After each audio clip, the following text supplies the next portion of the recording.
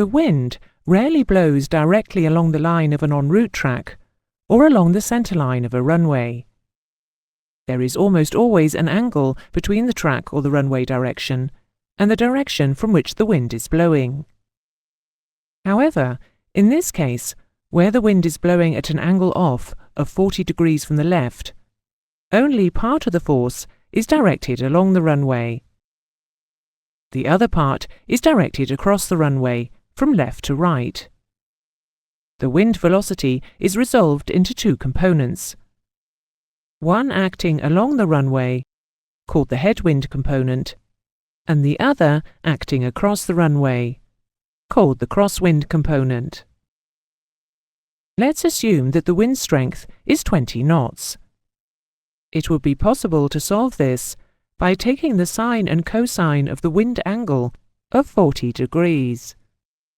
The headwind component will be 20 knots times the cosine of 40 degrees, which is 15 knots, whilst the crosswind component will be 20 knots times the sine of 40 degrees, which is 13 knots. However, it is simpler to do it using the navigation computer.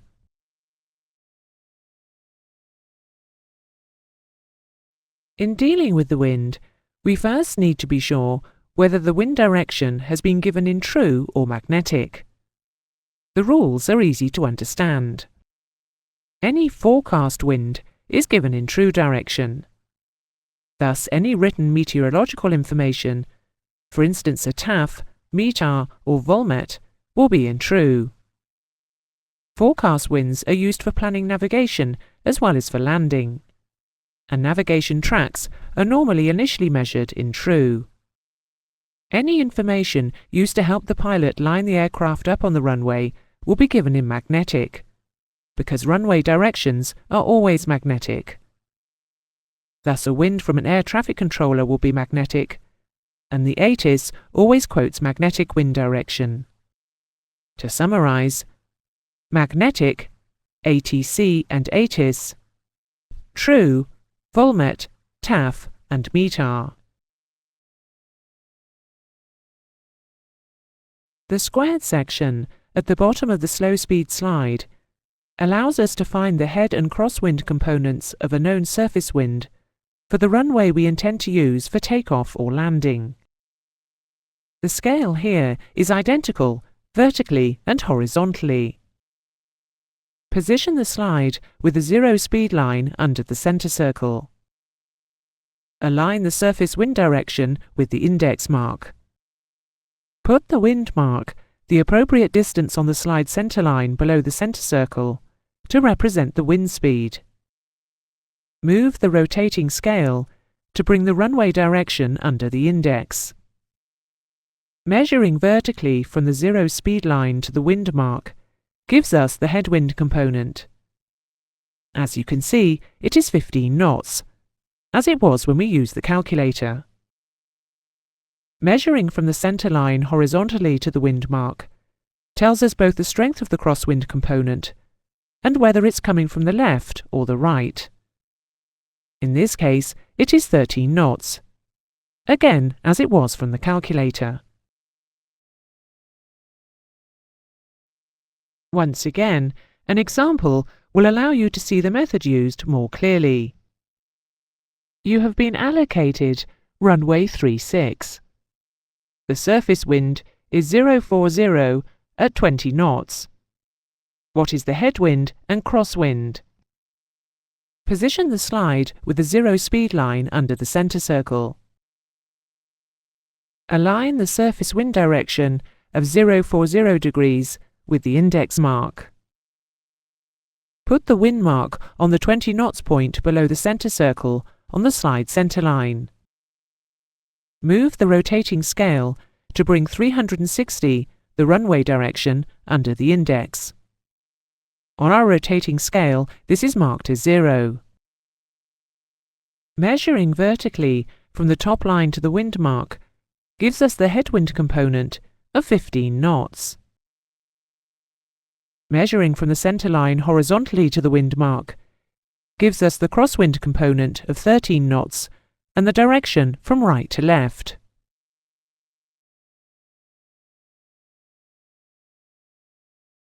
Sometimes the wind is blowing from a known direction, but it is gusting. A gust is defined as a change of 10 knots wind over a period of 1 minute. However, gusts are often stronger and change more rapidly than this. You may wish to try to land between gusts. In this case, you continue the approach down to the point at which you must commit to a landing or go around. For a visual approach, this will be far lower than an instrument decision height. It may be 50 feet or lower, depending on the handling of your aircraft. At the last moment, you request a spot readout of wind from the tower. If the wind strength from the actual direction gives a crosswind component of your crosswind limit or less, you can land. Otherwise, you must go around. The moment of visual committal decision is no time to start calculating crosswind limits. You should have thought about it beforehand. Before you start the approach, you calculate what wind strength from the forecast direction corresponds to your crosswind limit on the runway in use. The calculations are made at the top of descent, to allow an instant decision at the visual committal point. Take the following case. The TAF wind velocity is 180, 10 gusting 50. The variation is 15 west.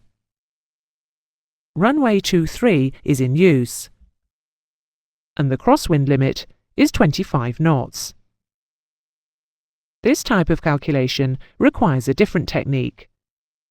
In this case, you do not have a single value of wind, so you cannot put it on your navigation computer. Instead, you put the runway and the crosswind limit on your computer, like this. Put the runway QDM of 230 up at the top. Then draw in 25-knot crosswind limit parallel lines, either side of the center line. Now rotate the wind disk to the direction that the wind is coming from. Don't forget to apply variation if necessary.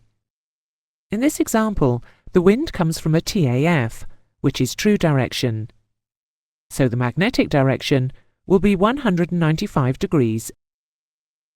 Now note where the applicable crosswind limit line crosses the center line.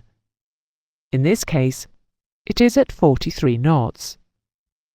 What this is telling you is that when the wind from 195 magnetic reaches 43 knots, it will give you 25 knots crosswind on runway 23.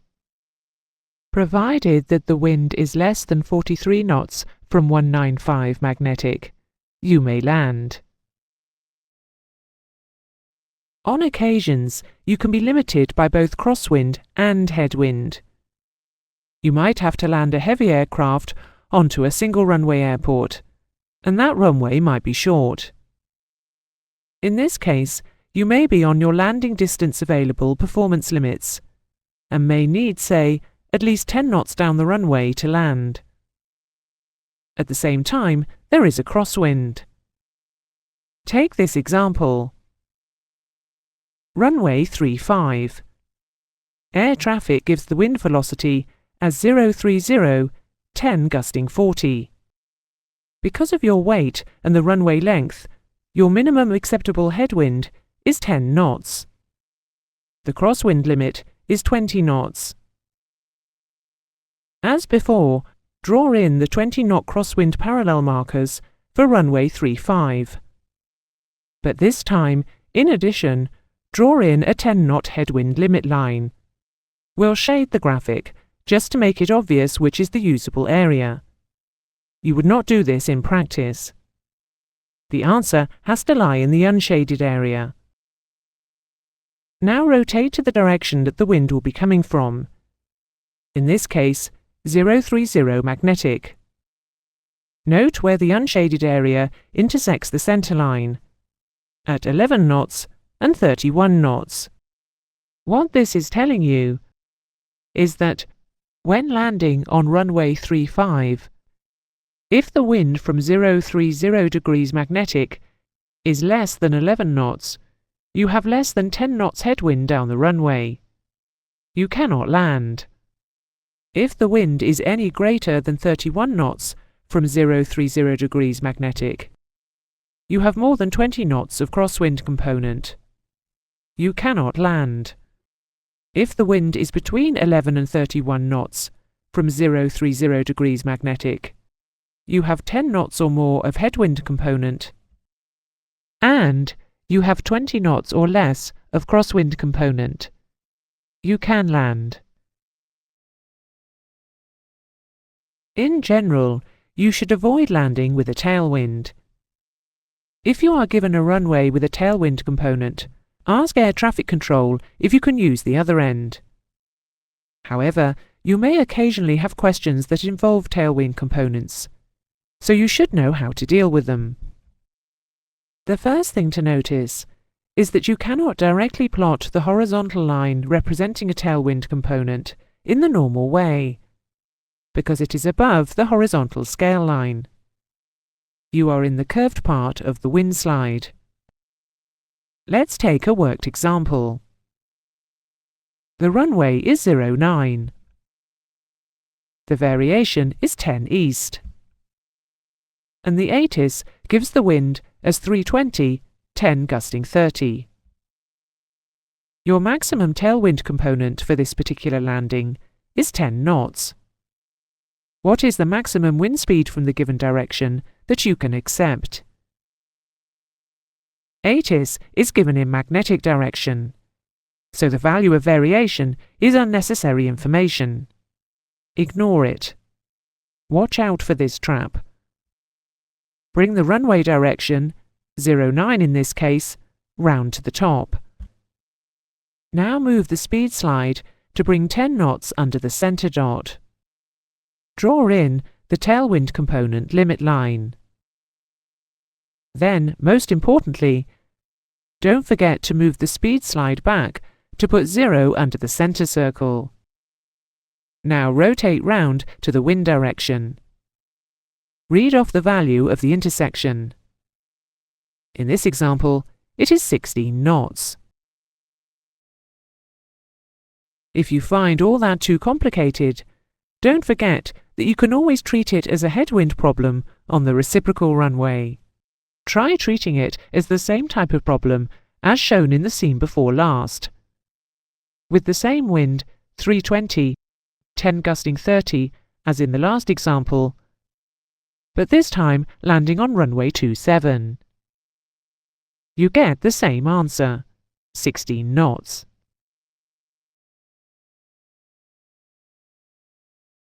Another problem sometimes arises, which is quickly solved on the computer.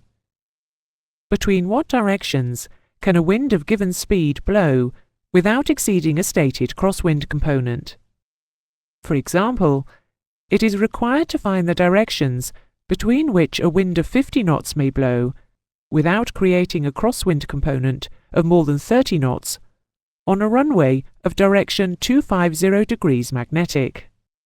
With the runway direction set against the true index, mark a cross on the centre vertical line to represent the wind speed of 50 knots.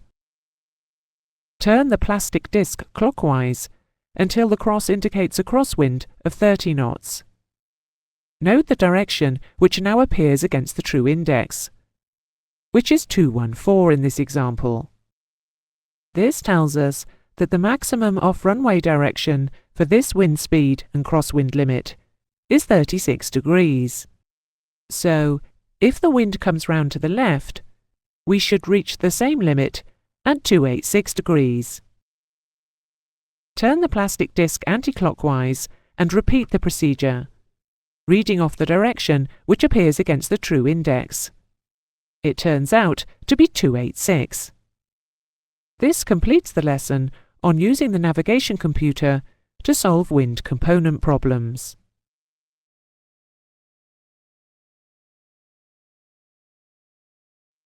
Experienced pilots can often assess their drift with considerable accuracy, just by estimation of the angle between their heading and the line that a particular object makes as it appears to track underneath their aircraft at low level.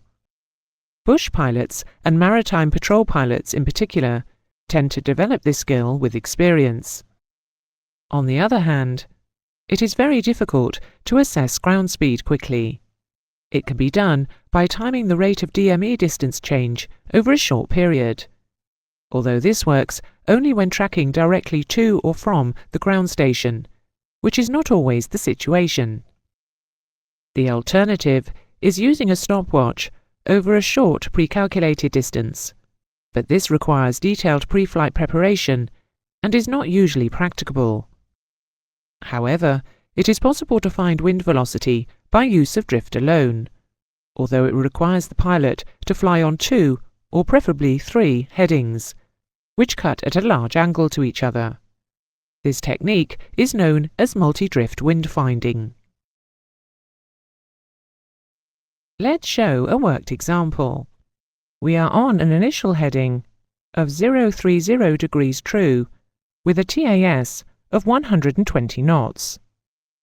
We start by assessing the drift on the initial heading of 030. Let's suppose that we find 10 degrees port drift. Put 030 against the index and move the slide to put 120 knots under the central circle. Now draw a line on the wind face all the way down the 10 degrees port drift line. We now turn 60 degrees left onto 330, and once settled onto the new heading, reassess the drift. This time we find 5 degrees port. Rotate the inner scale to put 330 degrees against the heading index, keeping 120 knots under the central circle. Now draw in the 5-degree port drift line where it intersects with the other one. There is no need to draw the whole length this time. Theoretically, this is enough. We need only 2 lines, provided that they are both accurate. However, it will give us a confidence check if we take a third. So we now turn right through 120 degrees onto a heading of 090. Again, assess the drift. We'll assume that we find 5 degrees port again. Rotate the inner scale to put 090 degrees against the heading index, keeping 120 knots under the central circle. Now draw in the 5-degree port drift line where it intersects with the others. The 3 lines intersect at the wind point. Bring it down to the 6 o'clock position to measure the wind direction and speed. The answer is 115 degrees at 21 knots. Ideally, if there are no errors in the drift assessment, the 3 lines will intersect in the same place, and if that happens, it gives you a lot of confidence in the accuracy of the wind you have just found. If the 3 lines do not coincide, a triangle will be formed by their intersections. This triangle is known as the cocked hat. The size of the triangle is an indication of the accuracy of the drift assessment. A small cocked hat means that the probable error is small. With a larger cocked hat, probably one or more of the drifts is in error to some extent. In exam questions, the lines will probably coincide if you plot them correctly. If they do not, and the cocked hat is small, take the centre. If it is large, do it again.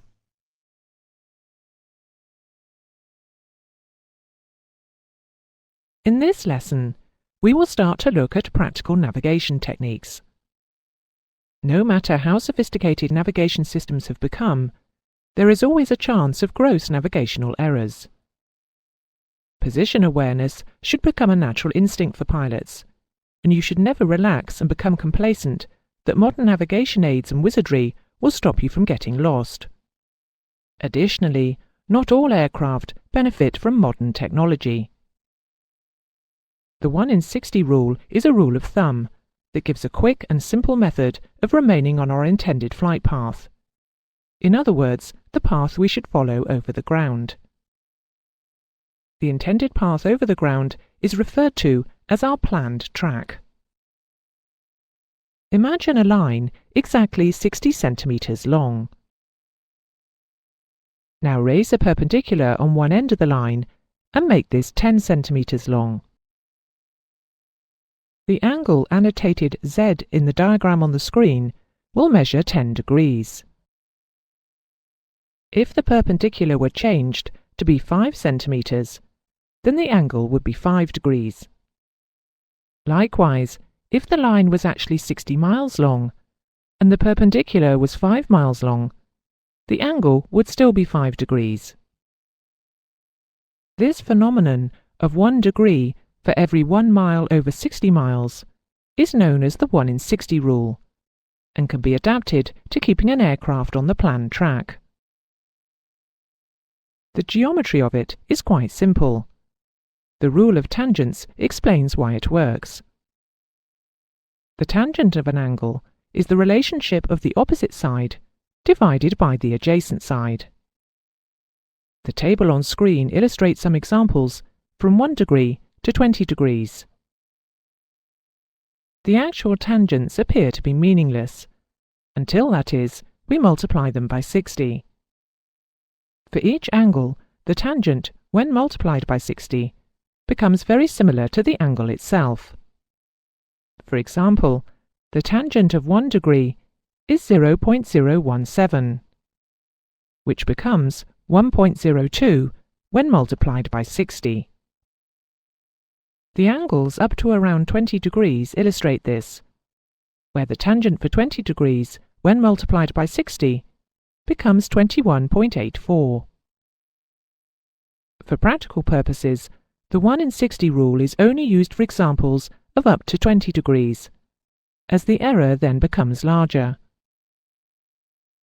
Clearly, as we fly along, we are not concerned with the tangents or mathematics. We just want to develop a simple rule and formula to use in a practical manner. Suppose the line of 60 nautical miles were from one position, A, to another position, B, that we had planned to fly. In other words, our planned track. Also, let's suppose we take a fix of our position and find that we are 5 nautical miles left of our planned track. The triangle would look like the diagram, and we know that the angle we have flown away from our planned track is 5 degrees. In other words, we have deviated from our planned track by 5 degrees. Suppose our planned track had been 100. We can say that our actual track was 095 degrees. The actual track flown is sometimes referred to as track made good. So our track made good is 095 degrees. Of course, it would be very rare that our fix will take place at exactly 60 miles. So we need to understand how to adapt this rule to distances other than 60 miles. We will call the angle that we have deviated from track the track error. To calculate the track error, it is simply the distance off track divided by the distance gone along the track, and then multiplied by 60. For example, you find yourself 6 miles right of track after 40 miles along track. What is the track error? The formula is distance off, 6, divided by the distance gone, 40, times 60. Answer, 9 degrees.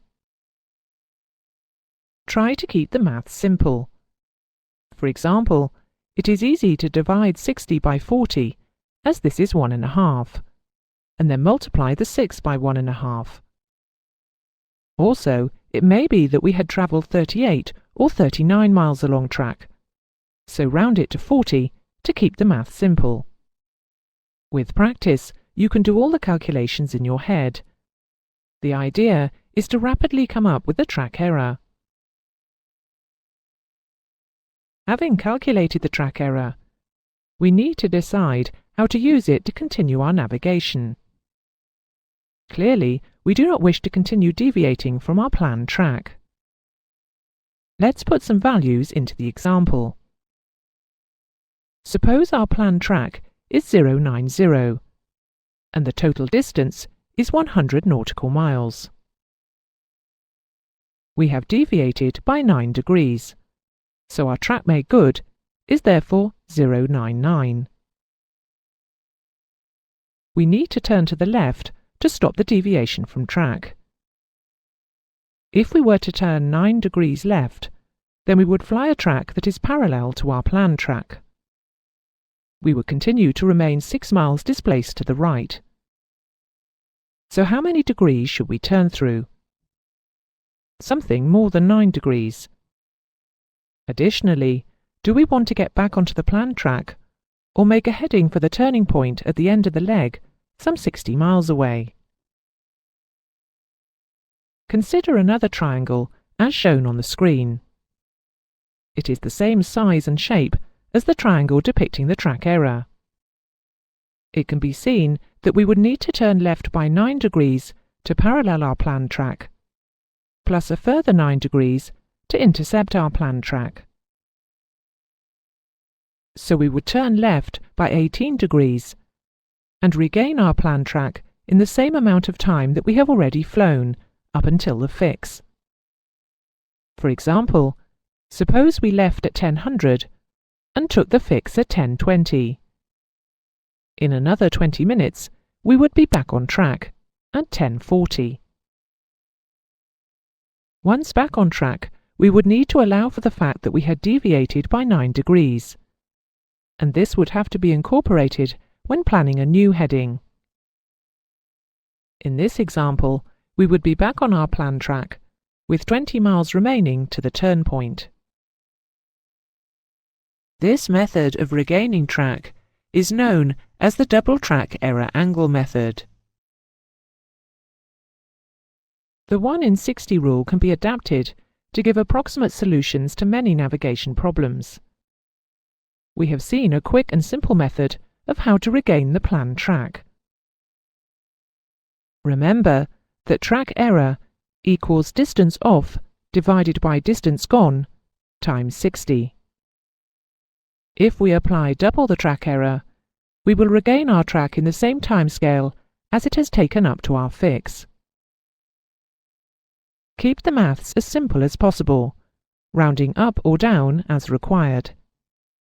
It is a rule of thumb, not a precision calculation.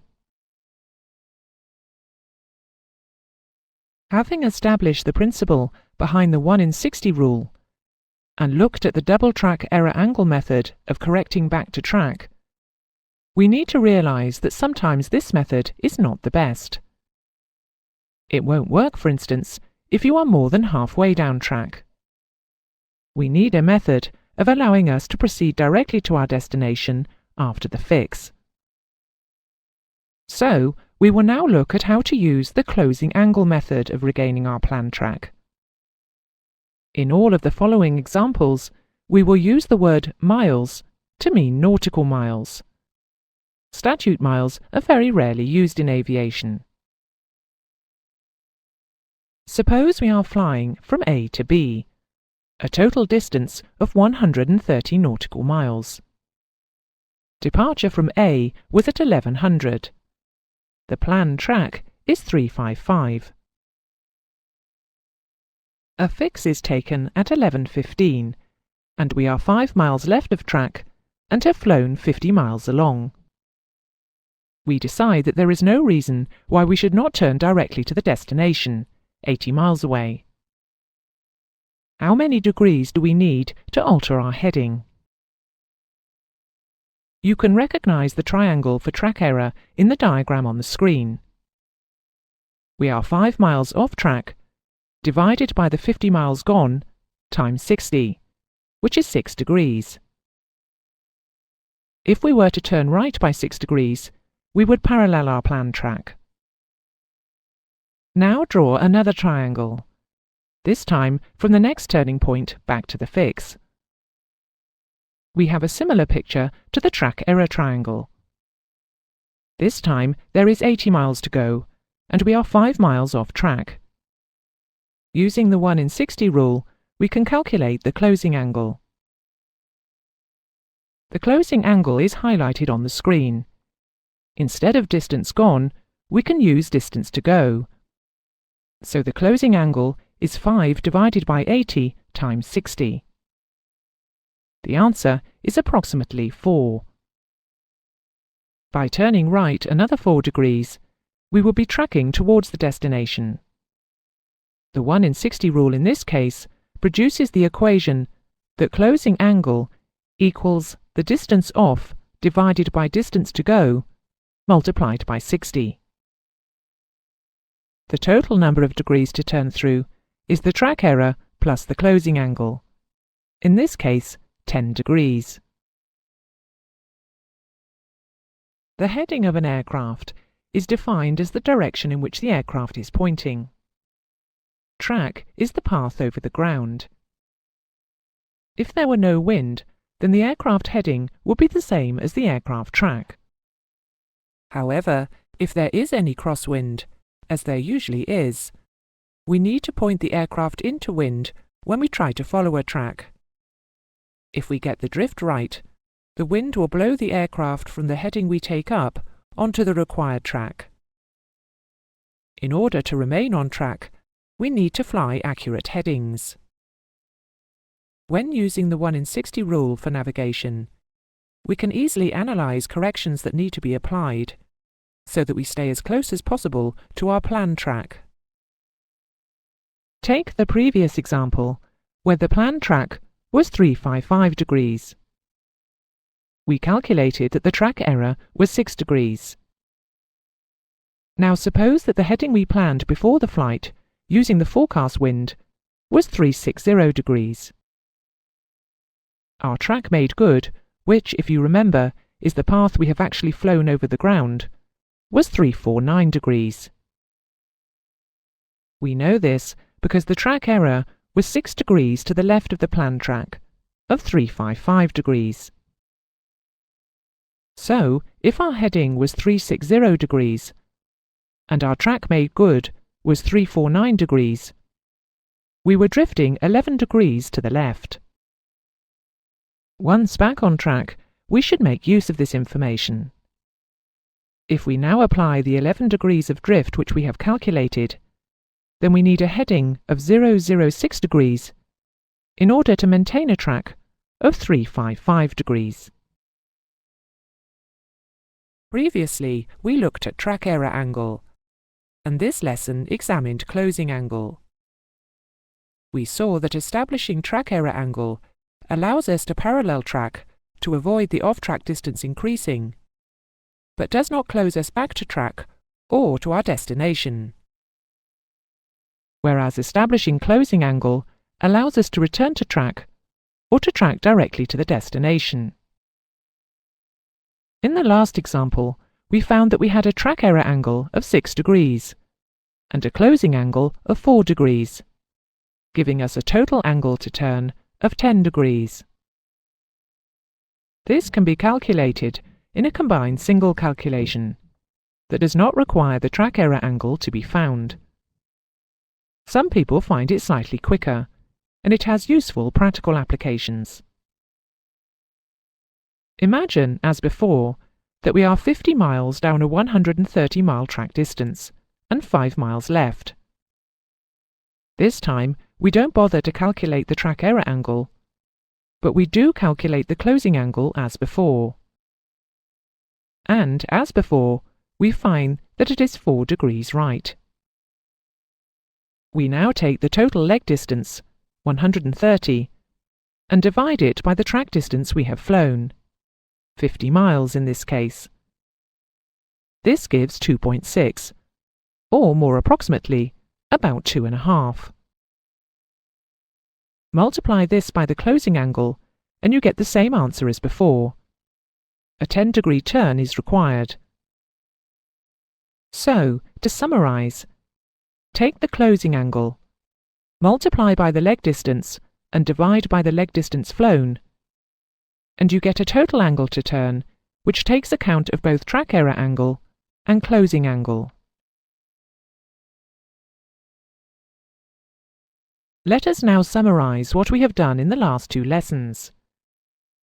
We stated the 1 in 60 rule and established its mathematical basis. We then used it for 3 solutions to single-pilot navigation problems. These were the double track error angle method, the track error angle and closing angle method, and the combined single calculation method based on closing angle. Most JAA exam questions are solved by use of the second type, the track error angle and closing angle method, but all 3 are useful in practical solo pilot navigation. The 1 in 60 rule has applications other than single pilot navigation. It can be used to determine required heights and rates of descent on a glide slope, calculate distance off required track using radio aids, and for calculating the range of a VOR from the rate of change of bearing.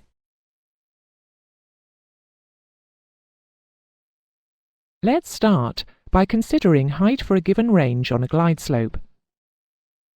Firstly, we need a diagram in side elevation rather than plan view. We are coming down the glide slope, we have a height above touchdown, and we have a ground range to the touchdown. Ranges are given in nautical miles, whereas height is given in feet. If we approximate a nautical mile to 6,000 feet instead of 6,080, this carries out the conversion for us and fits in neatly with the 1 in 60 rule. The conversion is within about 1%, which is close enough for 1 in 60 applications. Angle Z represents the angle of the required glide slope. Using the 1 in 60 rule, if Z is 1 degree, when the range is 60 feet, the height is 1 foot. Multiplying through by 10, 600 feet range will give 10 feet of height. Multiplying again, at 1 mile range on a 1 degree slope, the height should be 100 feet. From now on, we will use the term mile to mean nautical mile for brevity. Statute miles are rarely used in aviation. Most glide slopes are set at 3 degrees, or some angle close to it. So, if 1 degree gives 100 feet at 1 mile, 3 degrees will give 300 feet at the same range. We have now come up with the first of our basic rules.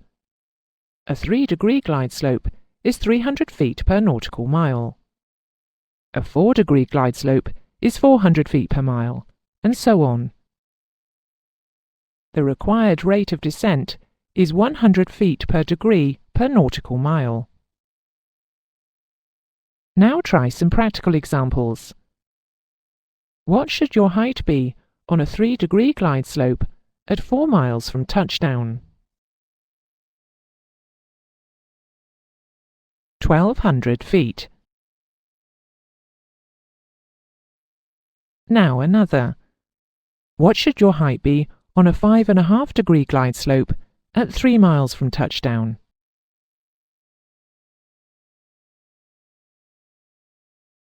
1,650 feet. Now let's calculate the required rate of descent on a 3-degree glide slope for a given ground speed. If we were in a PA-28 or a Cessna 150 or similar, our airspeed on the approach will be about 70 knots. Assume a slight headwind.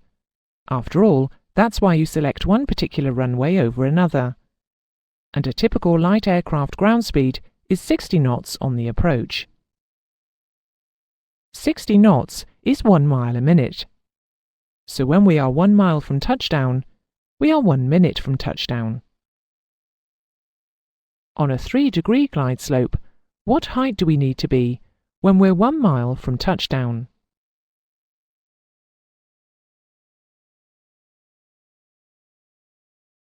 300 feet. So, we have 1 minute to touchdown and we're at 300 feet. We need a rate of descent of 300 feet per minute. Now assume that we've graduated from training and we're in a regional jet.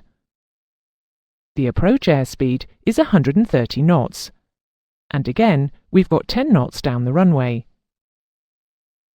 Our approach ground speed is now 120 knots. What range will we be at 1 minute to touchdown?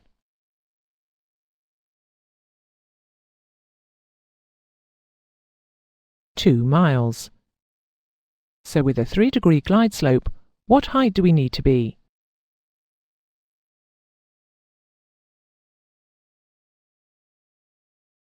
"600 feet. Therefore, with 1 minute to go to touchdown, we need a rate of descent of 600 feet per minute.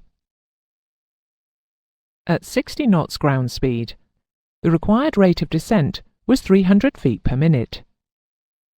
At 120 knots, the required rate of descent is 600 feet per minute. This gives us our second basic rule. For a 3-degree glide slope, the required rate of descent in feet per minute is 5 times the ground speed in knots. What if the glide slope angle is not 3 degrees? How will this affect the required rate of descent? The easiest way of dealing with this is to work it out for 3 degrees and then factor it for the required glide slope angle. For example, what rate of descent do you need to maintain a 4-degree glide slope at a ground speed of 100 knots?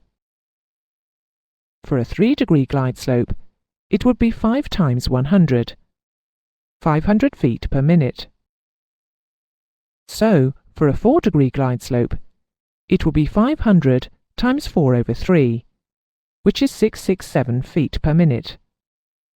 Call it 670 for practical purposes.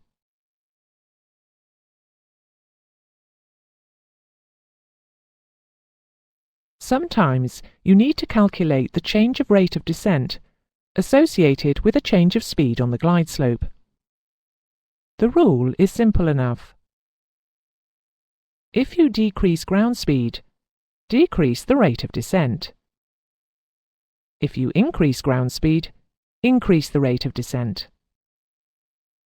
However, it can be confusing if the change is given in terms of headwind. An increase in headwind is a decrease in ground speed. So if the headwind increases, you need to decrease the rate of descent. The rule is, for 3-degree glide slopes only, that the required change of rate of descent in feet per minute is 5 times the change of ground speed in knots. So, if we are on an ILS approach into London Heathrow, which has a 3-degree glide slope, and the speed drops from 140 to 120 knots, what change in the rate of descent must be made in order to maintain the glide slope? The ground speed has reduced by 20 knots, so the rate of descent must be reduced by 5 times 20, which is 100 feet per minute. Now, one for you. You are approaching London City Airport, which has a 5.5-degree glide slope, and the headwind increases by 10 knots. What adjustment do you need to make to your rate of descent?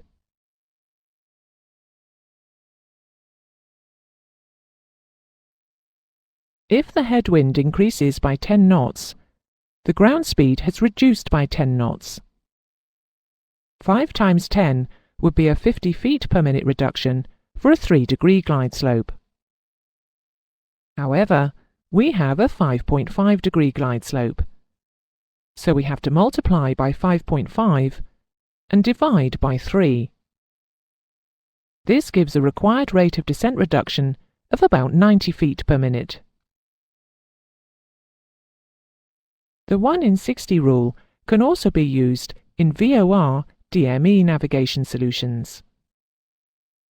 VOR stands for very high-frequency omnidirectional range, and is a radio navigation aid which gives a pilot his magnetic bearing to or from a ground beacon. DME stands for Distance Measuring Equipment, and it gives a pilot his range in nautical miles from a ground beacon. VORs and DMEs are often co-located and share a common frequency and identification signal. Take this case. You are flying along an airway to a VOR DME. The airway centerline is 271 magnetic. Your radio magnetic indicator tells you that your bearing to the VOR is 266, and your DME range is 48 miles. How far are you off the centerline, and to which side? The airway centerline is 271. Your bearing to the VOR is 266. This means that you need to take up a track to the left. Therefore, you are to the right of the centerline. 266 is 5 degrees difference from 271. So if we were at 60 miles, we would be 5 miles right. But we are at 48 miles. 48 is 4/5 of 60. With only 4/5 the distance to go, we are only 4/5 the distance off. We are 4 miles right of the centerline. This could be important. Most airways are 10 miles wide, extending 5 miles each side of the centerline. At 4 miles, you are still inside the airway. When tracking VORs, it is your responsibility to stay within the airway, and you will use these types of calculation in your IFR training. It is also possible to use the 1 in 60 rule to find the range from a VOR when no DME information is available. This can be used only when the aircraft is running a beam or approximately a beam to the VOR. Suppose that an aircraft is tracking 090 magnetic at 180 knots ground speed, and the bearing to the VOR is 002. 5 minutes later, it has changed to 357. What was the range of the aircraft from the VOR at the closest point of approach? The closest point of approach occurs as the VOR is perpendicular to track, in this case on a relative bearing of 270, or when the aircraft is due south of the VOR. You can treat this as 2 separate right-angled triangles of 2 degrees and 3 degrees at the top, but it is easier to treat it as a near right-angled triangle with 5 degrees at the top. The aircraft has a ground speed of 180 knots. This is 3 miles a minute. 5 minutes of flight therefore gives a ground distance of 15 miles between the first bearing and the second.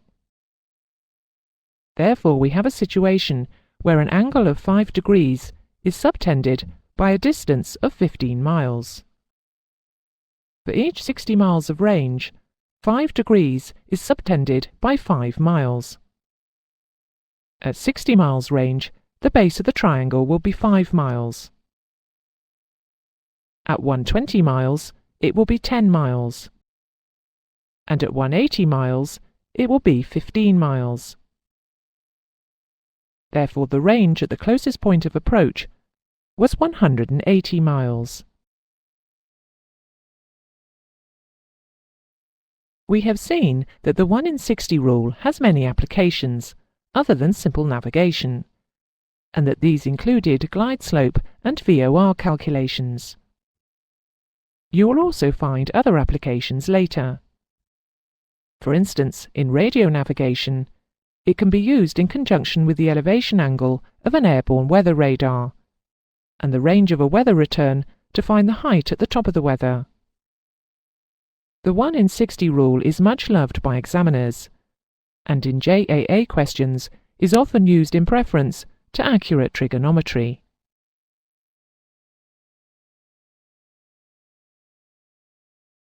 A topographical map is one which represents the appearance of the ground. It shows natural features such as mountains, hills, valleys, plains and rivers, and also man-made features such as towns, cities, roads, railways, and vertical obstructions, for instance, radio masts. Not all charts used in aviation show these features. A radio navigation chart, for instance, is little more than a diagram of the division of airspace. The only natural features shown would be coastlines and occasionally major waterways. Topographical maps are therefore used for visual map reading. Airliners normally use radio aids for navigation, and it is unusual to use map reading on major airline flights.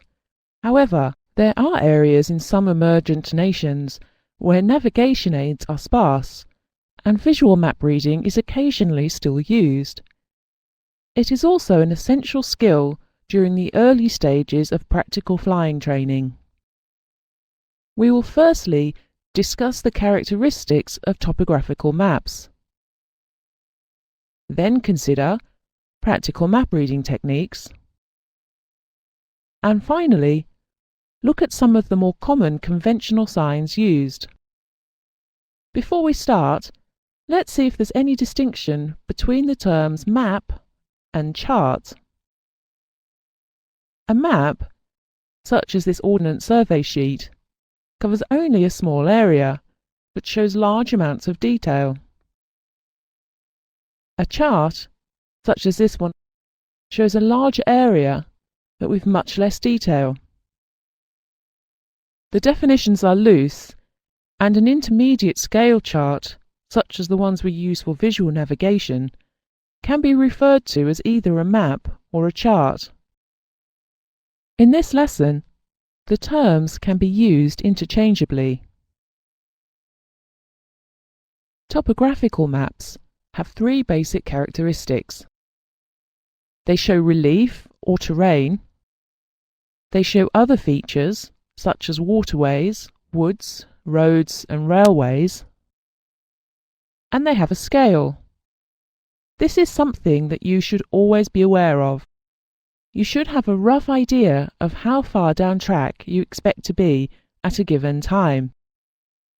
Use of your watch and a knowledge of the scale allows you to look in the right part of the map immediately and not waste time.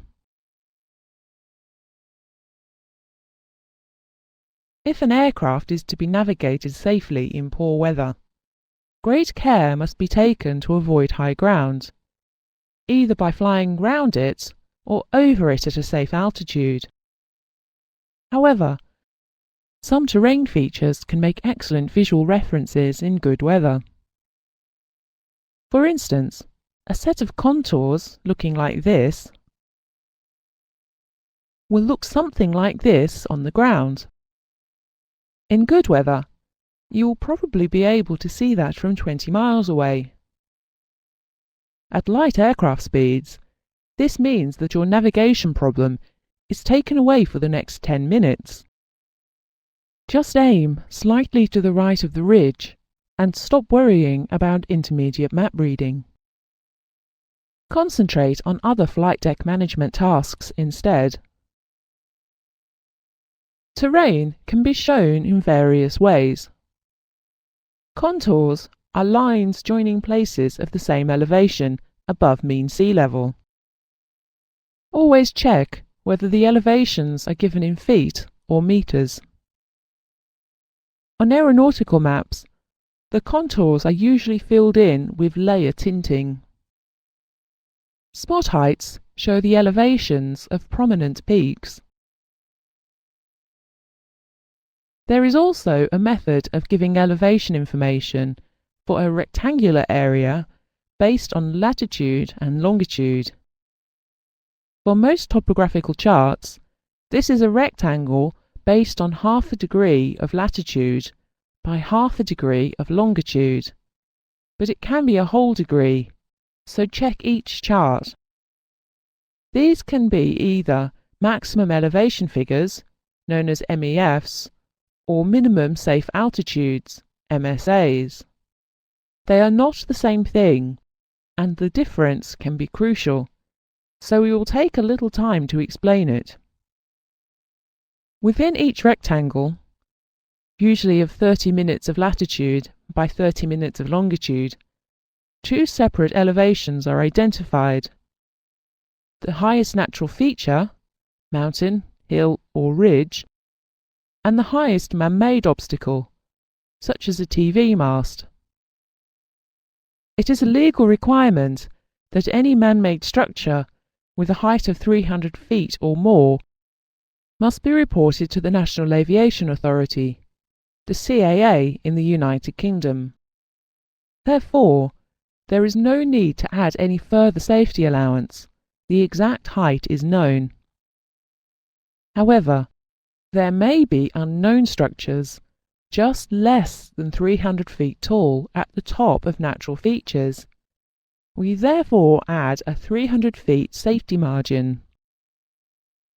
As an example, assume that a rectangle includes both a hill of elevation 1437 feet and a TV mast of elevation 1687 feet. The elevation of the TV mast is known. It's 1687 feet. But if we add a 300 feet safety margin to the hill, in case of unknown obstructions, this gives us a figure of 1737 feet. We now round up to the next 100 to make it 1800 feet. What happens now depends on whether the map shows maximum elevation figures or minimum safety altitudes. The figure we have arrived at is the maximum elevation figure. UK CAA charts show MEFs. This is the actual elevation of the feature. There is no additional safety margin. It is up to the pilot to add his own safety margin, usually 1,000 feet. American ONC and TPC charts also show MEFs. However, AirAD and Jeppesen charts add a safety margin of 1,000 feet where the terrain is 5,000 feet or lower, and 2,000 feet where the highest points are over 5,000 feet. So let's summarize, because this point is important. UK CAA charts and American TPC and ONC charts show MEFs. These are the highest feature in each rectangle, and there is no 1,000 or 2,000 feet safety margin for altimeter errors and downdrafts. Do not treat these as safety altitudes. Jeppesen and AirAD charts show MSAs, which do include this safety margin. Never treat an MEF as an MSA, or you may find yourself in a cloud flying at the same height as the top of a hill or mast.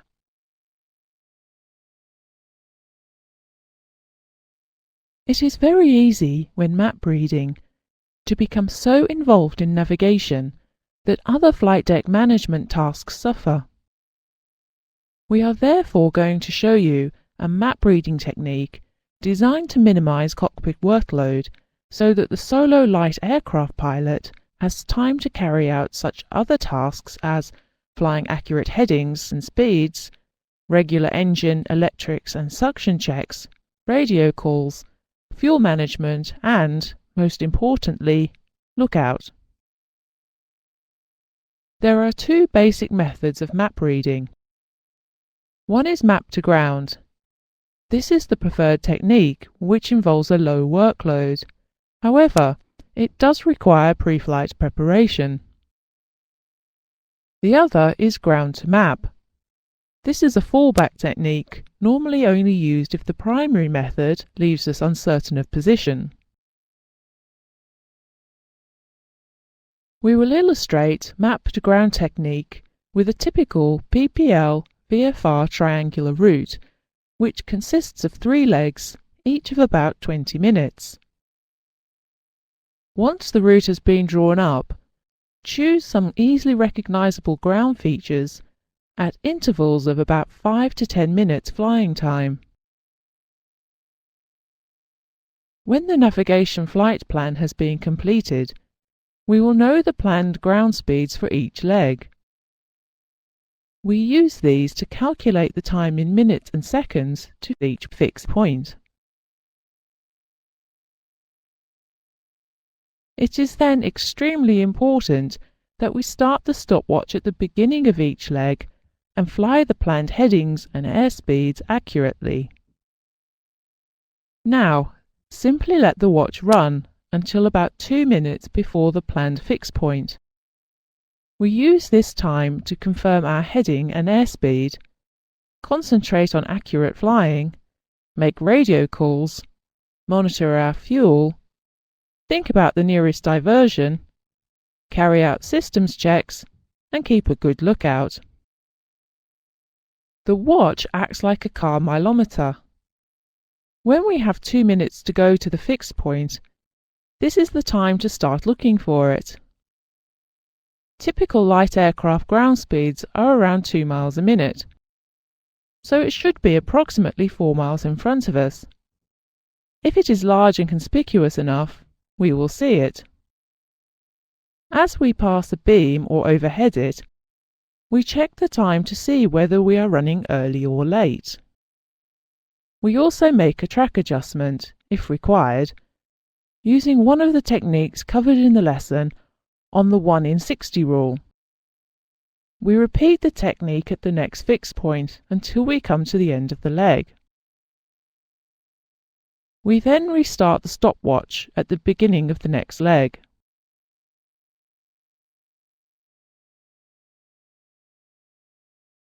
The ideal visual checkpoint will be recognizable from some distance away and will have the following characteristics. It should be large so that it can be quickly seen and recognized. It should be unique. Disused airfields, for instance, are often easy to see, but there can be many close together. It should have good vertical extent, so that it stands out against the skyline. And it should contrast in colour or texture with its surroundings. However, it is not necessary for it to be directly on track. In fact, it is better if it is a mile or two to the side of track, because, to check the timing, it is easier to judge an accurate beam than a direct visual overhead. It may be difficult in practice to combine all of these features in a single point, and some compromise may be necessary.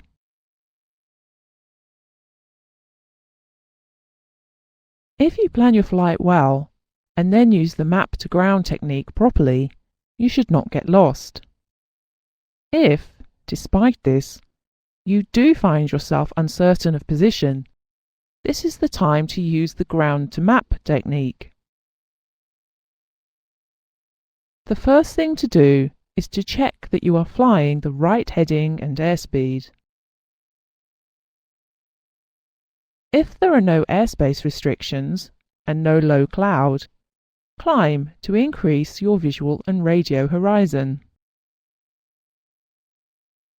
Then try to fix your position using any visual, radio or radar aid.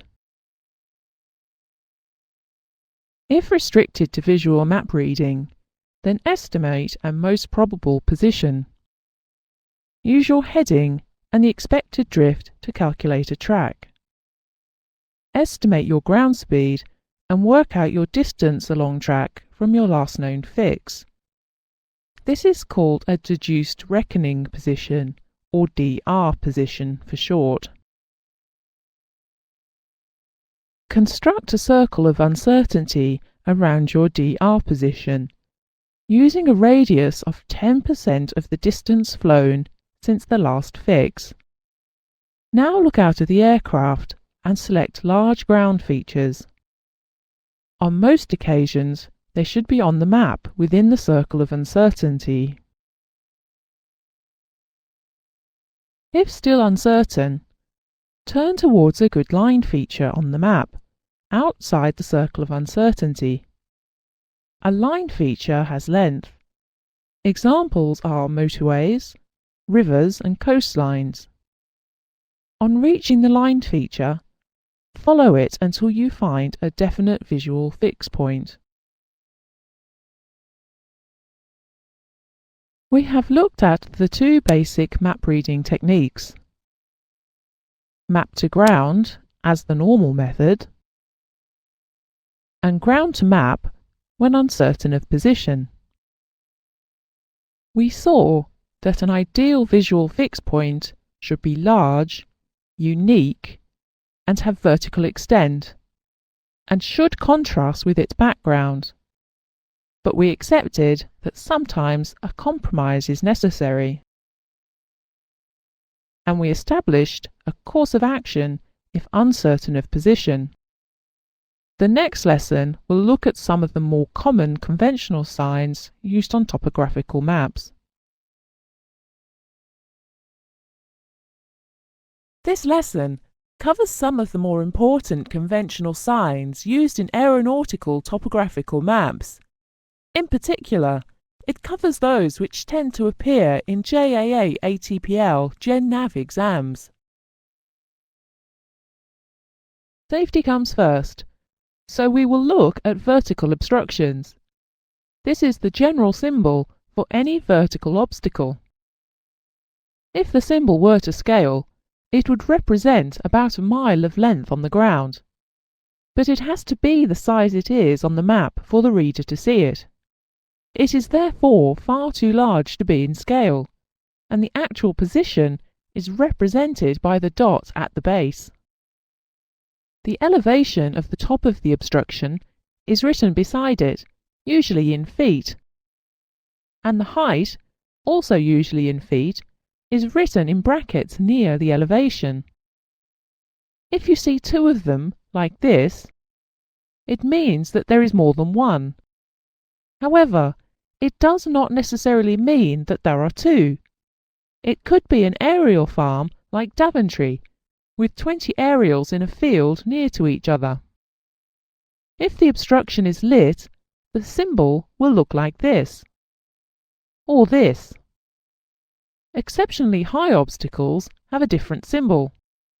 An exceptionally high obstacle is defined as one with a height of 1,000 feet or more above ground level. They will normally be lit. Now for navigation aids.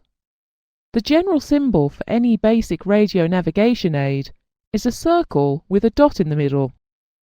This could be a low-power non-directional beacon, or NDB, or it might be a VHF direction finder, usually called a VDF. However, NDB symbols usually have faint concentric rings around them. A VOR is a hexagonal symbol with a dot to show the exact location. And a DME is a rectangle, again with a location dot. A TACAN is a military nav aid which gives range and bearing using UHF frequencies. Civilian aircraft cannot receive the TACAN bearings, but they can interrogate the range using normal civilian DME receiver equipment. For all practical purposes, you can treat a TACAN just like a DME. Sometimes a TACAN is co-located with a VOR, in which case it is called a VORTAC. This means that a civilian aircraft can receive the VOR bearing and the TACAN range. A VORTAC can be treated exactly as a co-located VOR DME. An aeronautical ground light, such as an airfield identification beacon, is shown as a small star, and the symbol for a lightship is fairly self-evident. There are many other symbols which you will become familiar with if you do a lot of map reading. but the ones given should cover the ATPL GenNav exam questions. This lesson is on convergency. We shall shortly start to look at maps and charts and try to understand why certain projections are better suited for some applications and other projections are better suited to other applications. We now need to go back to slightly more theoretical studies in order for you to understand some of the concepts we shall need to look at when comparing projections. The topics that we shall study are convergency, conversion angle, departure, scale, and orthomorphism. When we have covered these 5 topics, we shall then be better equipped to compare the Mercator projection, the Lambert's conic conformal, the polar stereographic, and the transverse and oblique Mercator projections. This lesson will describe convergency, which can also be called Earth convergence. Convergency results from the fact that, except at the equator, meridians are not parallel to each other. Meridians originate from a pole, then diverge to reach their maximum distance apart at the equator, then converge back to meet together at the other pole. This means that their angle of inclination to each other is constantly changing. If tangents are drawn to the 2 meridians at the equator, they will be parallel lines in space.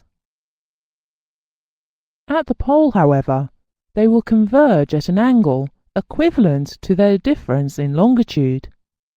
Looking directly down on the pole, there are 360 degrees of angle, and there are 360 degrees of longitude, 180 east and 180 west.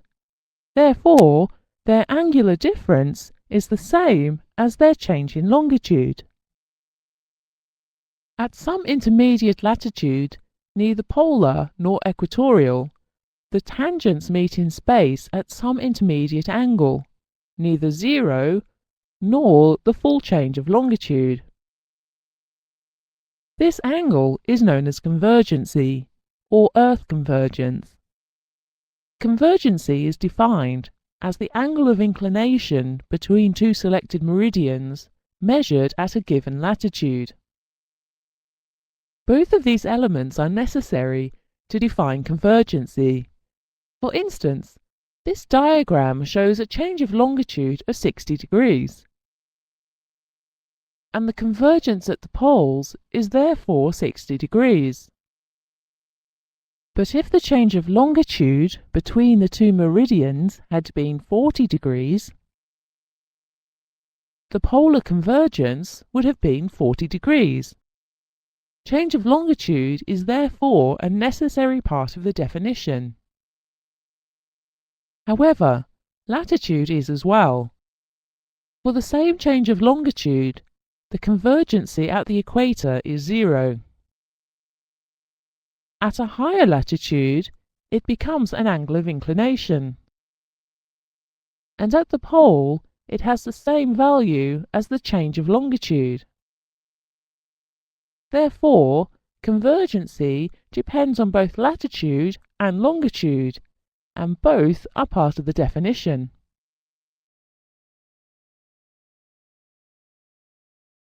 We can derive a formula to calculate convergency. In order to do this, we will start by comparing convergency at the equator and at a pole. Let's choose 2 meridians 60 degrees apart and draw up a table. The positions we shall choose are the equator and a pole. Latitude at the equator is 0, and latitude at a pole is 90 degrees. The change of longitude in each case is 60 degrees. At the equator, the meridians are parallel.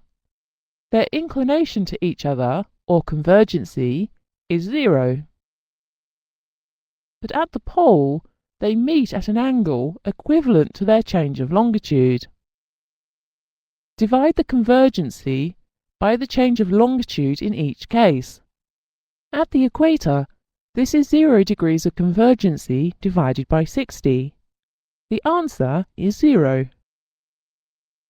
However, at the pole, we have 60 degrees of convergency divided by 60 degrees of change of longitude. The answer is 1. Look at these angles and these numbers. This is a sine relationship. Here is a sine curve. Let's look at some of the more common values of sines of angles, because these are the ones that frequently come up in questions on general navigation. The sine of 0 degrees is 0. The sine of 15 degrees is about a quarter. The sine of 30 degrees is a half. The sine of 45 degrees is 0.7071. The sine of 60 degrees is 0.866. And the sine of 90 is 1. The relationship between convergency and change of longitude is therefore defined by the sine of the latitude. This gives us the basic convergency formula.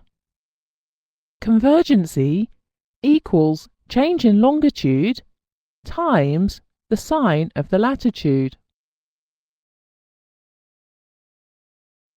Let's now look at what the convergency will be at 30 north, between two meridians 40 degrees of longitude apart. Let's take the tangent at the meridian at 30 north. This is shown by the line x. At y, the tangent looks like this. Let's make a copy of x and move it to y, keeping it parallel. This will make it easier to see the angles. Their inclination at y is the convergency. The formula will tell us what this angle is. The equation is convergency equals change in longitude times the sine of the latitude. Substitute in what you know. The change of longitude is 40 degrees. The latitude is 30 north. And the sine of 30 degrees is 0.5. So the convergency in this example is 20 degrees.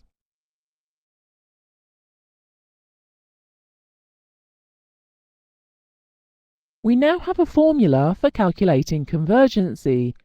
However, it might not be immediately obvious why a pilot should wish to know what the convergency between two meridians at a particular latitude is.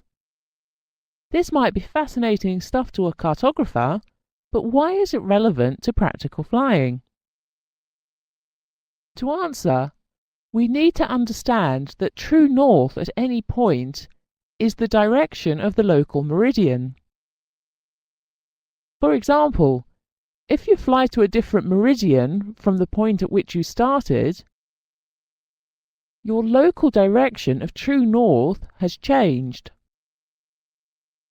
This is the reason why a run line is a continuously curved line on the Earth's surface. If it did not constantly curve, it could not cut all the meridians, which are at different angles to each other, at the same track angle. However, modern navigation systems such as FMS, INS and GPS use automatic computing to continuously fly the Great Circle track, because in reality it is shorter. Look at the situation on the diagram. An aircraft leaves position X, where the track angle, measured with respect to the local meridian, is as shown in blue. It flies across to position Y using the Great Circle track. Its track with respect to space has not changed. A great circle is a straight line in space. However, its track angle with respect to local north has changed because the two meridians are not parallel to each other. Local true north at position Y is defined by this line. The difference is the convergency between meridians X and Y. This is shown by the yellow shading between the two red lines. Because we are flying from west to east in the northern hemisphere, the direction of true north has moved anti-clockwise with respect to space, from line A to line B. Because we measure clockwise in navigation, the track angle as measured on Earth has increased. That is why great circle track angles change, and it explains the reasons for the rule that you learnt at the start of the course for working out change in direction of a great circle track. If you remember, we drew a circle and divided it into 4 quadrants. The top and bottom of the circle represent the northern and southern hemispheres, but the left and the right are not Earth hemispheres. They represent the direction of travel. The left side represents a westbound track, and the right one an eastbound track. Then we added the letters DIID to represent the words decrease, increase, increase, decrease. To show that if, for instance, we have an eastbound track in the northern hemisphere, the great circle track angle will increase. Just as it did in this example, it increased from track angle A to track angle B. This allows us to arrive at a second definition of convergency. In addition to being the angle of inclination between two selected meridians measured at a given latitude, convergency is also the change in great circle track direction between 2 points.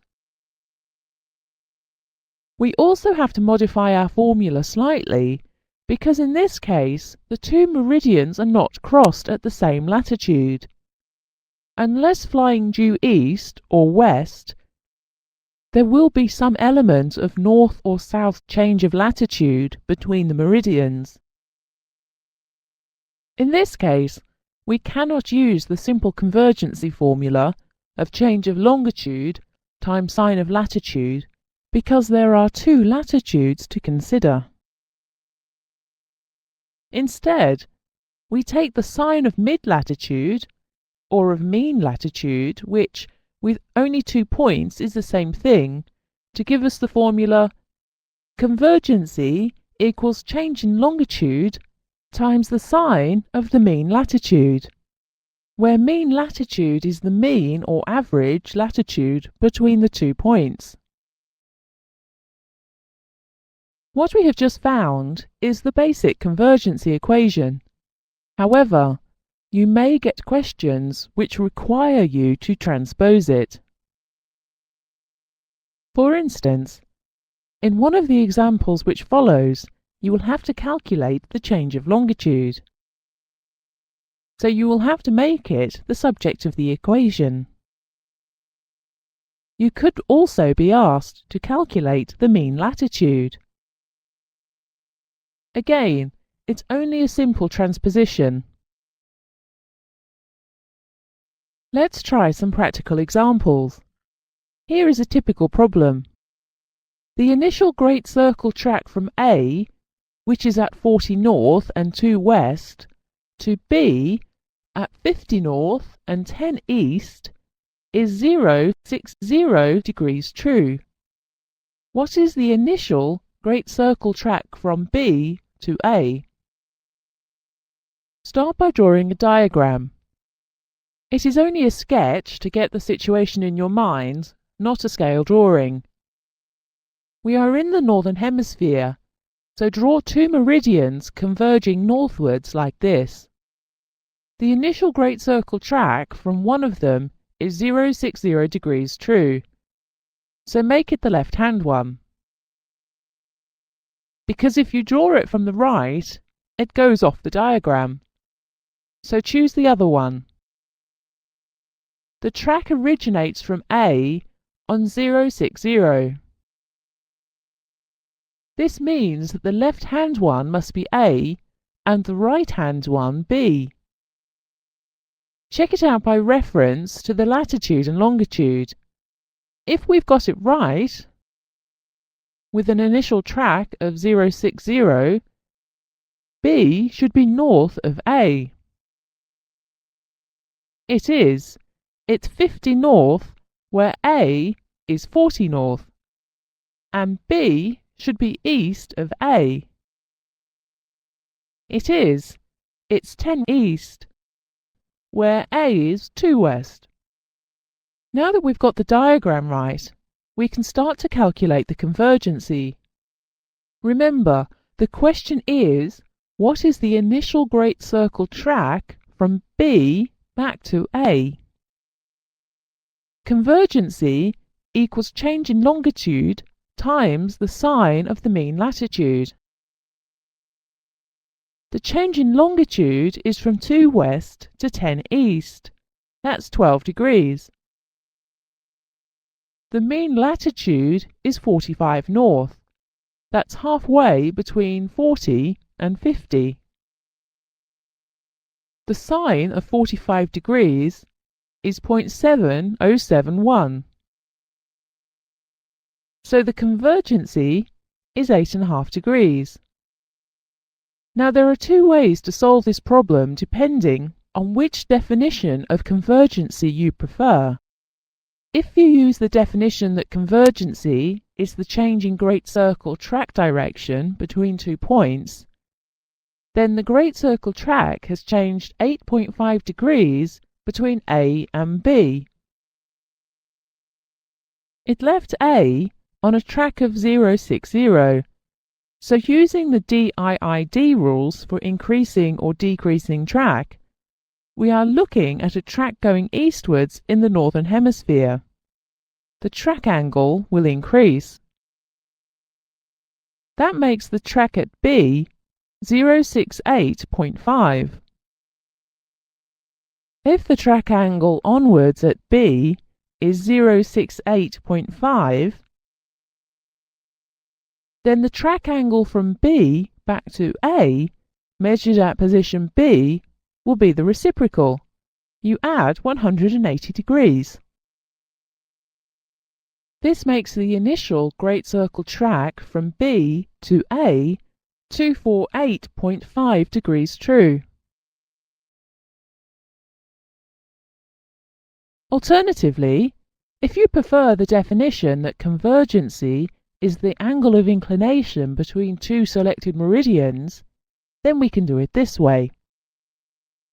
Draw in a construction line at B parallel to the meridian at A.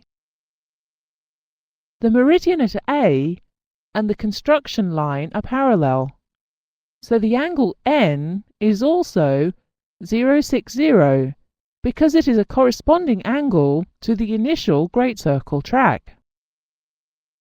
Therefore, the angle from the construction line round to the return track B will be 060 plus 180, an angle of 240 degrees measured from the parallel construction line.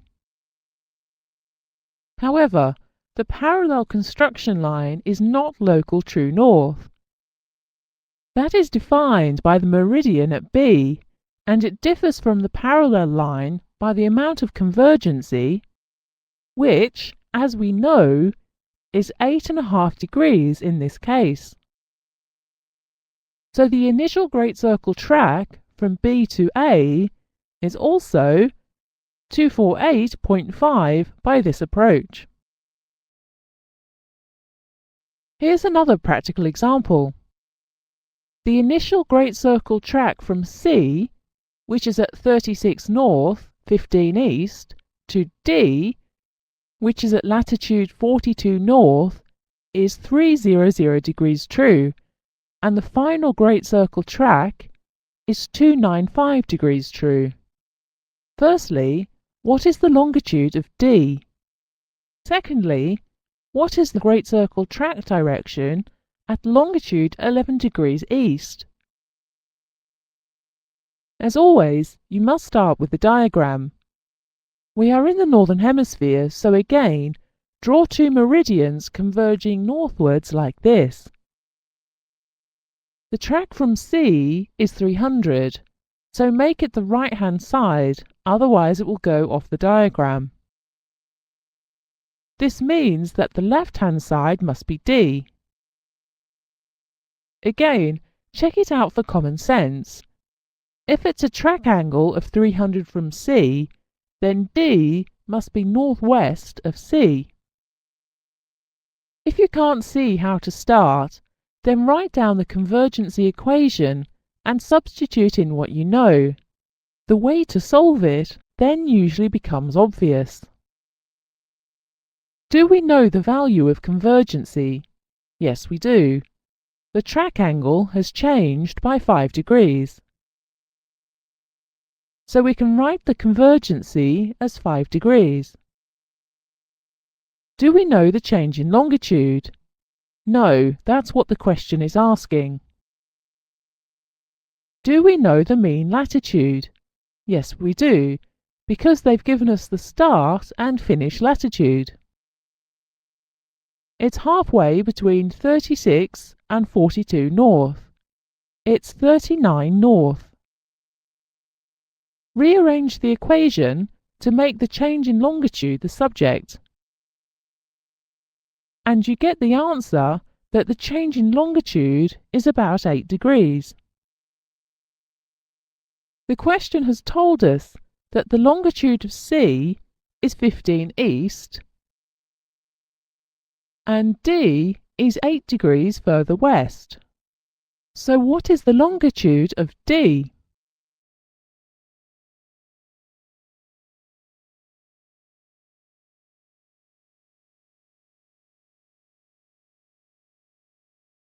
It's 7 degrees east. That's the first part solved. The next question is, what is the great circle track at 11 east? Draw it in. 11 east is 4 degrees east of 007 east, and it is 4 degrees west of 15 east. Therefore, it must be the mid-meridian, as it's halfway between the meridians C and D. So if the track is 300 at the start and 295 at the end, what will it be exactly halfway? 297.5 degrees true. Now one for you. The initial great circle track from H at 40 south, 170 west, to G at 45 south, 174 east, is 250 degrees true. What is the initial great circle track from G to H? What's the first thing you have to do? Are we in the northern or southern hemisphere? We are in the southern hemisphere, so draw in some lines converging southwards. The question says that the track leaves H on 250 degrees true to meet G.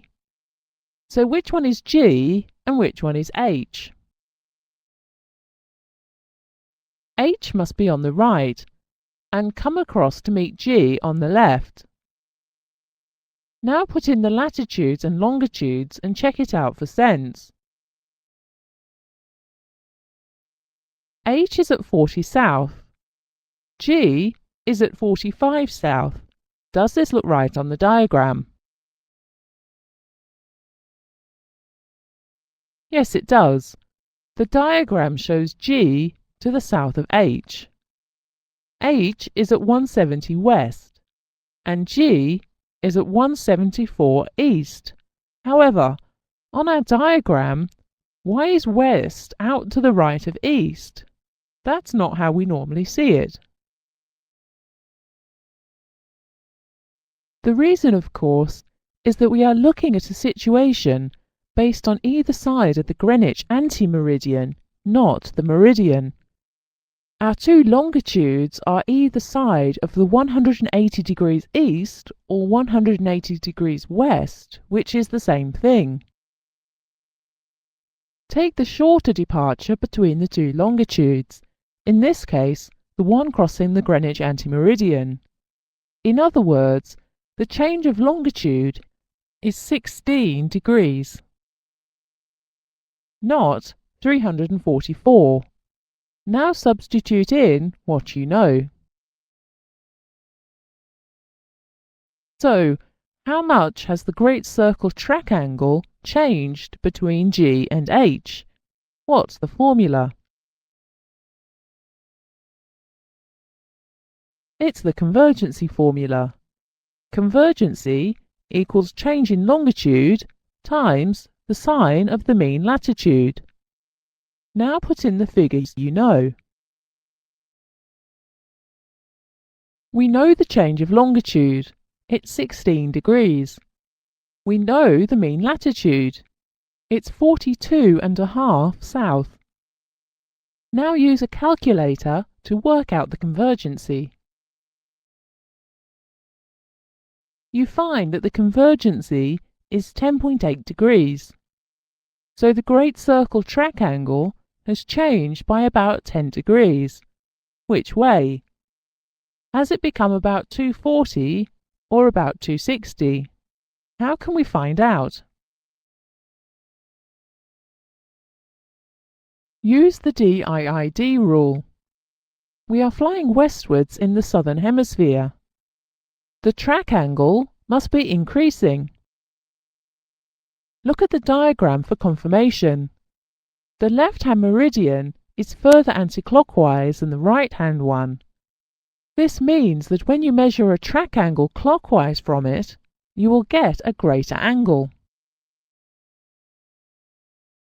So the westerly track angle at G is 260.8. What does that make the easterly track angle at G? The initial great circle track from G to H. 080.8. You apply 180 degrees of difference for a reciprocal track. It's just the opposite direction to 260.8 degrees. Alternatively, you could have used the method of paralleling the meridian. Here is the paralleled meridian. This is the corresponding angle of 250 degrees true. So what will be the reciprocal track from the parallel construction line be? 070 degrees true. However, this is from the paralleled construction line. We now have to add the convergency in order to measure from local true north. So the initial great circle track from G to H is 080.8. Let's summarize what we've covered. Convergency, or Earth convergence, results from the fact that, except at the equator, meridians are not parallel to each other. Convergency is defined as the angle of inclination between two selected meridians measured at a given latitude. Convergency is also the change in great circle track direction between 2 points. The formula to calculate convergency is convergency equals change in longitude times the sine of the mean latitude. For questions involving return initial great circle tracks, work out what the final track will be and then reciprocate it. Alternatively, use the method of paralleling the meridian. For other types of question, write down the formula and substitute in what you know. The answer will usually drop out.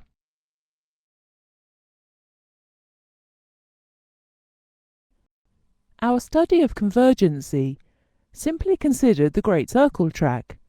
The run line was not explored. However, there are some applications where we need to consider both the Great Circle and the run line, and to calculate their difference in track angle. We need to look at this difference, which is known as conversion angle.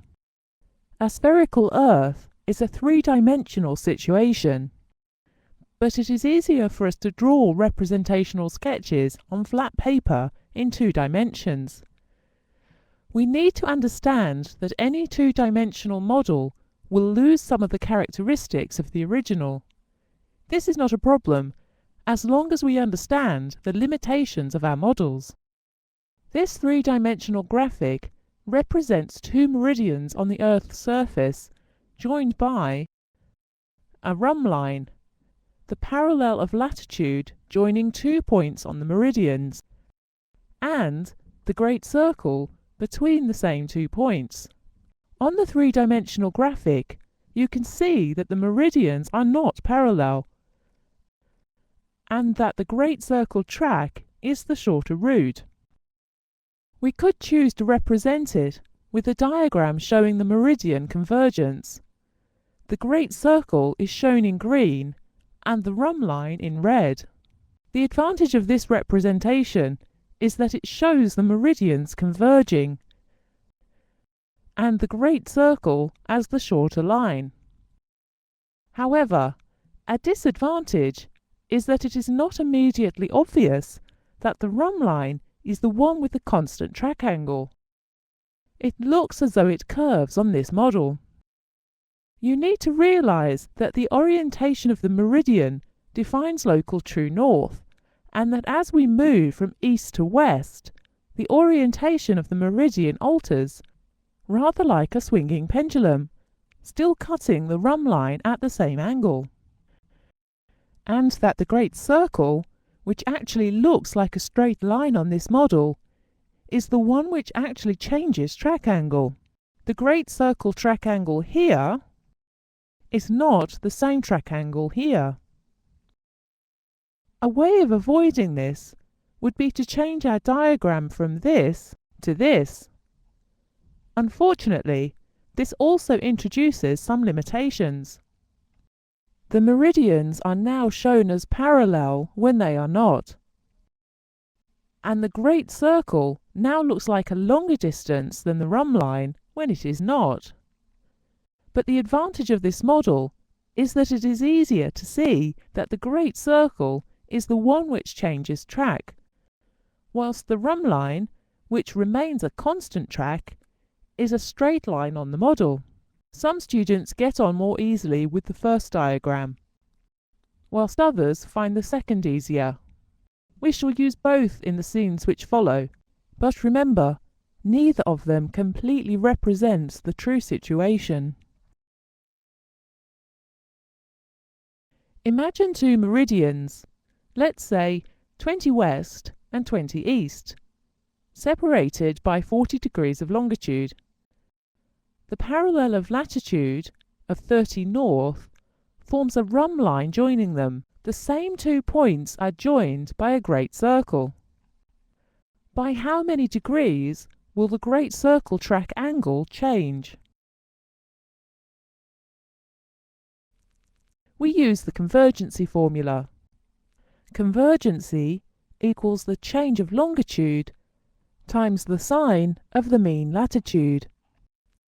The change of longitude is 40 degrees, and the mean latitude is 30 north. The sine of 30 degrees is a half. Try to remember that. It often comes up in these types of questions. So the convergency is 20 degrees. But we don't know what the Great Circle track is in order to change it by 20 degrees. However, there is a way to work it out. Now we know that the rumline track is 090 degrees true, it is a parallel of latitude. So the great circle track at midpoint must also be 090 degrees true. Now, bear in mind that in the northern hemisphere, tracking from west to east, the track angle will increase. Remember the DIID rule. If the great circle track increases by a total of 20 degrees and is 090 in the middle, what is its initial track? And what is its final track? If the track angle increases by 20 degrees and is 090 in the middle, it must start on 080 degrees and finish on 100. The definition of conversion angle is the difference between great circle direction and rumline direction joining 2 points. So we can now calculate the conversion angle. At A, the great circle track angle is 080 degrees, whilst the rumline track is 090. The difference is 10 degrees. It is exactly half the value of convergency, which, if you remember, was 20 degrees in this example. What about at the other end? There, the continuing great circle track eastwards is 100 degrees true. And again, the rumline track is 090 degrees. Rumline tracks don't change. Again, the difference is 10 degrees. If we take the reciprocal tracks from 20 east to 20 west, the track directions are 280 for the initial great circle track and 270 for the rumline. Again, the conversion angle is 10 degrees, exactly half the value of convergency. This gives us the formula for conversion angle. It is half convergency. Conversion angle is half the change of longitude times the sine of the mean latitude. Don't get these two mixed up. Convergency is the change in a great circle track. It has nothing to do with rumlines. Conversion angle is the difference between the initial or final great circle track and the rumline track. Here is a practical example requiring calculation of conversion angle. Firstly, determine the value of convergency between J, which is at 58:12 north and 4 degrees west, and K at 58:12 north and 6 degrees east. Then, what is the rumline track from J to K? Finally, what is the initial great circle track from K to J? As always, try to visualize the situation. Draw a diagram. Either of these will do. Let's solve the first question first. What are you going to do?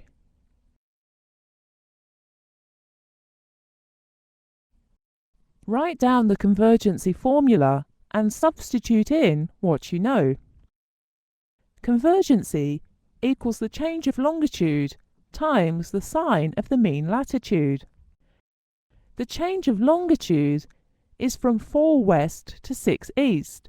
That's 10 degrees. Now we need to calculate the sine of 58 degrees and 12 minutes. This may be the first time you've had to deal with a trigonometrical function involving both degrees and minutes, as opposed to decimal degrees, so we'll take a moment to deal with this. You could simply realise that 6 minutes of arc is 1/10 of a degree, just as 6 minutes of time is 1/10 of an hour, in which case 12 minutes is 0.2 of a degree. You can then just key in 58.2 degrees into your calculator. However, most scientific calculators have a DMS key. It stands for degrees, minutes, seconds. Different models work in different ways, but in general, you key in the degrees, press the DMS button, then key in the minutes, and press the DMS button again. We don't normally need the seconds. Find out how yours works and it will save you time. But however you do it, don't treat 58 degrees and 12 minutes as 58.12 degrees. It's a common mistake. Going back to our example calculation, the sine of 58 degrees 12 minutes is very close to 0.85. So the convergency is 8.5 degrees. That's the first part of the problem solved. Now let's look at the second part. What is the run line track from J to K? J and K are both at the same latitude.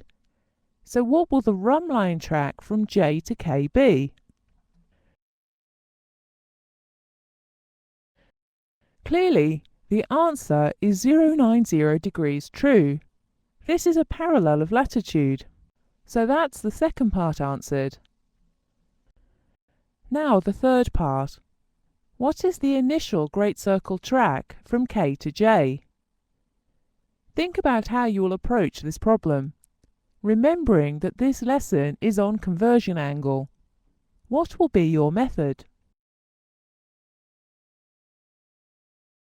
You should have appreciated that we know what the run line track from K to J is, so all we have to do is to apply conversion angle to it. What is the run line track from K to J? Well, from our previous work, we saw that the run line track from J to K was 090. Since K to J is just its reciprocal, then the run line track from K to J must be 270 degrees true. It's still the parallel of latitude, but in the reciprocal direction. We now need to work out the conversion angle. What is it?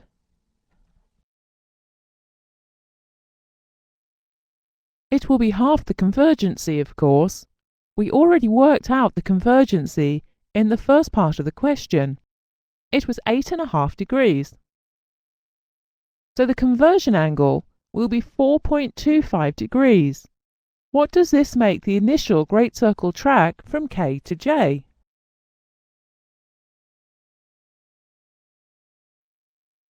(274.25 degrees true. Now you try one.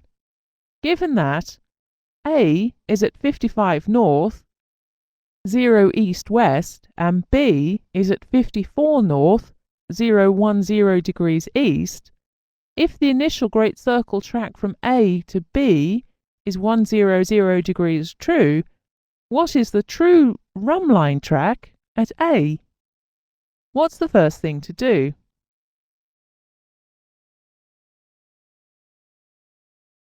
Draw a diagram, of course. So do that now, and only when you've drawn it, click to move on. It should look like one of these. So now find the conversion angle. The change of longitude is 10 degrees, and the sine of 54.5 degrees is almost exactly 0.8. So you should have found a conversion angle of 4 degrees. So what does that give you as a run line track? The run line track is 104 true. Now, a more practical example. Look at this question. The following waypoints are entered into an inertial navigation system. Waypoint 1 is 5308 north and 30 west.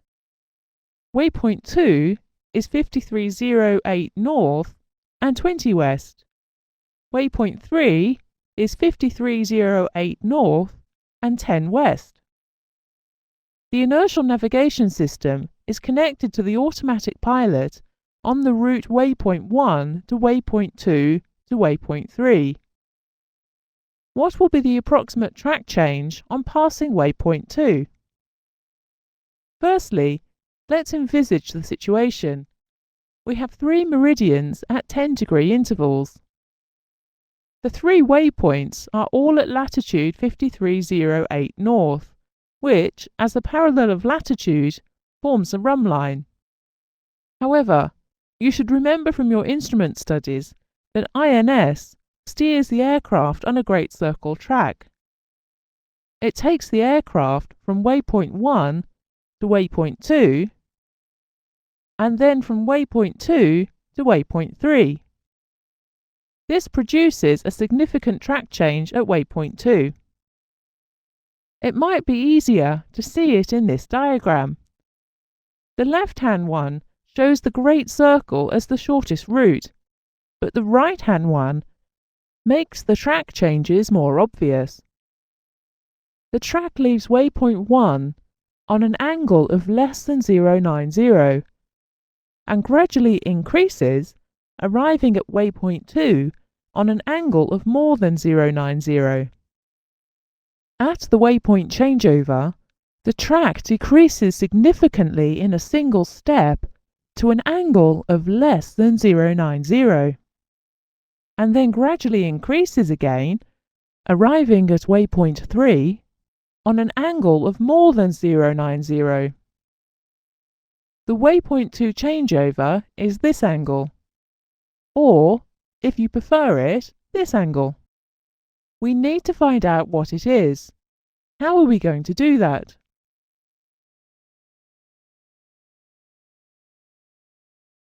You should realise that the rhumb line track is 090 everywhere, but that the great circle track will be greater than 090 by the amount of conversion angle here, and less than 090 by the amount of conversion angle here.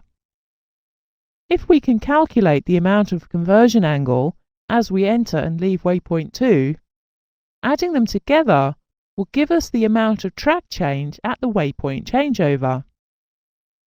Fortunately, they are both the same angle. The change of longitude on both legs is 10 degrees, and the mean latitude on each leg is 5308 north. This gives us a conversion angle of 4 degrees in each case. So what is the great circle track angle immediately before the waypoint changeover?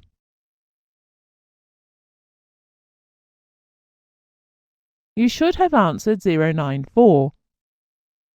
And what is the great circle track angle immediately after the waypoint changeover? It's 086. So at the waypoint changeover, there is an instantaneous track reduction of 8 degrees.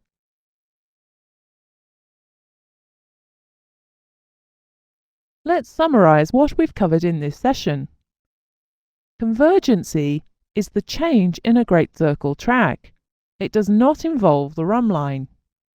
Conversion angle is the difference between great circle direction and rhumb line direction joining 2 points. Conversion angle is half convergency. Conversion angle is half the change of longitude times the sine of the mean latitude. We are now going to look at the problem of calculating the distance on the Earth between any 2 points at the same latitude, but not necessarily at the equator. We have come across calculation of Earth distances before. The great circle distance between any 2 points on the Earth can be calculated using a general equation involving spherical trigonometry, but this is beyond the scope of the syllabus. Consequently, problems involving the calculation of great circle distances are limited to those where the 2 points lie on special great circles. These are when the points are both on the same meridian, or when they are both on the equator.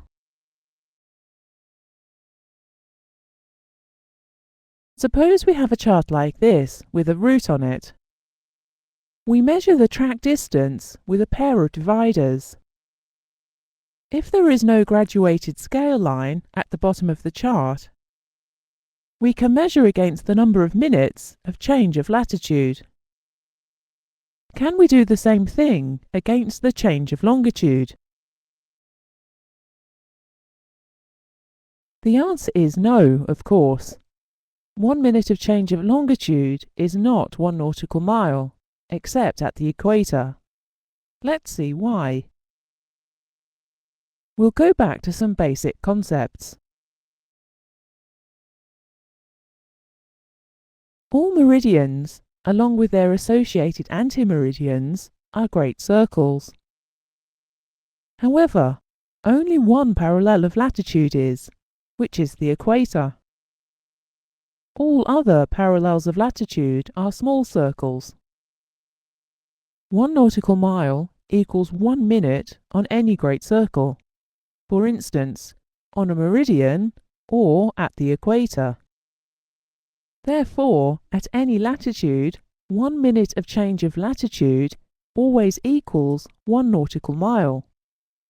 However, this is true only for change of latitude, or at the equator for a change in longitude. So now let's define departure and work out how to calculate it. Departure is defined as the distance between two meridians along a specified parallel of latitude. So departure is always a rhumb line, the parallel of latitude. It's important to understand this. There will also be a great circle distance between 2 points, which will be shorter, but this is not departure. It's also possible to calculate either the rhumb line or the great circle distance between 2 points not at the same latitude, but these are not departure either. It has to be along the parallel of latitude to meet the definition. It's usually measured in nautical miles, but it could be in kilometres.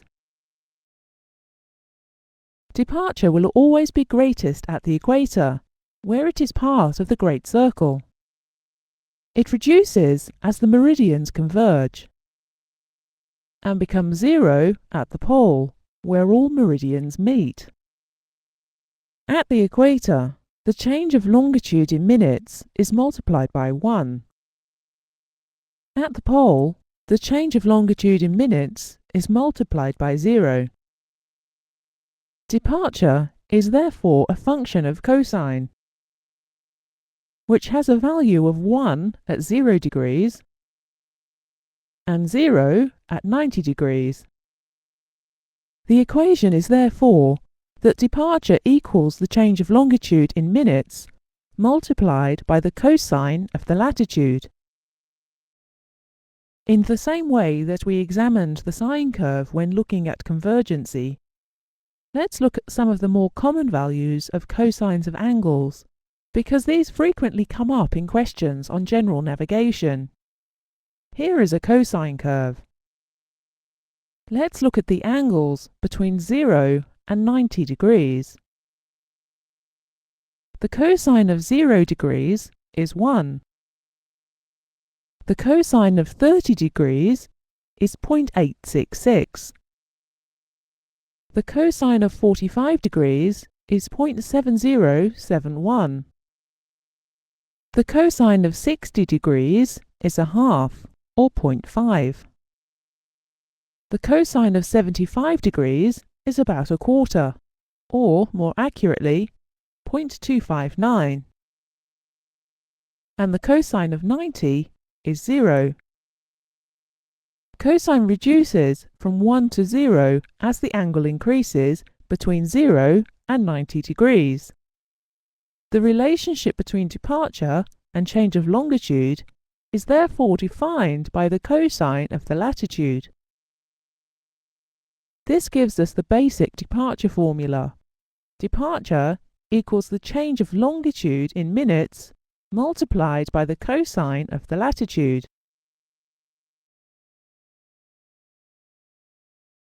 Consider two meridians on the Earth, joined by a parallel of latitude.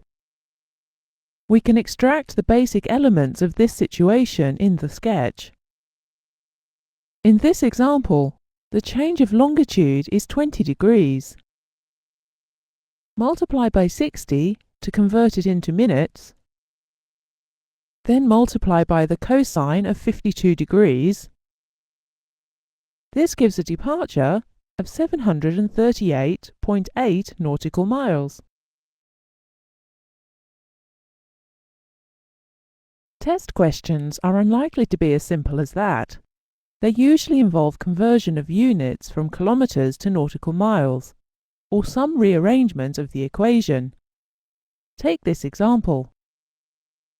An aircraft at position 60 north and 5 degrees and 22 minutes west flies 165 kilometers due east. What's the new position? Firstly, convert 165 kilometers to nautical miles. To do this, divide 165 kilometers by 1.852. The answer is 89 nautical miles.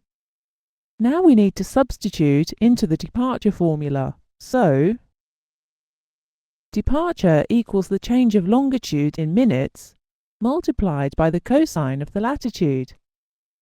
Which of these do you know? The departure is 89 nautical miles. Substitute it into the equation. The latitude is 60 north. Its cosine is a half. Rearrange the equation. This gives 178 minutes of change of longitude. This is 2 degrees and 58 minutes from an initial longitude of 5 degrees and 22 minutes west. So, since we are going eastwards, it is 5 degrees 22 minutes west minus 2 degrees 58 minutes, which equals a new longitude of 002 degrees 24 minutes west. The new position is 60 north and 2 degrees and 24 minutes west. Here is another example of a different substitution. In this one you are given the departure and have to find the latitude instead. In which latitude is a difference of 44 degrees and 11 minutes, equivalent to a departure of 2,000 nautical miles? As usual, start with the formula. Departure equals the change of longitude in minutes multiplied by the cosine of the latitude. Which of these do you know? You know the departure and the change in longitude. Write them in. We now need to convert 44 degrees and 11 minutes into minutes. It comes to 2,651 minutes.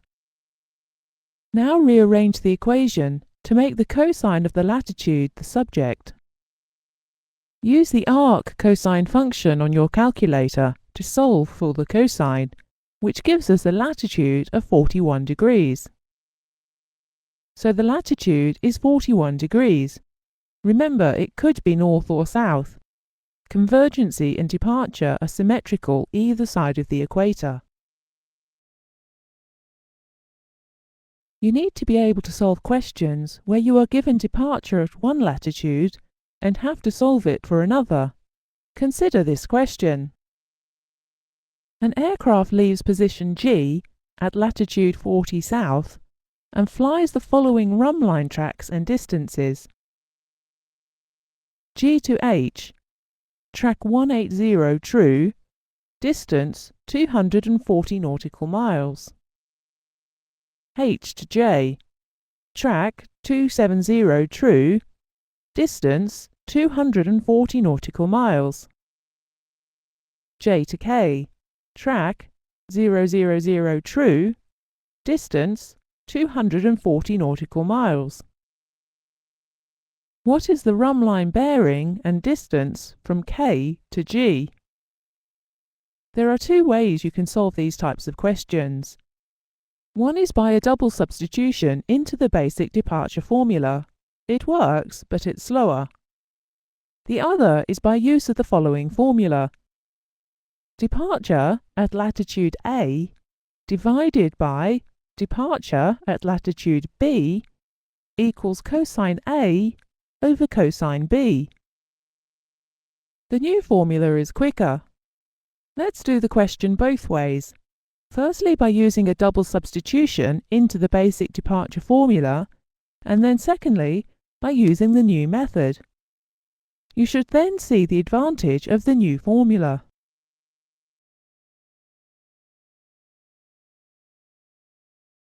Let's look at the double substitution method first. We can't directly find the departure or distance between K and G because, whilst we know the latitude, we don't know the change of longitude. However, if we can find the change of longitude between H and J, which we can calculate, this will be the same as the change of longitude between K and G. We need the departure and the latitude between H and J. We have the departure. It's 240 miles. But we first need to find the latitude of H. 240 nautical miles down a meridian equates to a change of latitude of 4 degrees. It's simply 240 divided by 60. So H is at latitude 44 south. Our method will now be to find the change of longitude from H to J from the departure. This will be the same change of longitude as from K to G. Once we know the change of longitude from K to G, we can find the departure at 40 south. Write the departure formula down for the 44 south situation. Departure equals the change of longitude in minutes multiplied by the cosine of the latitude. Which of these do you know? The latitude is 44 south, and the departure is 240 nautical miles. Rearrange to make the change of longitude the subject of the equation, and solve to get the change of longitude from H to J as 333.6 minutes. This is also the departure between K and G. They're the same two meridians. Now we're able to solve the departure equation at 40 south. The latitude is 40 south, and the change of longitude is 333.6 minutes. This comes to 255.6 nautical miles. And the rumline bearing is obviously 270. It's a parallel of latitude. Now let's look at the method using the new formula. We start with the same diagram. The formula is departure at latitude A divided by departure at latitude B equals cosine A over cosine B. Let's rearrange it to make the unknown departure, which we'll call departure at latitude A, the subject of the equation. Choose latitude B to be the one for which you already know the departure, 240 nautical miles in this case, which is 44 south. This means that you can solve for latitude A, which is 40 south, without any further rearrangement of the formula. It now becomes departure at latitude A equals departure at latitude B times cosine A over cosine B. The departure at latitude B is 240 nautical miles. Cosine A is the cosine of 40 degrees, and cosine B is the cosine of 44 degrees. Multiply that out on a calculator and the answer comes to 255.6 nautical miles, which is the same as our previous answer, but a lot quicker to work out. Don't forget that, for some questions, it is not always necessary to calculate. There will always be 4 optional answers given, and it may be possible to solve the question by elimination of the impossible answers and save calculation time. Take this question. An aircraft at position 27 north and 170 degrees west travels 3,000 kilometers on a track of 180 true. Then 3,000 kilometers on a track of 090 true. Then 3,000 kilometers on a track of 000 true. Then 3,000 kilometers on a track of 270 true. What is the final position? The answer options are A. 27 north, 170 west. B. The equator at 170 west. C. 27 north, 173 degrees 18 minutes west. Or D. 27 north, 143 degrees west. Now there are 3 ways you could approach this question. You could calculate every step, or you might see that the numbers chosen have been designed to allow you to take a shortcut, or, best of all, you might see at a glance that only one answer can possibly be right. Tick the correct box and go to the next question. Let's start with the full calculation. We are at 27 north, and we fly 3,000 kilometers south. We need to know the new latitude, so we need to convert kilometers to nautical miles and work out the change of latitude. So we need to divide by 1.852, which gives us 1,619.87 nautical miles. For all practical purposes, we can treat this as 1,620. Divide 1,620 by 60 to get the number of degrees, and we find it comes to 27 degrees. We are at the equator on the same longitude. This makes the calculation of departure along the easterly track easy. It's also 27 degrees. Flying eastwards from 170 west gives us a longitude of 143 degrees west. We now fly another 27 degrees north to put us at 27 north again, this time at a longitude of 143 degrees west. Now we need to fly 1,620 nautical miles westwards. We have to convert this to departure. As always, substitute in what you know. In this case, it's the departure, 1,620 nautical miles, and the latitude, 27 degrees. Rearrange in the usual way to give 1,818.17 minutes of change of longitude. We need to convert this to degrees and minutes in order to be able to use it, so divide by 60 to get 30 degrees and 18 minutes. We were at 27 north and 143 degrees west. So flying 30 degrees and 18 minutes further west will put us, still at 27 north, at a longitude of 173 degrees and 18 minutes. This was answer C, but it has taken a fair bit of calculation to get there. There was a numerical shortcut which would have saved time. The clue came with the information that the leg distance was 3,000 kilometers. If you think back to the early part of the course, you should remember that the circumference of the Earth is 40,000 kilometers. and that 10,000 kilometers is 90 degrees change of latitude straight up a meridian. So 3,000 kilometers will be 3/10 of 90 degrees, which is 27 degrees of change of longitude. The examiner chose that latitude and distance for a purpose. It was to place part of the calculation at the equator to keep it simple.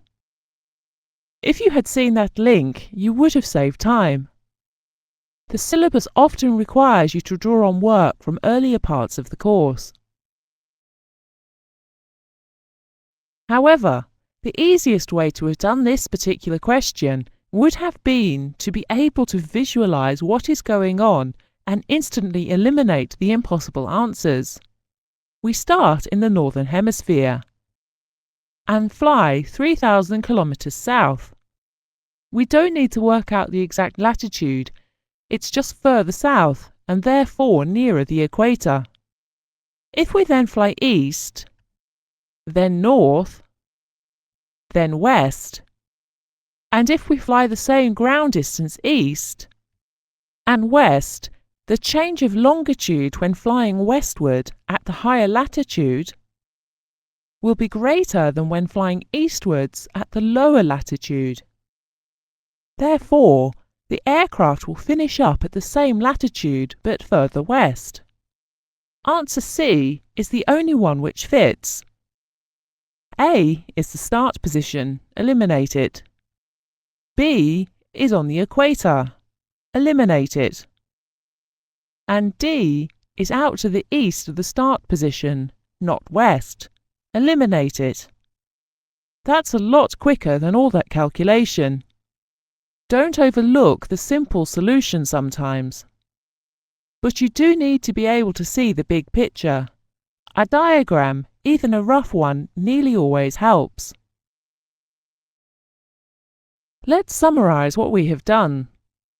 The basic departure formula is departure equals the change of longitude in minutes multiplied by the cosine of the latitude. It's unlikely that the question will be asked in such a simple form. So, expect unit conversions and rearrangements of the equation.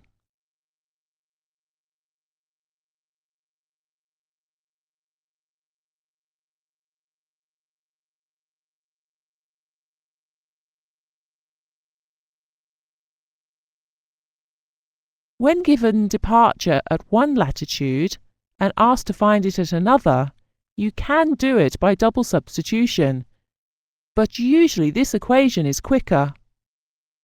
Though it usually, but not always, is required in this form.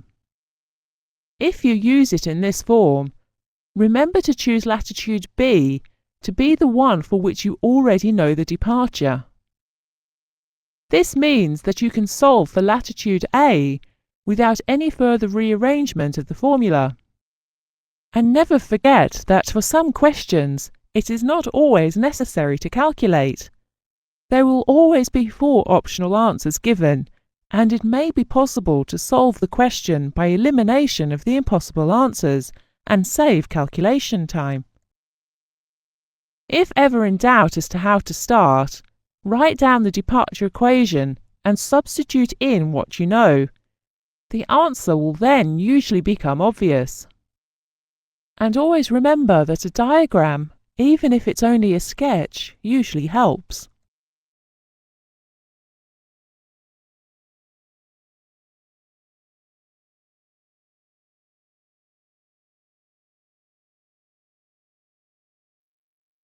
Scale is the relationship between the length of a line drawn between 2 positions on a chart and the distance on the Earth between the same points. This sounds complicated, but isn't. All that it means is that scale is defined as the relationship between the distance of these 2 airfields on the map, which is 11.1 centimetres, and the 30 nautical miles on the ground, which separate these 2 places. There are 3 common methods of expressing scale: a statement in words, a graduated scale line, or a representative fraction.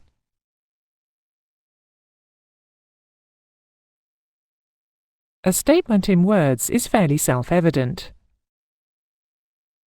The statement 1 inch to 20 nautical miles means that a line 1 inch on the chart represents 20 nautical miles on the chart. Jeppesen used this method on most of their radio navigation charts. Their scales often do not equate to a representative fraction with any obvious round number.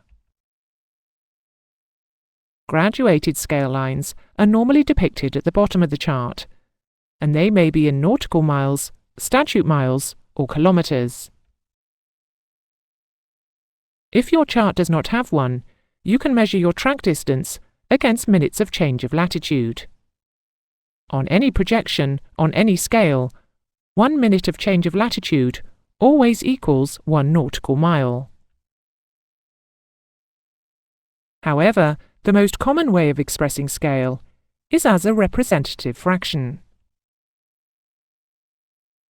This is a statement in words put into mathematical form, and is calculated from the equation scale equals chart length divided by Earth distance. So, for instance, with a scale of 1 to 500,000, the convention is that the chart length is always 1, and that the units above and below the line are the same, and thus cancel each other out, to make the fraction dimensionless or representative. Therefore, 1 centimetre on the chart represents 500,000 centimetres on the Earth. But equally, 1 inch on the chart represents 500,000 inches. When converting from a statement in words to a representative fraction, you must ensure that you use the same units for both the numerator and the denominator. For instance, if converting 1 inch to 10 nautical miles into a representative fraction, start as always with the basic equation. Now substitute 1 inch and 10 nautical miles into the equation. However, these are not in the same units. Multiply the nautical miles by 6,080 in order to convert into feet. Multiply the feet to get the denominator into inches. Now both numerator and denominator are in the correct units. When the denominator is multiplied out, it becomes 1 to 729,600. So the representative fraction is dimensionless. It will work with centimetres or feet or any other units, as well as inches, provided the ratios remain the same.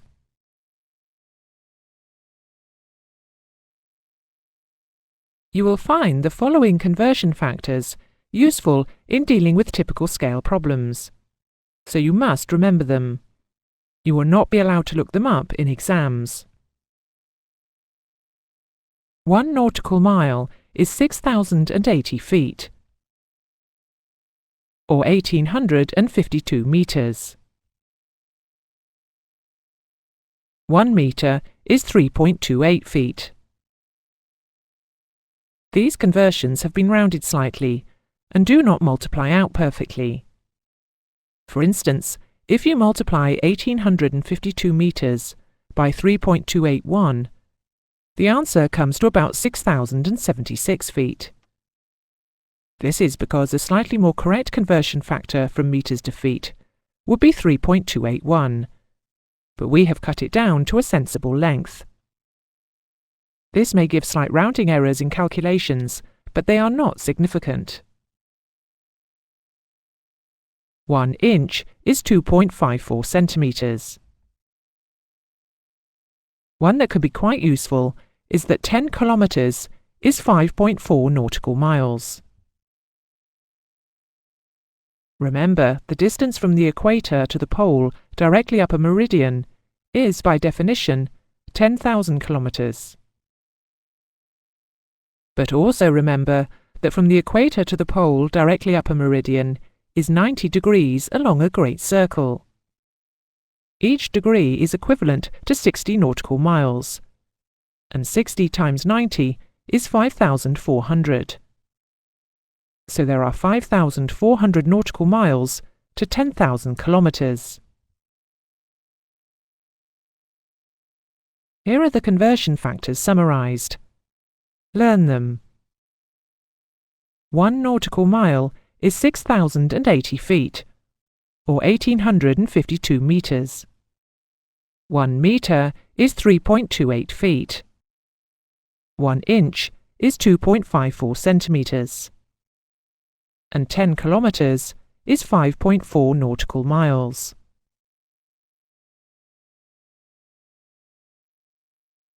Let's try an example now. On a particular chart, 5 centimeters represents 7 nautical miles. What is the scale? As always, start with the formula. Representative fraction equals chart length over Earth distance. That's 5 centimeters over 7 nautical miles, times 1,852 to get the nautical miles into meters, times 100 to get the meters into centimeters. Multiply out the denominator to get 5 over 1,296,400. However, we always express representative fractions with 1 as the numerator. We need to divide both numerator and denominator by 5, which gives us 1 over 259,280.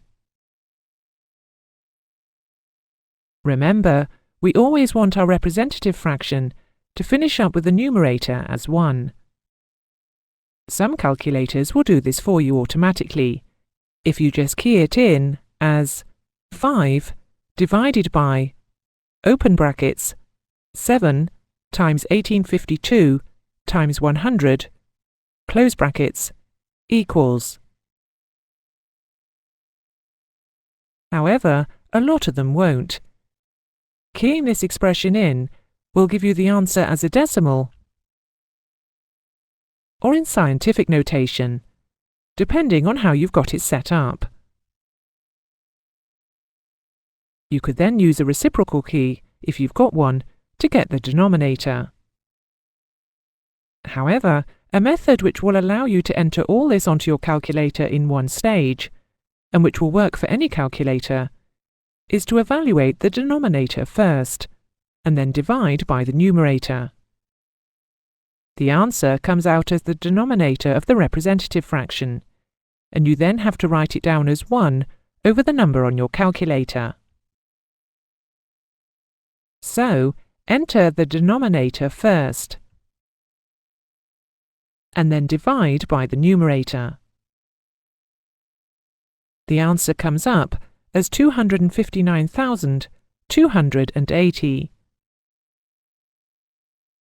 You then have to write it down as 1 over 259,280.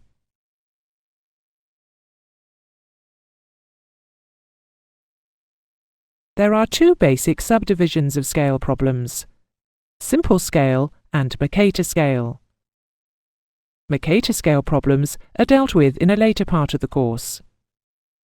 All simple scale problems are dealt with by substituting into the one basic equation. Representative fraction equals chart length over Earth distance. To save time, we normally write it down abbreviated, like this. Sometimes you are given the chart length and the Earth distance, and asked to find the representative fraction, as in example 1. Sometimes you are given the representative fraction and the Earth distance, and asked to find the chart length. Sometimes you are given the representative fraction and the chart length and asked to find the Earth distance. Just substitute what you know into the appropriate equation. Apply any conversion factors necessary to get both chart length and Earth distance in the same units. Rearrange if necessary to make the unknown the subject of the equation, and solve using your calculator. Here is an example where you are given the representative fraction and the chart length and asked to find the Earth distance. On a chart of scale 1 to 5 million, how many nautical miles on the Earth are represented by 1.7 centimetres? Start in the usual way. Get the equation down and substitute in what you know. The numerator is in centimetres and the denominator needs to be in nautical miles. So, convert the nautical miles into centimetres. Multiply by 1852 to get metres, and then 100 to get centimetres. We now need to make the Earth distance the subject of the equation. We'll cross-multiply diagonally. Bring the Earth distance up to the top left, and the 5 million up to the top right. This gives you Earth distance equals 1.7 times 5 million divided by 1852 divided by 100, which comes to 45.89 nautical miles. Let's check this out on the chart. 1 degree of change of latitude is 60 nautical miles. The illustration shows a real 5 million chart. The ruler is correctly scaled to the graticule. You can see that 1.7 centimetres really does represent just over 45 nautical miles on the chart.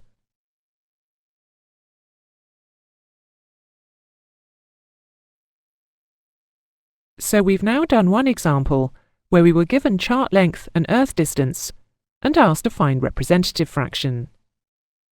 That was example 1. In example 2, we were given the representative fraction and the chart length and asked to find the Earth distance. In this one, example 3, we will do the third type. We'll find the chart length from the representative fraction and the Earth distance. A chart has a representative fraction of 1 to 2 million. What chart length in inches represents an Earth distance of 250 kilometres? As usual, start with the basic equation. Representative fraction equals chart length over Earth distance. And put in what you know. In this case, the representative fraction of 1 to 2 million, and the Earth distance of 250 kilometres. We now need to get chart length and Earth distance into the same units. There is more than one way of doing this, but we'll convert the kilometres to inches. Multiply by 1000 to get the Earth distance in metres, then by 3.28 to get it into feet, then by 12 to get it into inches. Rearrange in order to make chart length the subject of the equation. Again, cross-multiply, and then use your calculator to solve the equation. The chart length is 4.92 inches. We explained earlier that the conversion factors are reasonably and sensibly accurate, but they contain slight rounding errors in order to keep them down to a usable length. These rounding errors are not significant in terms of accuracy when considered as a percentage. But when dealing with very large numbers, such as the denominator of a representative fraction, they can seem bigger than they are. Let's remind ourselves of how we did example 1 again, briefly, and then convert the units in a different way and see what the difference is. The question was, on a particular chart, 5 centimetres represents 7 nautical miles. What is the scale? We established our equation and then chose to convert nautical miles into centimetres. When we multiplied out, this gave us a representative fraction of 1 over 259,280. However, it would have been equally valid when at this stage, instead of converting the nautical miles to centimetres, to have worked in inches. We could have then divided the 5 centimetres by 2.54 to get them into inches, then multiplied the 7 nautical miles by 6,080 to get them into feet, and then multiplied by 12 to get inches. Multiplying this out gives us a representative fraction of 259,446. As you can see, there is a small difference between the 259,280 in the first calculation and the 259,446 in the second. But both answers are equally valid. Any multi-choice answers in test questions will be separated by much larger margins than this, and you will have no difficulty recognizing which is the correct option. People are often confused as to whether a chart is defined as a large-scale or a small-scale chart. This is a large-scale chart. It is at a scale of 1 to 50,000. 2 centimetres on this chart represents 1 kilometre on the Earth. The chart does not cover much area, but there is a great deal of detail. Small roads and even individual houses are shown. So the rule is, large scale, not much area, lots of detail. This is a small scale chart. It covers a lot of area. It includes Iceland, Greenland, Canada, Alaska, Siberia, Northern Russia, and Europe. This covers a lot of area, but there is not much detail. So the rule is, small scale, not much detail, lots of area. So to summarize, large scale, lots of detail. Small scale, lots of area. This seems odd to some people, but it is the right way round. The larger scale has the larger representative fraction. The smaller scale has the smaller representative fraction. The local large-scale chart has a scale of 1 to 50,000. A typical polar navigation chart has a scale of 1 to 5 million. At first sight, it seems as though 5 million is the larger figure. But this is the denominator in a fraction. Let's fill in the fourth column. A fraction of 1 to 50,000, expressed as a decimal, is 0.00002. A fraction of 1 to 5 million, expressed as a decimal, is 0.0000002. 0.00002 is a larger number than 0.0000002. The representative fractions are in the right sense. The confusion occurs because the denominators are easier to handle, and so this is how we usually refer to charts. We usually call this chart a half-million chart. Nobody would normally refer to it as a 0.000002 chart. It is just too unwieldy. So the logic of large and small is correct. A larger scale is a smaller denominator. A smaller scale is a larger denominator. So, let's summarize. We have seen that scale is defined as the relationship between the length of a line drawn between two positions on a chart and the distance on the Earth between the same points.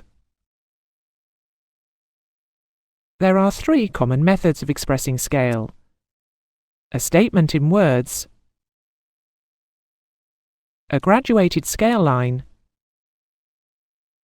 or a representative fraction. The basic equation is representative fraction equals chart length over Earth distance. When using a representative fraction, you must ensure that both the numerator and the denominator are in the same units. Remember the following conversion. 1 nautical mile is 6,080 feet, or 1,852 meters. 1 meter is 3.28 feet. 1 inch is 2.54 centimeters. And 10 kilometers is 5.4 nautical miles. All calculations can be solved by initial substitution into the basic formula. We always want our representative fraction to finish up with the numerator as 1. A method which will allow you to enter all this onto your calculator in one stage, and which will work for any calculator, is to evaluate the denominator first, and then divide by the numerator. The answer comes out as the denominator of the representative fraction, and you then have to write it down as 1 over the number on your calculator. Remember, conversion factors contain small rounding errors. These are not significant in terms of overall accuracy. A large-scale map shows a lot of detail, but not much area. It has a larger representative fraction as a number, but when expressed as a fraction, it has a smaller denominator. A small-scale map shows a lot of area, but not much detail. It has a smaller representative fraction as a number, but when expressed as a fraction, it has a larger denominator.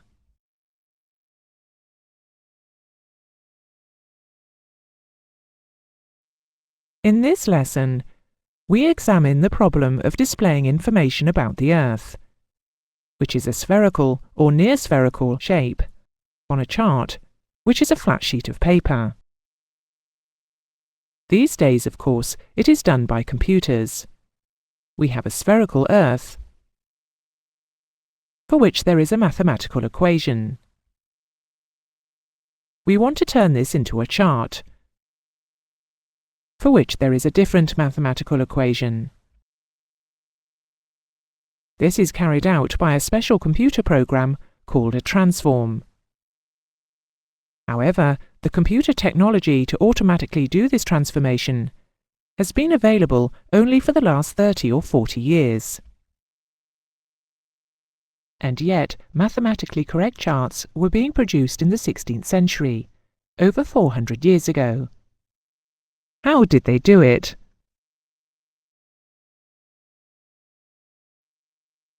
In the early days, they did it by projecting light. This is why, centuries later, we still call the result a projection. A transparent model of the Earth is produced at the same scale as is required for the chart. This is called the reduced Earth. A light source is positioned at some point. In this example, it is the centre. Paper is then wrapped round the reduced Earth in a particular shape. The shape chosen will define the type of projection. This graphic shows cylindrical positioning. The light throws a shadow of the globe onto the paper. We then have to imagine the image being permanently fixed to the paper in some way. In the old days, they would have traced it. The cylinder is then cut and unfolded, and we get the projection. We don't do it this way any longer, as we have said.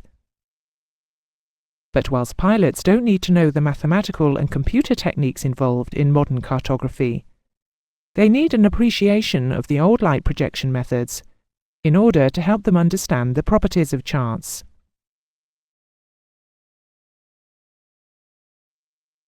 There are three basic types of projection: cylindrical, conical, and azimuthal or plane.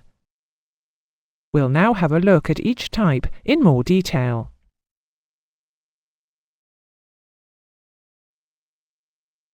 As we said, we start with the reduced Earth. This has to be at the same scale as the chart we wish to produce.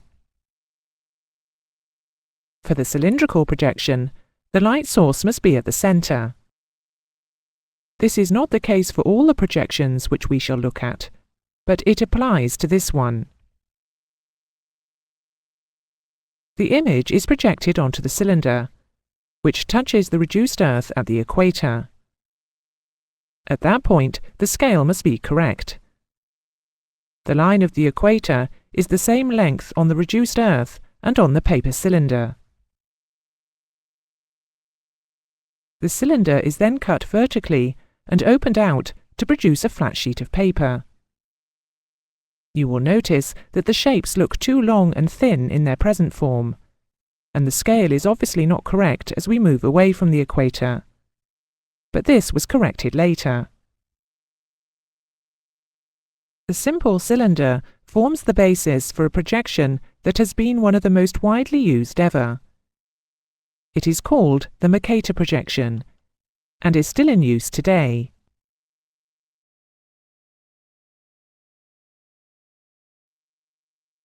The next one to consider is the conical projection. Just as we had with a cylindrical projection, we have a reduced Earth with a light in the centre.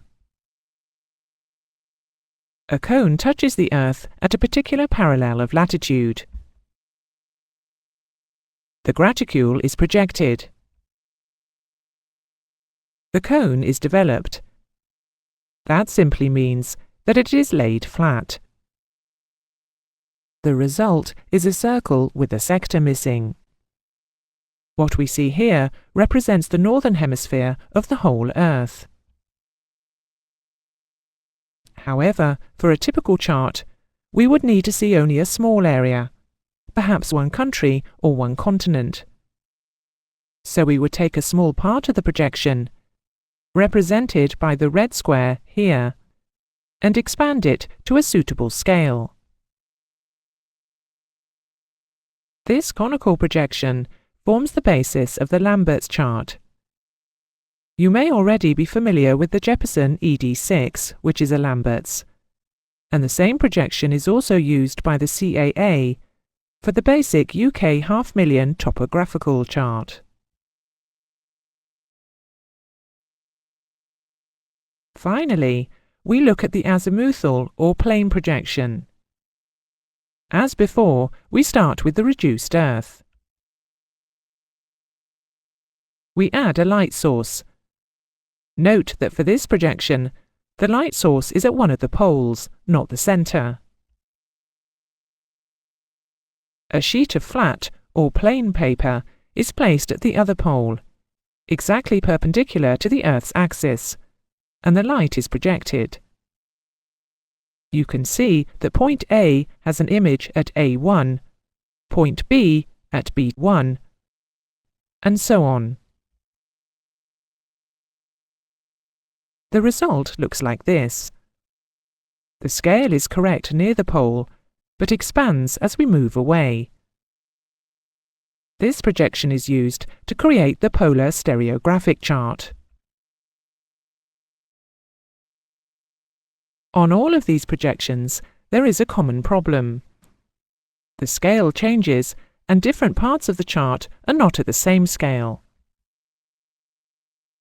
It's easy enough to see why. Look at this diagram of a cylindrical projection. It's showing a latitude of 20 degrees north. This distance here on the sphere therefore represents 1200 nautical miles. Remember, 60 miles to a degree. And the distance here is the shadow on the cylinder. And you can see that it is about the same length to represent 1200 miles. It is a bit longer up the side of the cylinder, but not much. This slightly longer side represents 1200 miles on the chart as well. However, let's look at the next 20 degrees of latitude, between 20 north and 40 north. The distance along the curve of the sphere is the same as between the equator and 20. Now let's see where the shadow on the cylinder lies, and it is obvious that it is a greater distance. Both arcs represent 1200 miles on the Earth, and they are the same length. But on the chart, the higher latitude gives a greater chart distance. The scale is expanding. If we were to look at the arc between 40 and 60 north, the effect would be even more obvious. So, scale expands as we move away from the equator on a cylindrical chart. What about a conical one? The effect will be similar, but instead of scale being minimum at the equator and expanding either side of it, it will be minimum at the latitude where the cone touches the reduced Earth, and expand either side of that. And on a plane or azimuthal chart, the scale will be correct at the pole opposite the light, but will expand as we move away from it. On all of these projections, the scale is initially correct where the paper touches the globe, but expands as we move away from that point. It is not possible to have a completely constant scale chart. How great the amount of scale expansion is depends on the choice of projection. So, let's summarize these points. These days, projections are computer-generated. However, the maths is complicated. Pilots need to understand the properties of projections, but they don't need to be familiar with the detail of modern techniques. So we explain it by use of light projections. There are three basic sorts of projections. The cylindrical. This is the basis of Mercator's chart, which is still in use. The conical, which forms the basis of Lambert's projection. And the azimuthal, or plane, which is used for the polar stereographic projection. On all of these projections, the scale changes, and different parts of the chart are not at the same scale. The scale is correct where the paper touches the globe, but expands as we move away from that point.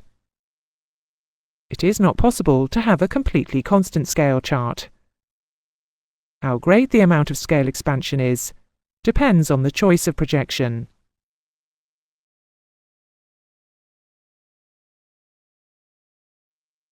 Having developed methods of projecting the spherical Earth onto the flat sheet of paper, there are many different permutations of the way we wrap the paper, and any subsequent mathematical adjustments we may wish to make to the result. These basic differences can result in literally hundreds of different types of projection, and each of these will have different properties. Some projections will be better for some applications, such as general geography, agriculture or land management, and other projections will be more suited to piloting and navigation. We need to decide what properties we need in a chart which is to be used for flying. Firstly, let's consider what we'd like from an ideal chart, which correctly represented the Earth's shape in every way. If such a projection existed, it could be used for any application. The first characteristic is that angles on the Earth's surface should be represented by the same angles on the chart. It is important to a pilot that if we measure a track angle off the map, it should be the actual Earth track between the same points. Ideally, scale should be constant all over the chart. However, as we shall see, it is not possible to have it constant everywhere. In this case, it is desirable to at least have it correct at one known point. Shapes on the chart should be the same as shapes on the Earth. Equal areas on the Earth should be shown as equal areas on the chart. So this is our list for an ideal projection for any application. But now let's consider how many of them are important for navigation. The first one, that angles on the Earth's surface should be represented by the same angles on the chart, is utterly essential. If we can't measure a track angle and know that it will take us along the desired path over the Earth, the chart is useless to us. This characteristic is known as orthomorphism, or conformality. These are two terms which are equally used, and they mean exactly the same thing.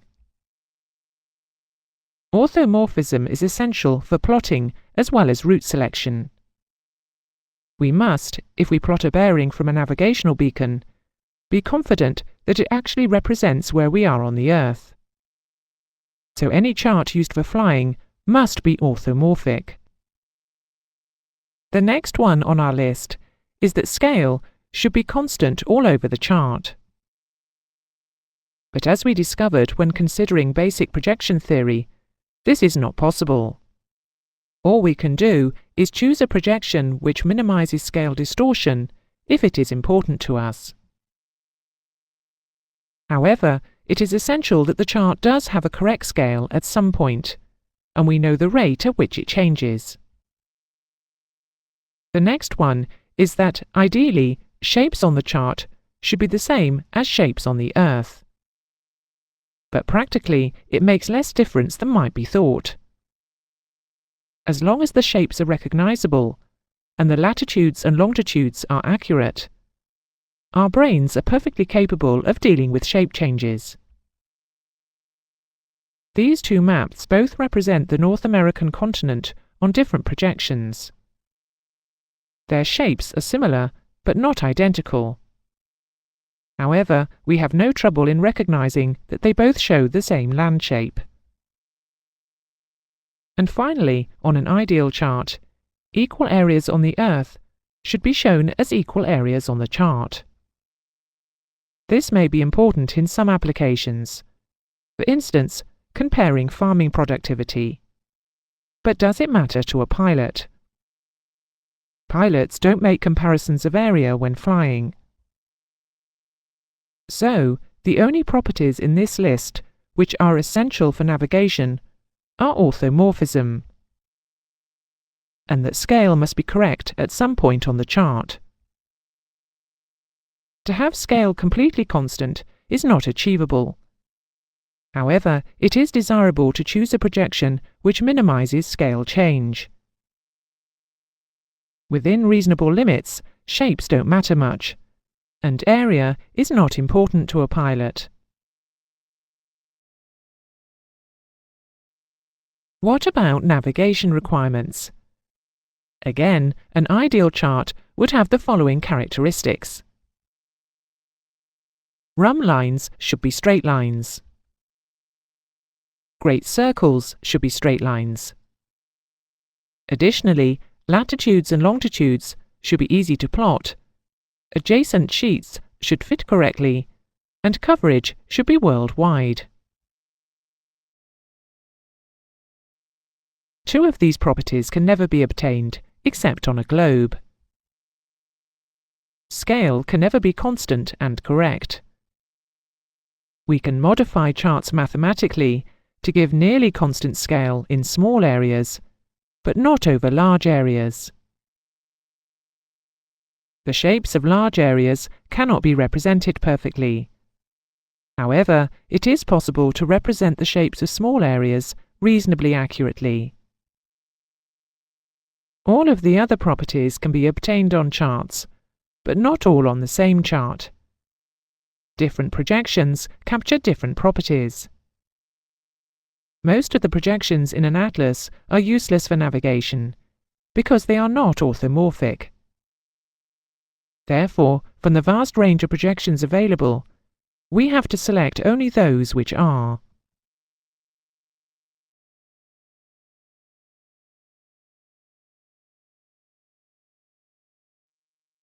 The word orthomorphism comes from Greek, and the original Greek words literally mean same shape.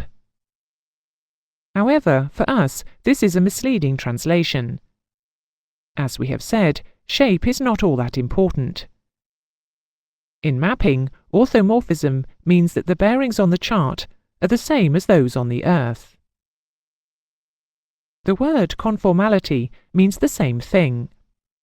The bearings or angles are correctly represented. The two words can be used interchangeably. There are two conditions which have to be satisfied if a projection is to be orthomorphic. The first is that meridians and parallels must cut at right angles on the chart. Let's see what happens if they don't. Look at this graphic. It represents a situation on the Earth. We have a rectangular shape, and the northeast corner is 2 miles north and 3 miles east from some datum. The bearing on the Earth from Oscar to X-ray is 0.56 degrees. Now suppose that the projection does not show meridians and parallels at right angles. This happens. The shape has become a rhomboid, and the bearings have been distorted. If the 90 degrees of angle between a meridian and a parallel are not correctly represented, how can any other angle be? It is therefore a necessary condition of orthomorphism that meridians and parallels cut at right angles on the chart. This does not mean that you have to have a rectangular graticule. This graticule may look odd, but it is orthomorphic. Meridians and parallels do cut at right angles. The second condition is to do with scale expansion. This graphic shows a situation on the Earth. We have a square-shaped piece of land, and the northeast corner is 3 miles north and 3 miles east of some datum. This gives a bearing on the Earth from Oscar to Yankee of 0.45 degrees. Suppose that our projection now expands the north scale more than the east scale. Our square shape has now become rectangular, and the chart bearing is now 0.35 degrees instead of 0.45. This chart is clearly not orthomorphic. This gives us our second condition for orthomorphism. Scale at any point on the chart, ideally, should be equal in all directions. If this is not possible, then scale must change at an equal rate in all directions. So now let's summarize. There are many projections available to us. Some properties cannot be captured, except on a globe. Scale can never be constant and correct. We can modify charts mathematically to give nearly constant scale in small areas, but not over large areas. The shapes of large areas cannot be represented perfectly. However, it is possible to represent the shapes of small areas reasonably accurately. All the other properties can be obtained on charts, but not all on the same chart. Different projections capture different properties. However, the one essential property for aviation is that angles on the chart must correctly represent angles on the Earth. This is less common in projections than you might think. This property is called orthomorphism, or conformality. A projection will be orthomorphic if it meets two essential conditions. The first is that meridians and parallels must cut at right angles on the chart. And the second is that scale at any point on the chart must be equal in all directions, or must change at an equal rate in all directions.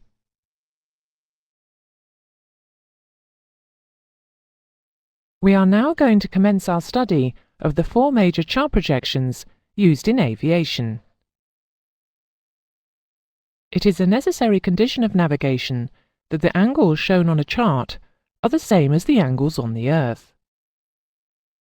This property is known as orthomorphism, or conformality, and most projections in general use are not orthomorphic. However, four projections which are orthomorphic and are widely used in aviation are the Mercator, the Lambert's conformal, the polar stereographic, and the transverse and oblique Mercators.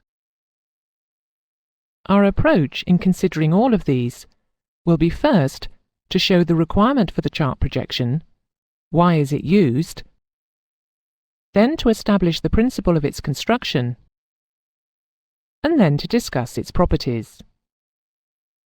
We shall look at the same set of properties in all of these charts and see how they differ from projection to projection. The properties that we will examine when comparing the four types of chart projection will be the scale, where it is correct and how it varies over the chart, whether it is orthomorphic, the appearance of the graticule, are meridians of longitude and parallels of latitude straight or curved, are they parallel or divergent, and so on, whether the projection distorts shapes, and if so, how, the chart convergence. You will learn that this is not the same thing as Earth convergence. And finally, the appearance of rhumb lines and of great circles. We will now examine the Mercator chart projection in more detail. The Mercator chart is historically important because it was the first ever orthomorphic projection. It is also in common practical use today. Jeppesen used Mercators for en route charts in equatorial regions. On a spherical Earth, such as a globe, or the real Earth, the meridians converge. However, when transferring this three-dimensional situation to a two-dimensional representation, a flat sheet of paper, there are advantages to be gained in drawing them parallel. Euclid showed, over 2,300 years ago, that where parallel lines are crossed by a straight line, the corresponding angles have to be the same. Therefore, if a chart is drawn with parallel meridians, joining the departure and destination points by a straight line track gives a constant track direction. In other words, a rhumb line track. As we know, with modern computer technology, such as a flight management system, aircraft can be steered along great circle tracks which give the shortest route distance. Unfortunately, the track direction changes continuously, and the computer has to constantly update the required track in flight. This great circle tracking technology became available only after about 1970. Before that, navigation was by compass, which required the aircraft to be steered in constant directions for long periods. The Mercator chart was the first chart which allowed this to be done correctly. Map makers had produced charts with parallel meridians before, but were not able to solve the problem of making the direction on the map the same as the direction on the Earth. The Mercator chart was the first ever chart which showed rhumb lines as straight lines, and was also orthomorphic.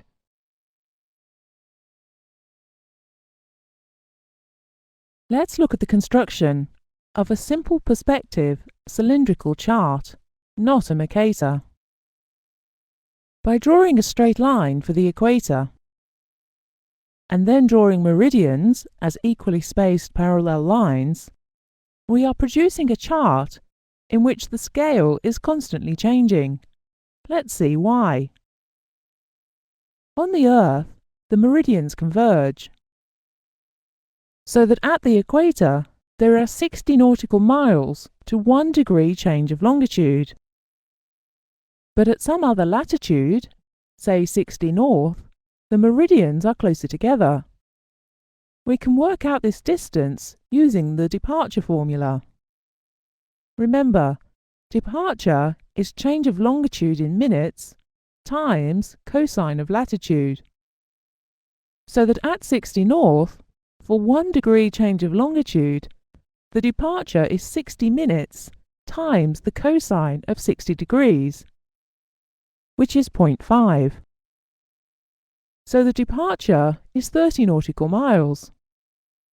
The meridians are only 30 nautical miles apart at 60 north. So when we draw them as parallel, we are changing the scale at every latitude. Let's establish what this east-west scale change is. Scale, or representative fraction, is defined as chart length over Earth distance.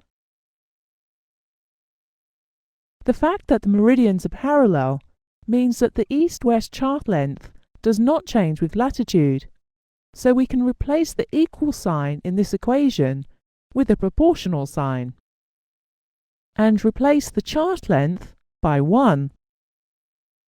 But what is Earth distance? It's departure. And departure is change of longitude times cosine of the latitude. But look at the diagram again. The change of longitude is constant at any latitude. It's 1 degree. So because our equation is one of proportionality, not equality, we can take out change of longitude. It doesn't alter the scale of the relationship. The scale at any latitude is therefore proportional to the reciprocal of the cosine of the latitude. There is a mathematical term for 1 over cosine. It's called the secant. To give an example, the secant of 60 degrees is 1 over the cosine of 60 degrees. The cosine of 60 degrees is a half.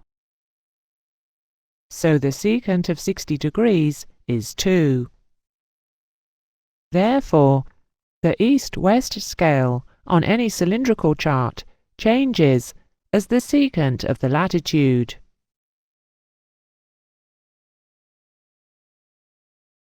We've just seen that the east-west scale on any chart with parallel meridians must change as the secant of the latitude. Now we will consider how the north-south scale changes. Look at this diagram of a pure perspective cylindrical projection. This shows how the light would fall if a cylinder were wrapped round the reduced Earth at the equator. Let's consider any latitude, for instance, 15 north. For any latitude, The line defined by the angle of latitude forms one side of a triangle, the hypotenuse. The equator is the adjacent. The elevation angle from the equator is the included angle. And the vertical distance from the equator up the side of the cylinder is the opposite.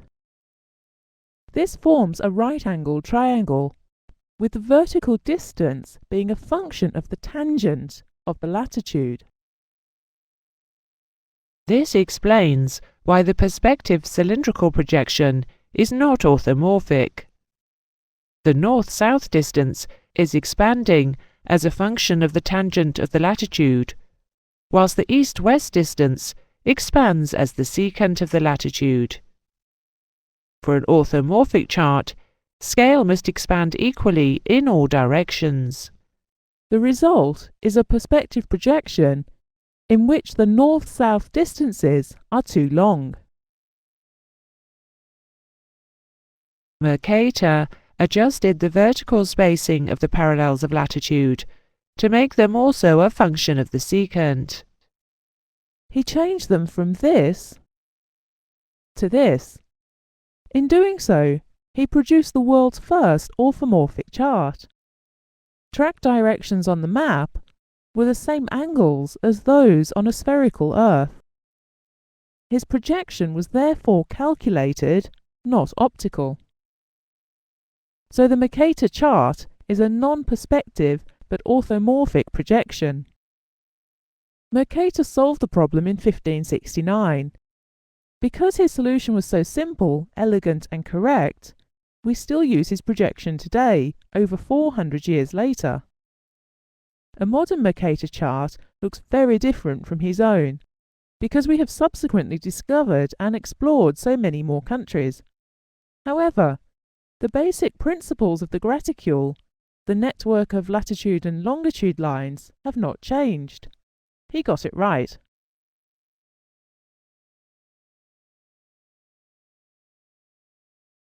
We will now look at the properties of the Mercator chart, under the heading set out in the introduction to this lesson. A Mercator chart with the cylinder touching at the equator is called a normal or a direct Mercator. This is to distinguish it from the transverse and oblique Mercator projections, where the cylinder is either sideways on or at some oblique angle. We will discuss these in a later lesson.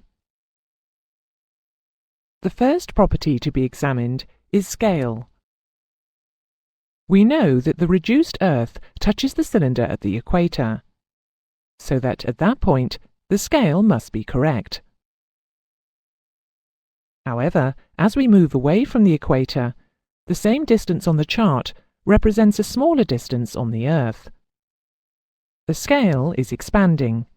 The denominator is reducing. The relationship between scale at the equator and at any other latitude is given by the equation scale at any latitude equals scale at the equator times secant of the latitude. Let's show by a practical example how this equation works. Suppose the scale at the equator to be 1 to 1 million. Let's find out what the scale would be at 8 degrees north or south.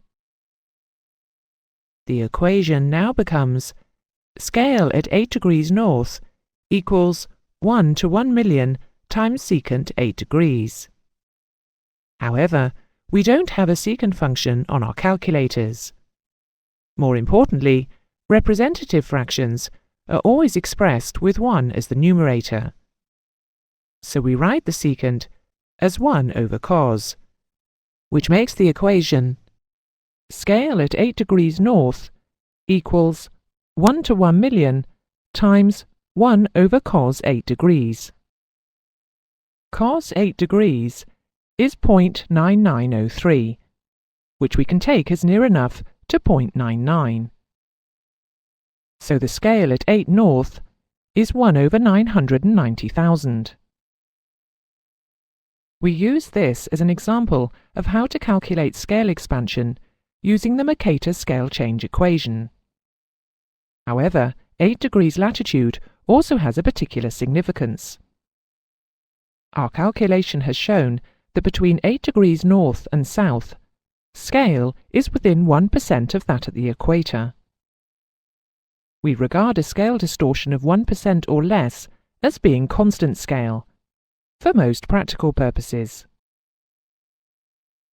This means that between 8 degrees north and south, Mercator chart distances can be measured with a ruler, and the error will be generally acceptable. So, to summarize, Mercator scale is correct at the equator. Elsewhere, it expands as the secant of the latitude. It is within 1% of the equator scale between latitudes of 8 degrees north and 8 degrees south. And, incidentally, it is also within 0.5% between 6 degrees north and south. It is perfectly possible to use a Mercator chart outside these latitudes, but distances cannot be directly measured with a ruler. Here is a Mercator chart which covers latitudes from 51 to 55 north. If we open a pair of compasses to the distance between latitudes 52 and 53 north, it will represent 60 nautical miles between these latitudes. If we leave the pair of compasses the same distance apart, but move it to between 53 and 54 north, it now indicates 59 nautical miles. And between 54 and 55 north, the same distance now represents 58 nautical miles. The chart length is the same, but the scale is changing. We must take account of this if we want to measure distances. Suppose we have this track distance from A to B. We have to measure using the local scale. We open our compasses to a convenient length. On this particular chart, this corresponds to around 60 nautical miles. For charts with different scales, it will represent a different distance. We pick a latitude at or near the halfway point. We then find the latitudes 30 miles either side of it, to balance out the scale error and measure precisely 60 nautical miles between these latitudes. We use our compasses to arc off a distance of 60 nautical miles to go to the destination. We now pick the mid-latitude for the next segment of the route. Note that, because it is nearer the equator, we have to close the compasses up a little. Again, we use our compasses to arc off a distance of 60 nautical miles at the new local scale. This now gives us 120 nautical miles to go to the destination. And finally, we measure off the last remaining distance, also using its local latitude. In this case, the total distance comes to 158 nautical miles.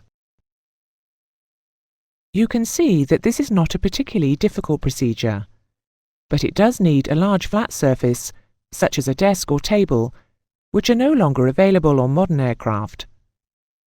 It is not suitable for a handheld plotting board. This is why, these days, Mercator charts tend not to be used outside equatorial latitudes. These are the points that you should remember about Mercator scale. The next chart property to consider is orthomorphism. Mercator's projection is orthomorphic. Meridians and parallels cross at right angles.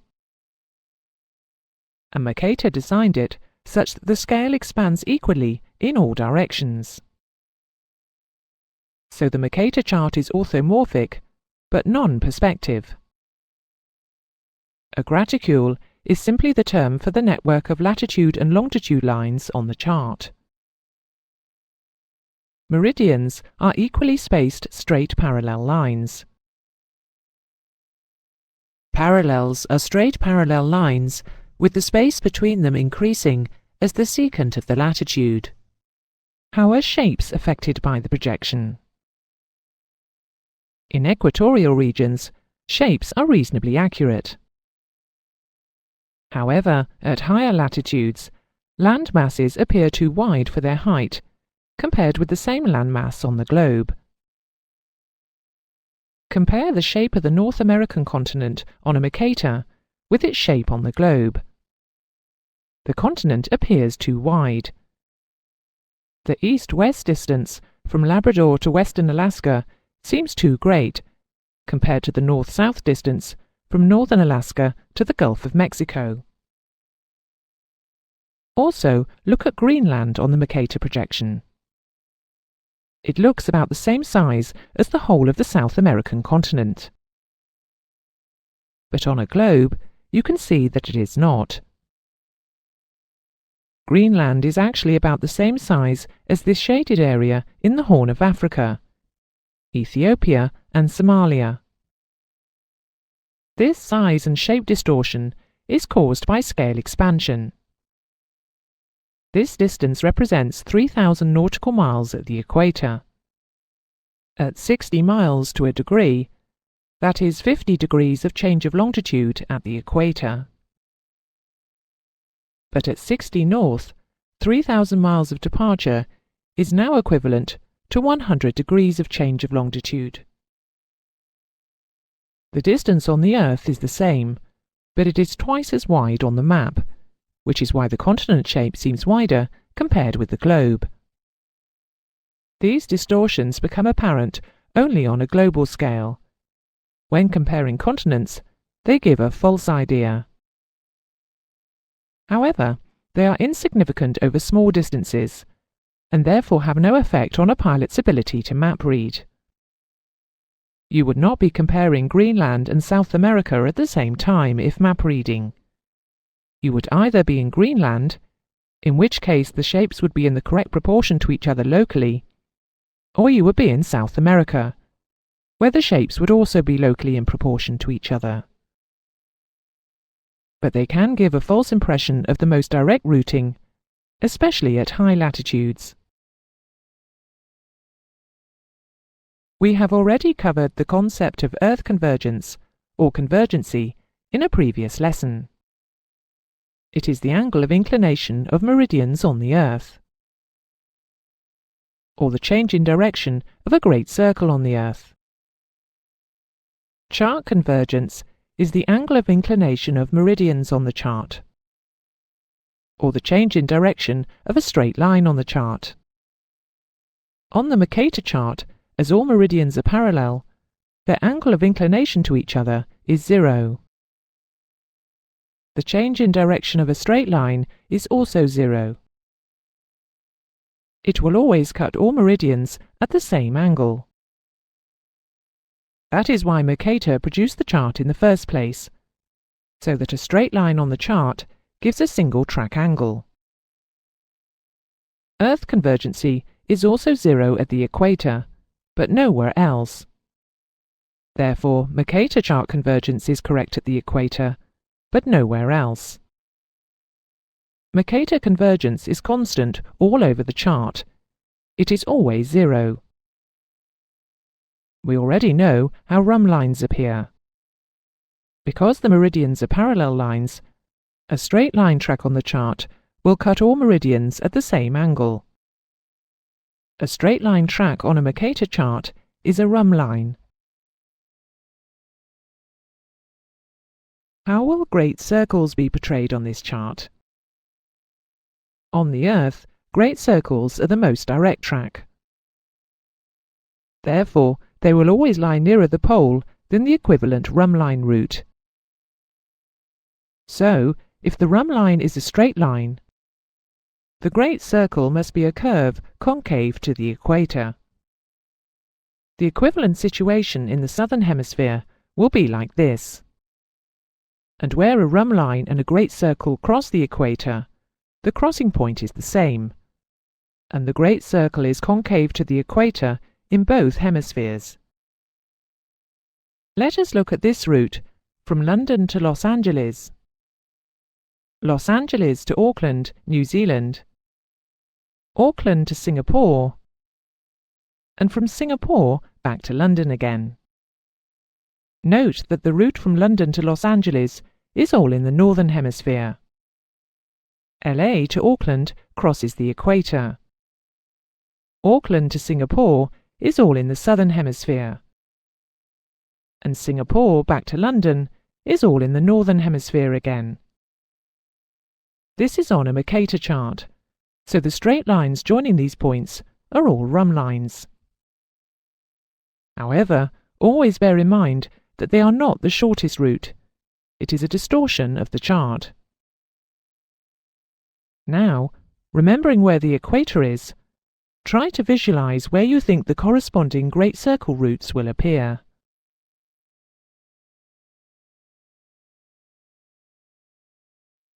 It should look like this. Did you get it right? It may seem counterintuitive, but the curved lines actually represent the shortest route. Most people underestimate the amount of curvature on the great circles. But we can work it out. Let's take the London to Los Angeles leg. The initial angle between the great circle and the rhumb line is, of course, conversion angle. Conversion angle is half change of longitude times sine mean latitude. London is on the Greenwich meridian. Los Angeles's longitude is about 120 west. So half of 120 degrees is 60. London's latitude is about 52 north, whereas LA is about 34 north. So the mean latitude is about 45 north. Sine 45 is about 0.7. Multiplying out, the conversion angle should be about 42 degrees. Now have a look at the diagram again, and you'll see that it's about right. Try the same exercise with the other conversion angles.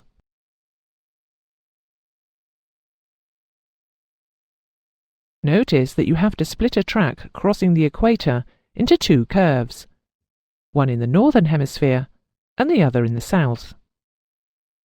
But the arithmetic still works for each section. So now let's summarize these properties. We'll list them and go through them more briefly this time. Scale. Scale is correct at the equator. Elsewhere, it expands as the secant of the latitude. It is within 1% of the scale at the equator, up to 8 degrees north or south of the equator, and within 0.5% up to 6 degrees from the equator. The chart is orthomorphic. All charts used for navigation must be. The graticule. Meridians are straight parallel lines, evenly spaced. Parallels are straight parallel lines with the space between them increasing as the secant of the latitude. Shapes. Shapes are reasonably correct over small areas. But there is distortion over large areas, especially at high latitudes. Chart convergence. The chart convergence is 0 everywhere. It is correct at the equator and constant across the chart. Rhumb lines. Rhumb lines are straight lines. Great circles. The equator and meridians are straight lines because they are also rhumb lines. All other great circles are curves, with a track nearer the pole, or concave to the equator. That concludes the lesson on basic Mercator properties. In the next lesson, we will examine the calculation of Mercator scale change in more detail.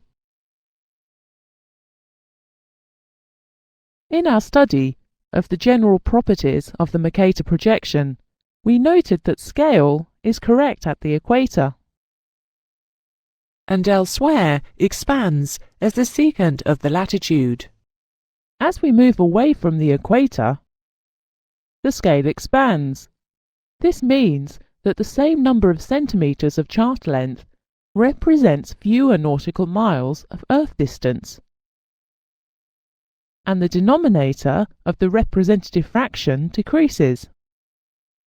The ATPL syllabus requires you to be able to carry out Mercator scale change calculations. These calculations divide into 4 main types of problem. They are: given scale at the equator, calculate Mercator scale at some other latitude. Given Mercator scale at some other latitude, calculate the scale at the equator. Given Mercator scale at some latitude, calculate the scale at some other latitude. And given a fixed chart length between meridians, calculate Mercator scale at a specific latitude. The basic Mercator scale change equation is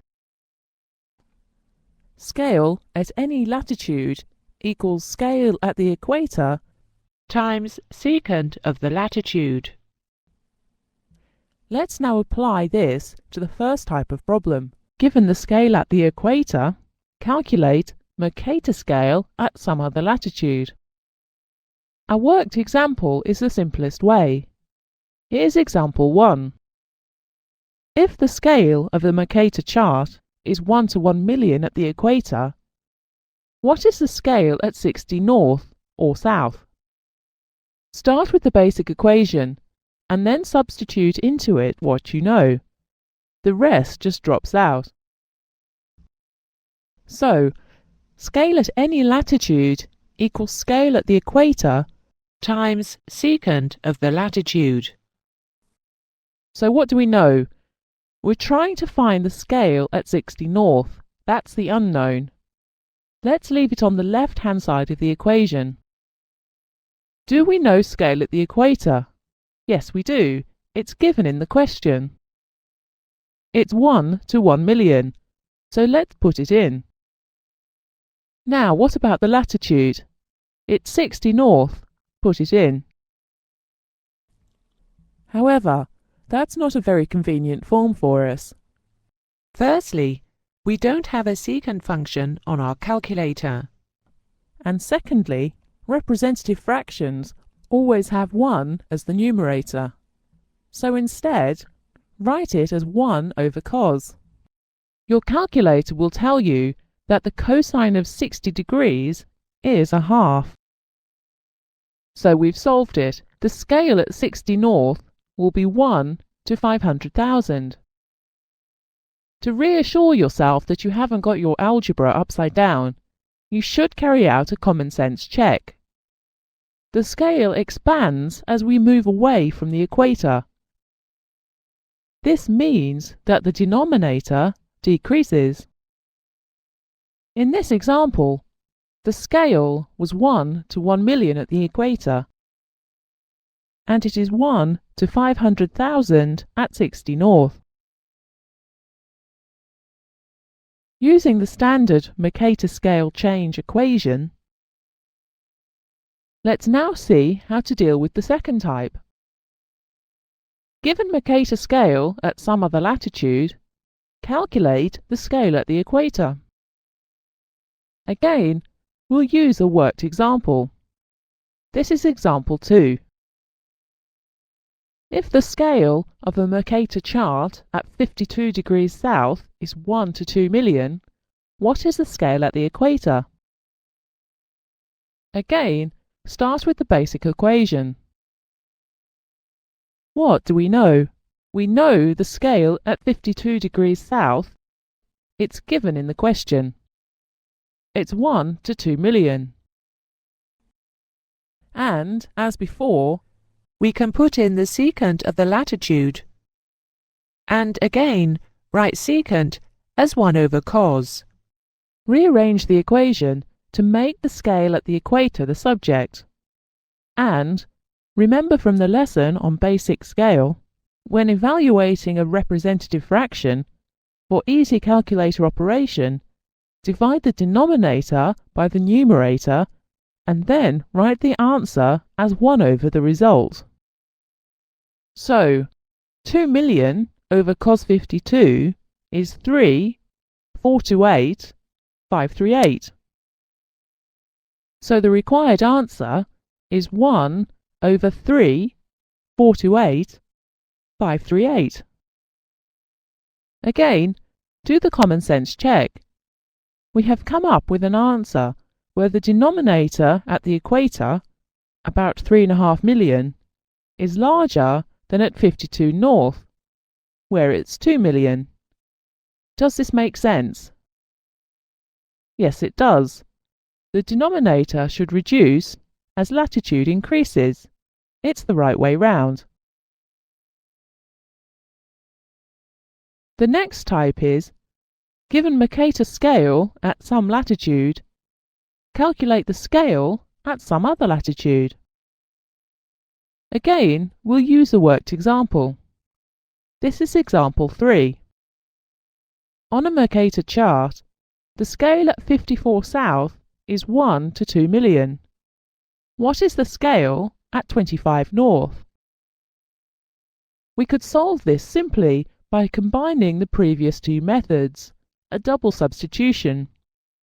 Knowing the scale at 54 south, we can find the scale at the equator.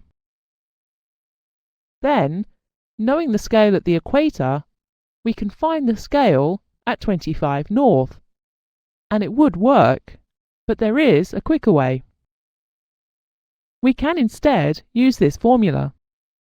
Denominator at latitude A divided by denominator at latitude B equals cosine A over cosine B. The basic relationship is that scale at latitude A over scale at latitude B equals secant A over secant B. However, scale, or representative fraction, is 1 over denominator, and secant is 1 over cos.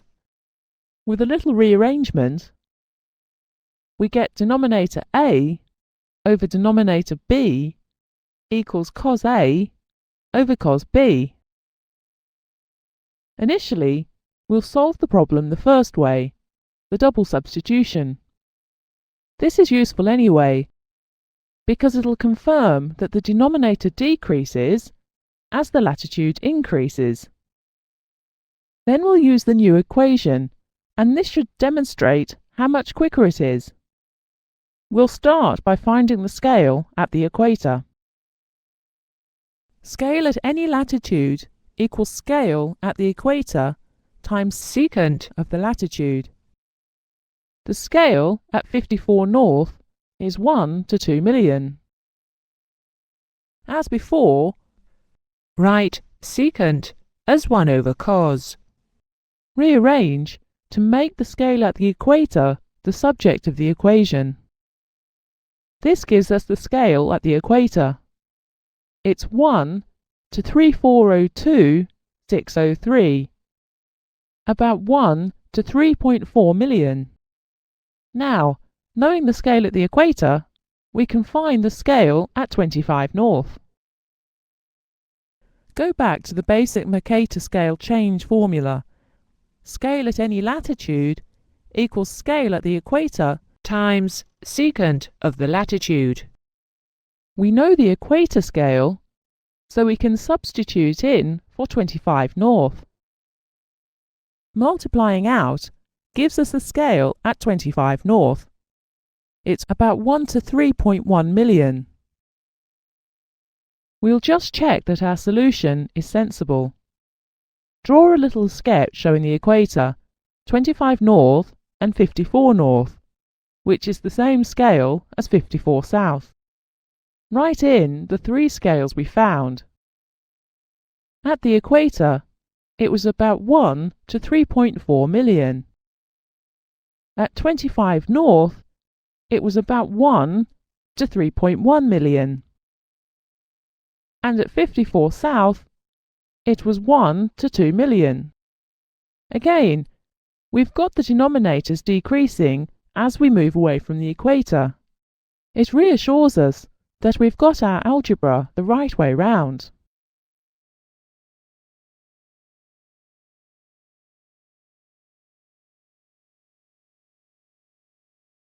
Now we'll use the equation involving cosines and denominators. As before, the question is, on a Mercator chart, the scale at 54 south is 1 to 2 million. What is the scale at 25 north? The basic equation is denominator at latitude A divided by denominator at latitude B equals cosine A over cosine B. However, rearrange it slightly to make the unknown denominator the subject of the equation. This gives us denominator A equals denominator B times cos A over cos B. Always put your unknown on the left-hand side of the equation. In this case, that's the denominator at 25 north. You know what the denominator at 54 south is. It's given in the question. It's 2 million. You can write them the other way around if you like, but it will involve you in more equation rearrangement and more chance of making a mistake. Put the unknown on the left side and keep it simple. You have now sorted out which one is A and which one is B. A is latitude 25 and B is latitude 54. Put them in. It now becomes a very simple calculator operation. 2 million times cos 25 divided by cos 54. It gives precisely the same answer as the other method, about 3.1 million. That's the denominator. Don't forget to write it down as 1 over in order to make it a representative fraction, which is what the question asked. This is a lot quicker than the other method. The last type of problem is, given a fixed chart length between meridians, calculate Mercator scale at a specific latitude. Again, let us look at a worked example. On a Mercator chart, the chart length between two meridians, 160 east and 160 west, is 30 centimeters at 30 south. What is the scale of the chart at 30 south? There are two ways of doing this, and there is very little to choose between them. The first is to treat it as a departure problem. Scale is defined as chart length over Earth distance. In this case, the Earth distance is the departure between longitudes 160 east and 160 west. Take the shorter departure between the two longitudes, in this case, the one crossing the Greenwich anti-meridian. In other words, the change of longitude is 40 degrees, not 320. Now substitute in what you know. The chart length is 30 centimeters, and the Earth distance is departure. The departure is change of longitude in minutes times cosine of latitude. The change of longitude is 40 degrees, and it needs to be multiplied by 60 to convert it to minutes. And the latitude is 30 south. This gives a departure of approximately 2,078 nautical miles. We now need to get everything into the same units, so we'll convert our nautical miles to centimetres. Multiply by 1852 to get them into metres, and then by another 100 to get them into centimetres. And then, as discussed in the lesson on basic scale, evaluate the denominator first and then divide by the numerator. When inverted, that gives a scale of 1 to 12 million, 831 032. This method had little to do with Mercator charts and is essentially a scale and departure problem. The other method is to treat it as a Mercator scale problem. Find the scale at the equator as a normal representative fraction and then convert it to the scale at 30 south, like this. Firstly, find the scale at the equator. Write down the normal representative fraction equation. Representative fraction equals chart length over Earth distance.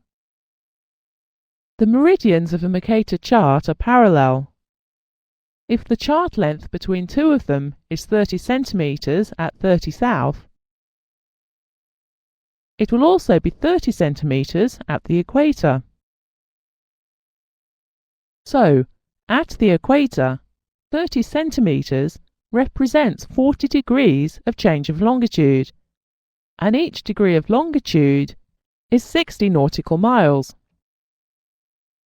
So the departure is 2,400 nautical miles. Now get everything into the same units as before. Multiply the nautical miles by 1852 to convert to meters, and then by 100 for centimeters. This gives the scale at the equator as 1 to 14,816,000. Now we simply have a normal Mercator scale change problem, just like example 1. Scale at 30 south equals scale at the equator times secant 30. Substitute the scale at the equator, which we have just found, and write the secant as 1 over cos, and again we get the answer 1 to 12,831,032, about 1 to 12.8 million, just as before.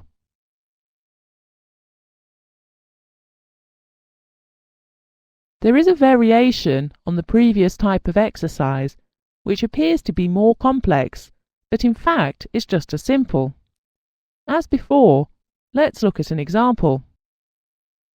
On a particular direct Mercator wall chart, the distance between 180 degrees west and 180 degrees east meridians is 133 centimeters at 53 north.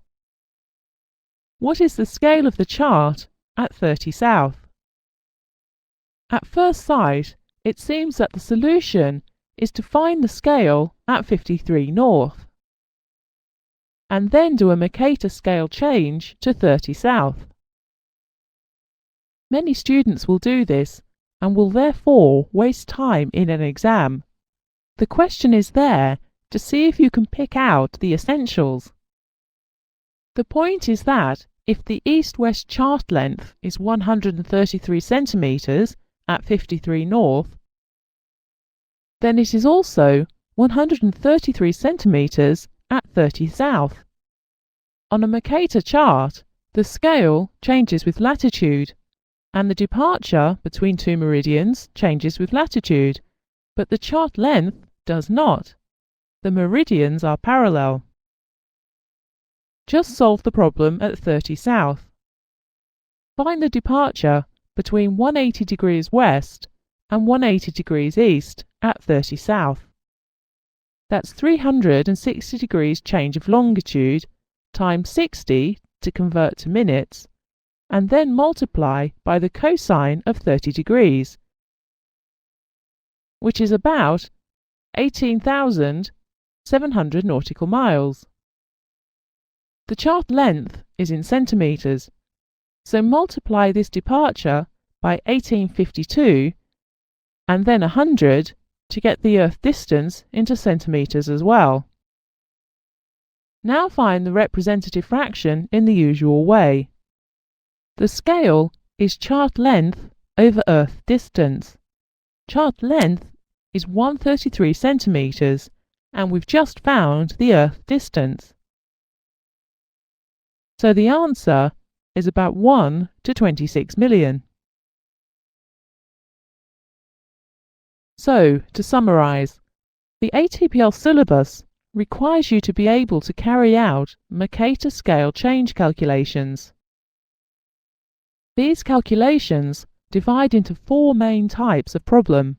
They are: given scale at the equator, calculate Mercator scale at some other latitude. Given Mercator scale at some other latitude, calculate the scale at the equator. Given Mercator scale at some latitude, calculate the scale at some other latitude.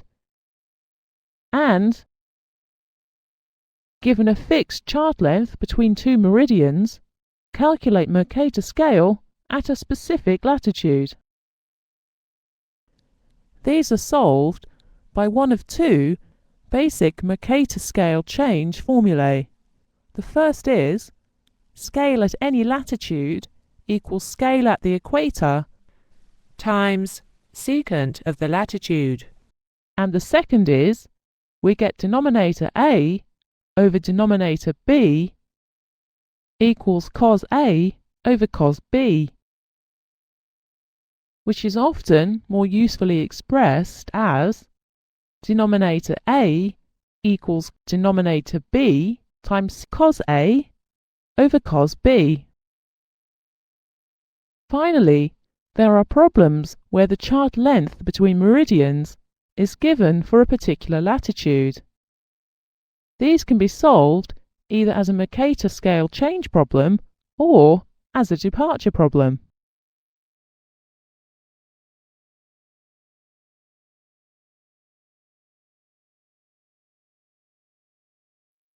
We are now going to look at the way in which we plot radio navigation information on a Mercator chart. Pilots frequently use radio bearing information from such ground-based aids as VOR, which we have mentioned earlier in the course, VDF, which stands for VHF direction finding, and NDBs, which are non-directional beacons which provide a signal to the ADF, automatic direction finders, in our aircraft. Radio waves can change direction in the vertical sense and can be the space wave, the sky wave, or the surface wave, but these differences are only in their vertical direction. Their lateral direction is a straight line in space. When this refracts around the Earth's surface to form the sky wave or surface wave, the path is a great circle.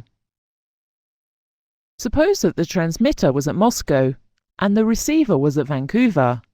You can see that the radio wave would take the direct path, which is the great circle.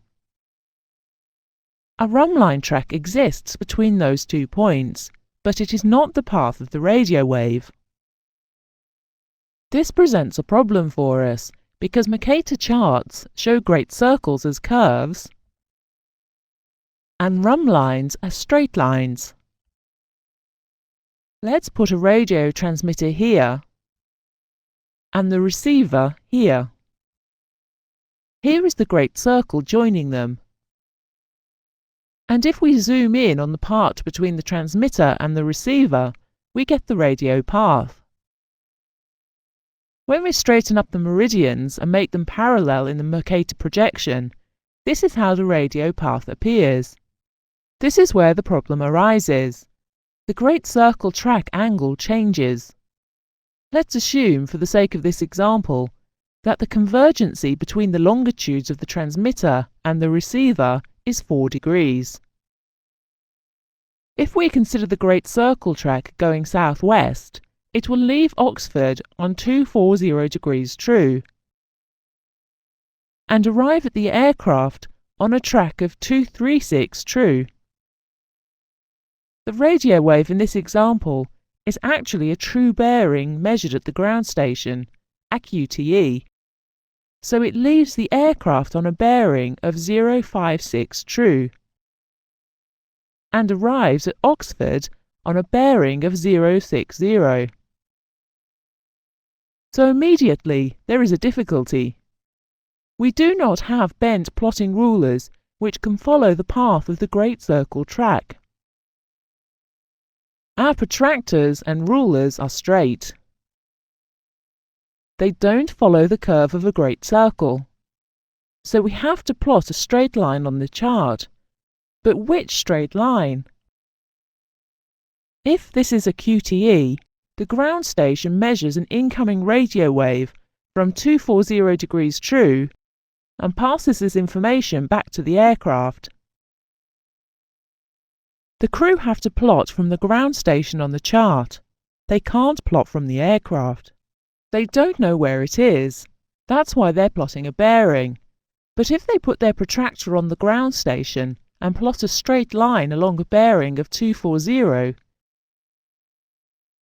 it comes out here, north of the true position. If they could measure the radio wave coming from the ground station with their ADF, they would get a bearing of 056.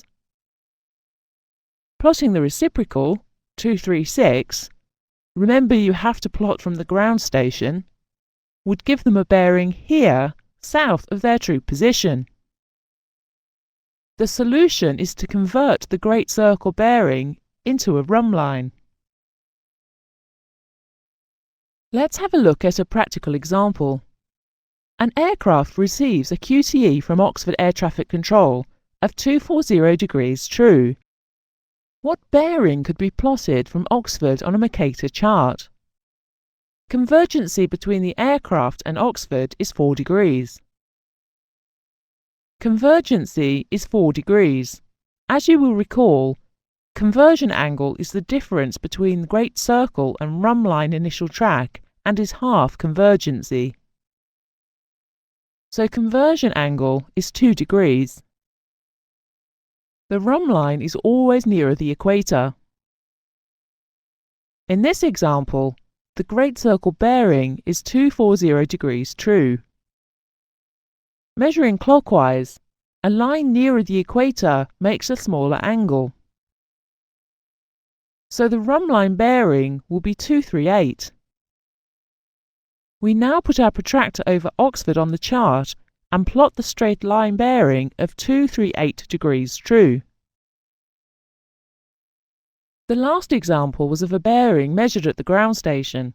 It was a QTE. VORs are also measured at the ground station. You read the information in the aircraft, but the bearing signal was modulated at the ground station. What if the bearing had been measured at the aircraft? Suppose we replace the VDF station with an NDB and put an ADF in the aircraft. In this example, we will measure a true bearing of 056 degrees from the aircraft to the NDB. We'll ignore at the present time any complications of magnetic variation or relative bearings. In this case, we apply the conversion angle at the aircraft end. As before, it's 2 degrees. This makes the rhumb line bearing from aircraft to NDB 058 degrees. Again, we're measuring clockwise and the rhumb line is nearer to the equator. But again, we're going to put our protractor over Oxford NDB on the chart and plot the rhumb line bearing from the NDB to the aircraft.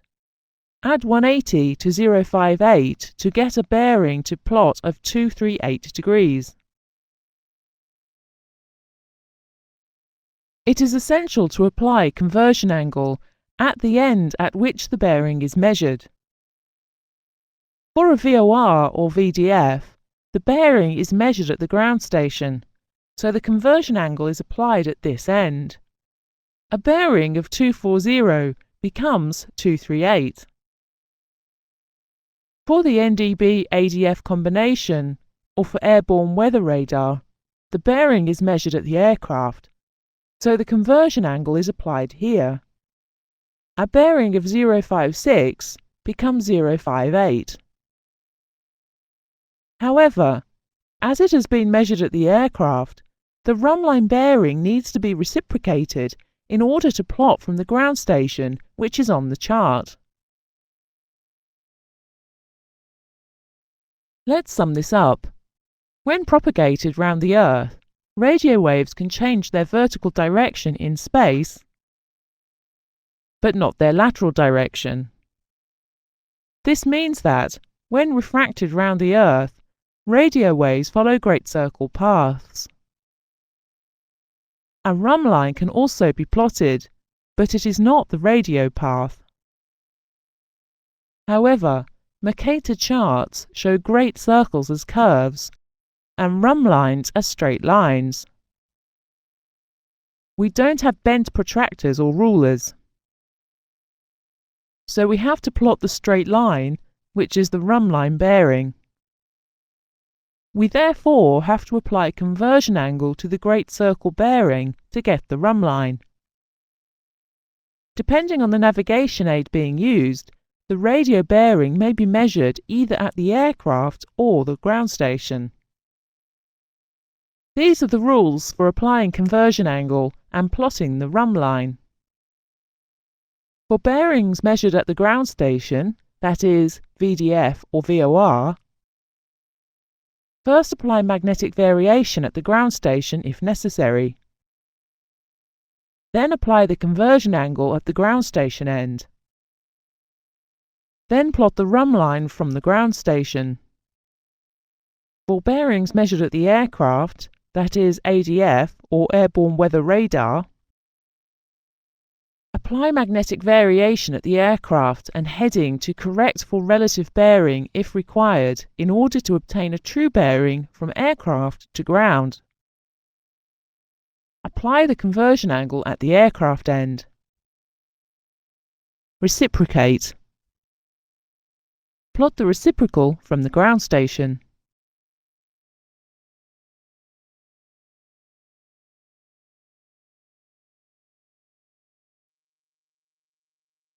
We now turn to the second of the projections commonly used in aviation, the Lambert's conical conformal chart.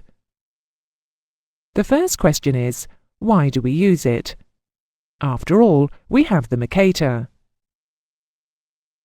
We have seen that the Mercator projection has many powerful properties, but it does have two limitations.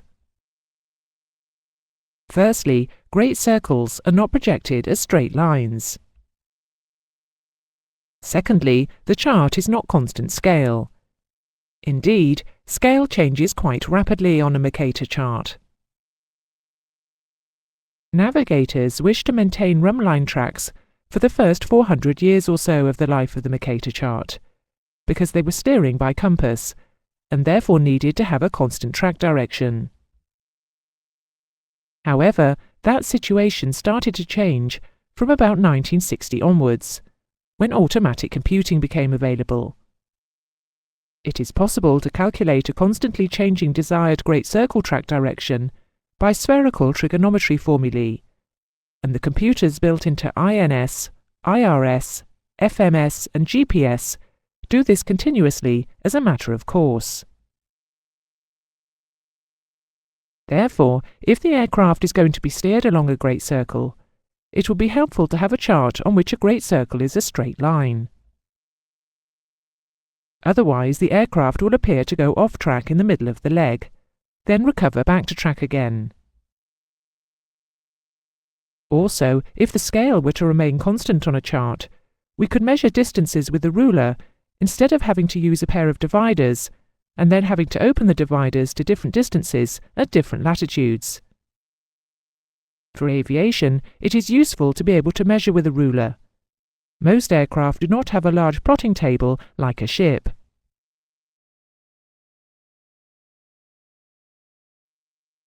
The basis of the Lambert chart is the simple conical projection. However, the simple perspective projection has some limitations, the most important being that it is not orthomorphic. A German mathematician called Johann Heinrich Lambert made some modifications to the basic conic in 1777. The result is the orthomorphic, near constant scale Lambert's conic conformal chart. The approach taken in the first part of this lesson will be firstly to derive some of the properties of the simple conic projection. Some of these, particularly the chart convergence, are also found in the Lambert projection.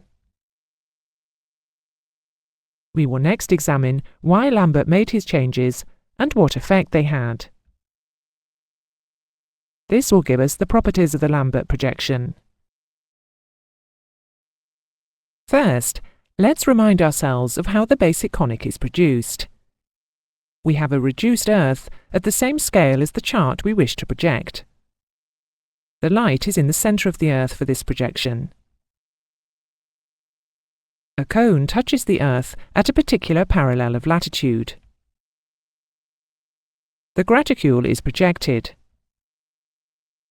The cone is developed. That simply means that it is laid flat. The result is a circle with a sector missing. What we see here represents the northern hemisphere of the whole Earth. However, for a typical chart, we would need to see only a small area, perhaps one country or one continent. So we would take a small part of the projection, represented by the red square here, and expand it to a suitable scale. This conical projection forms the basis of the Lambert's chart. You are already familiar with the Jeppesen ED6, which is a Lambert's, and the same projection is also used by the CAA for the basic UK half-million topographical chart. The parallel of latitude at which the cone touches the reduced Earth is called the parallel of tangency, or the parallel of origin.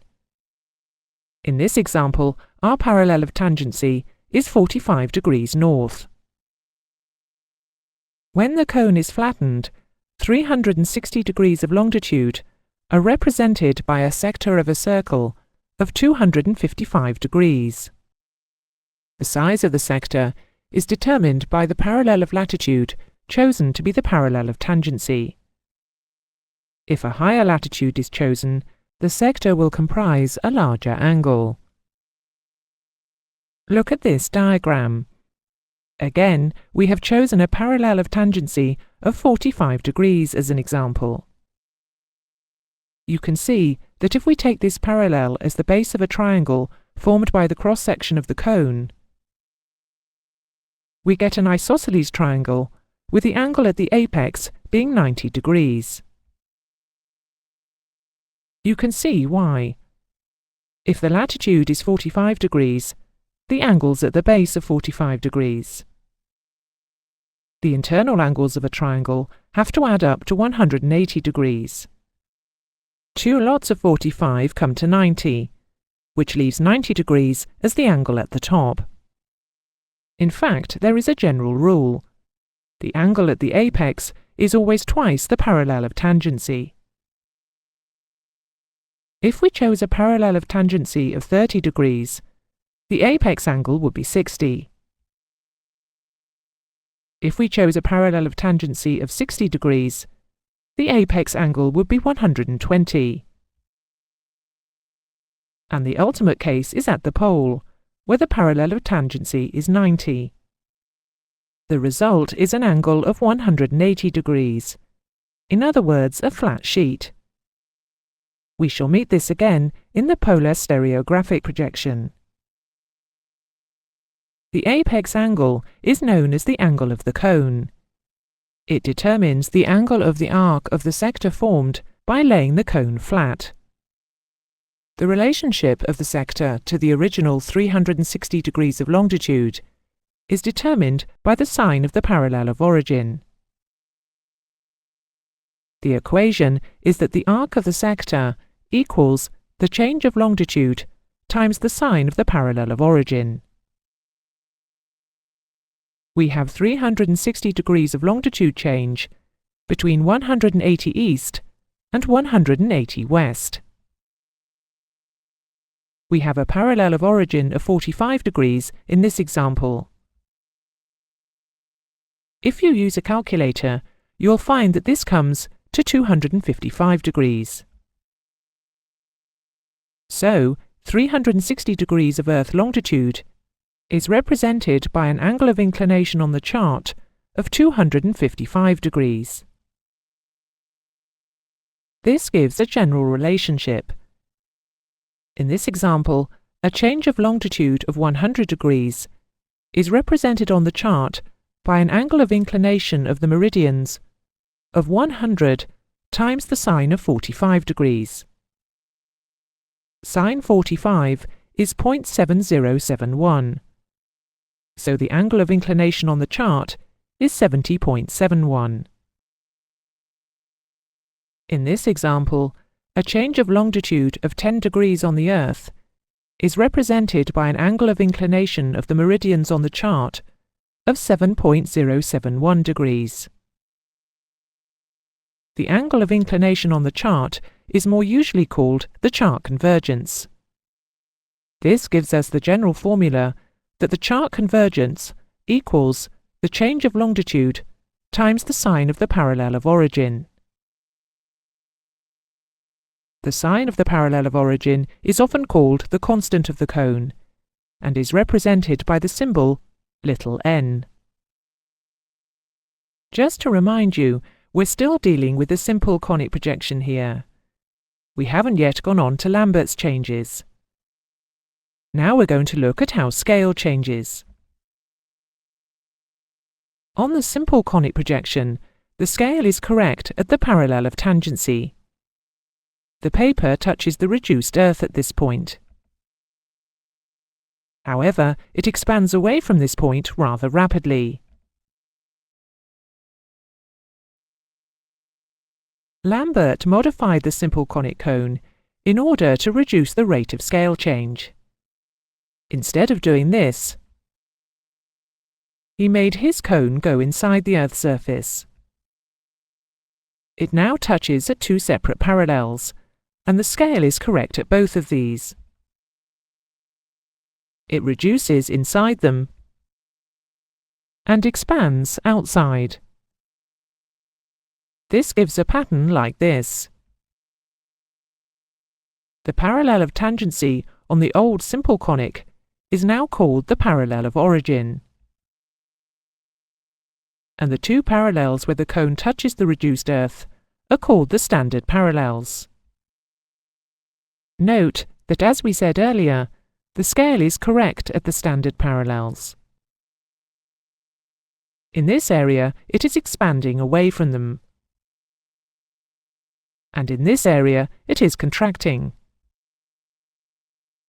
The scale becomes least, or if you prefer, is most contracted, at the parallel of origin. This has evened out the scale error across the whole of the chart, and made it more of a constant scale chart. If we divide the change of latitude over our Lambert's chart into sixths, like this will even out the scale distortion over the whole chart. The scale contraction here, on the parallel of origin, will be the same percentage scale expansion as here, at the top and bottom of the chart.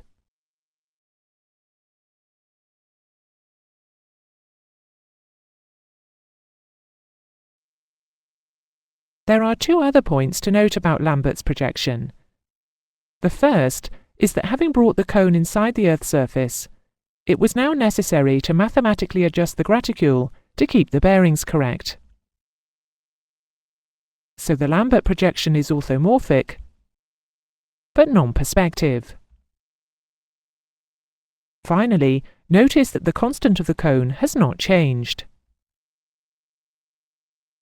You can either think of the lower cone as being a smaller version of the upper one, or even as pushing an ice cream cone even further down onto the ice cream.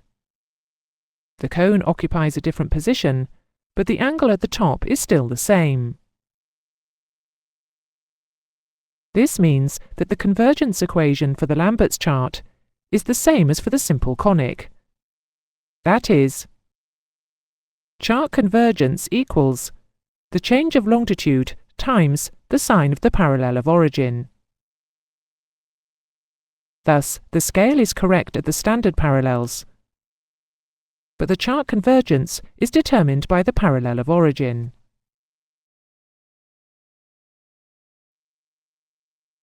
We are now going to consider all the important chart properties in the way that we did for the Mercator chart.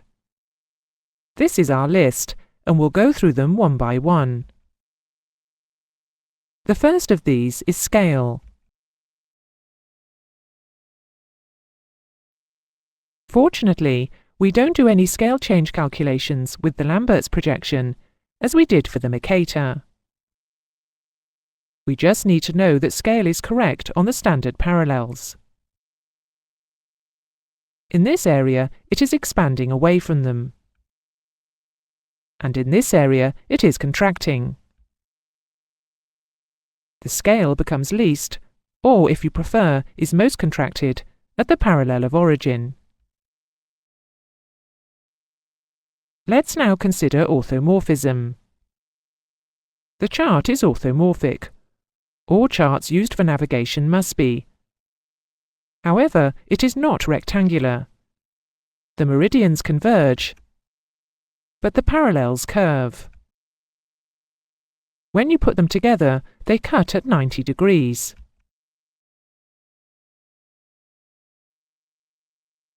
What about the graticule? Meridians are straight lines, originating from the pole. Parallels are arcs of circles centered at the pole. However, the pole is usually off the part of the chart which you are using. The size and scale of the chart determines how easy it is to see the convergence. For instance, on this Jeppesen North Atlantic Lambert's chart, which is on a scale of about 1 to 10 million, it is obvious that the meridians converge and the parallels are curved. Although, when using a half-million, such as this ED6, at first glance you might think that you were dealing with rectangles.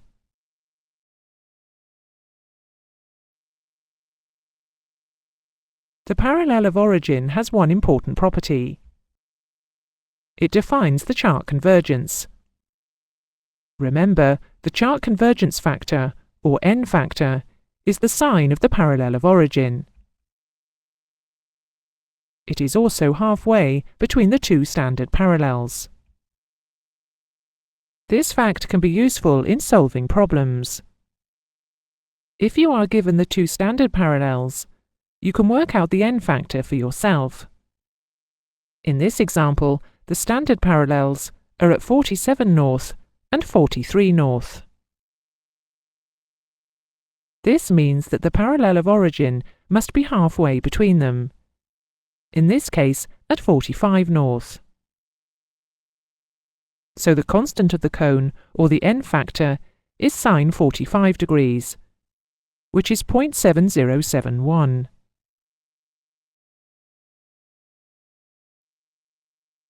The next one to consider is chart convergence. On the Earth, meridians converge, and the Earth convergency changes with latitude. But on the chart, the meridians are straight lines. So, if the left-hand meridian is paralleled over to the right-hand one, it makes the same angle, whatever the latitude. Therefore, unlike on the Earth, the chart convergence does not change with latitude.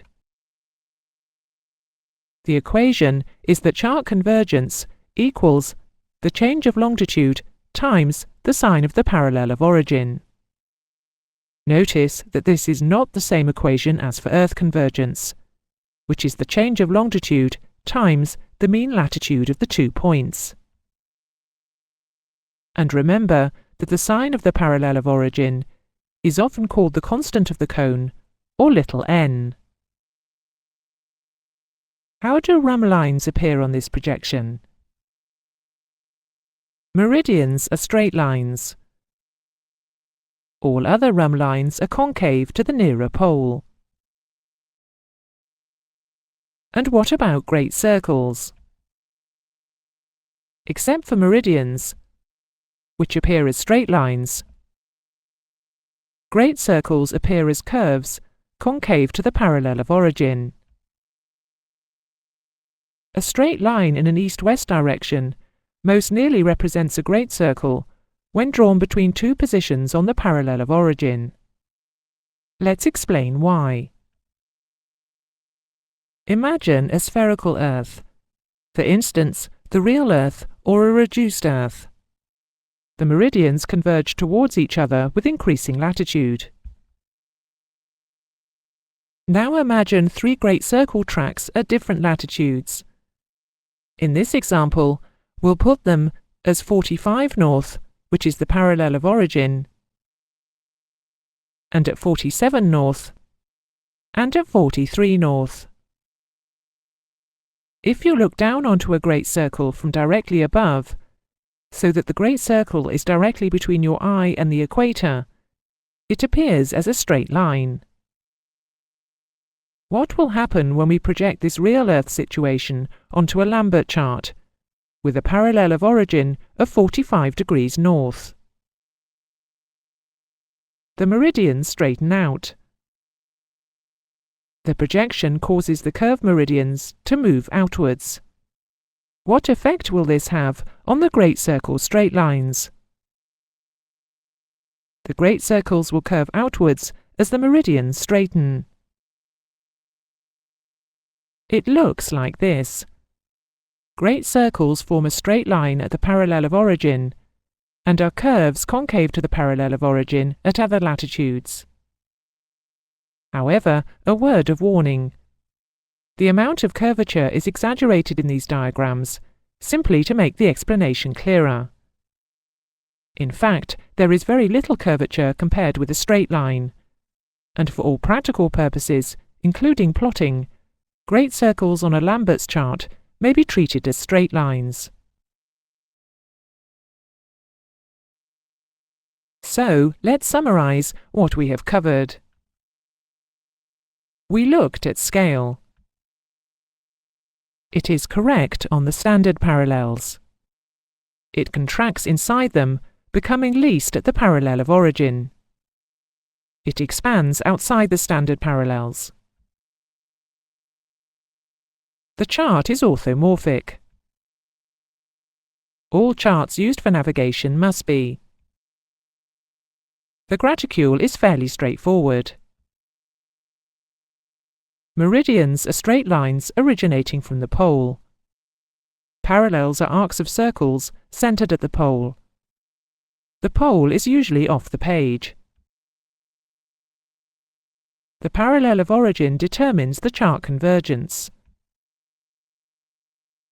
It is the mathematical basis of the projection. It is assumed to be halfway between the 2 standard parallels. We say assumed because we use this as a given fact for all exam calculations. In fact, because of Lambert's adjustments, it is not perfectly in the centre, but the difference is negligible. The chart convergence is constant across the chart.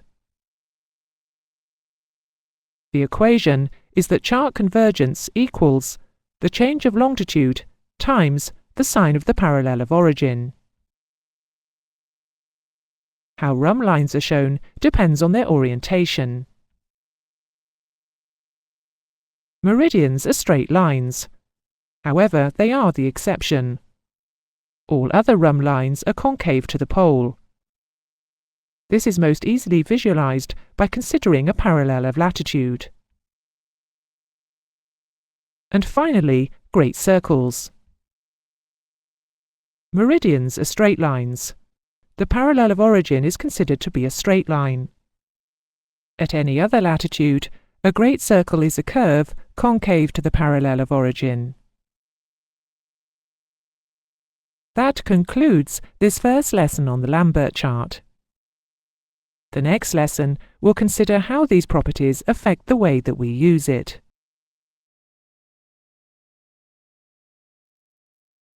Let's start this lesson by reminding ourselves of the properties of the Lambert's conformal conic projection, to give it its full name. We shall look briefly at scale. You will remember that Lambert altered the basic perspective conic projection in order to reduce the scale distortion. So is it a constant scale chart or not? But our main concern will be with convergence, and how chart convergence differs from Earth convergence. As we said earlier, you are not required to calculate Lambert scale changes in the same way that we did with Mercator's chart. However, what do we mean by constant scale? It is a loose term, but generally, if the scale is within 1% of the correct scale, we regard it as constant. It means that you can use a ruler to measure distances. There is no requirement for dividers. The scale error depends on the change of latitude between the standard parallels. There is an equation to work this out, but you are not required to know it. However, we have calculated some values here, and we are going to put them into this table. We'll start with a value of 5 1/3 degrees between the northern and the southern standard parallels. If the chart is constructed according to the 1/6 rule, 5 1/3 degrees between the standard parallels gives us a maximum scale distortion, even at the worst point, of only 1/10 of 1%. Why have we chosen a figure of 5 1/3 degrees? Does it have some special significance? As a matter of fact, it does. It is the separation between the parallels of 54 degrees and 40 minutes north and 49 degrees and 20 minutes north. These are the ones used for the CAA UK half-million topographical series. So, if you were to measure a distance of 100 nautical miles on this chart at any point using a standard half-million ruler, you will be within 1/10 of a mile of the correct figure. So if we now look at a chart with 16 degrees between the two standard parallels, the worst-case scale expansion or contraction increases to 1%, the limit of what we would call constant scale. Remembering our 1/6 rule again, if we have 16 degrees between the standard parallels, how many degrees are there between the top and bottom edges of the chart?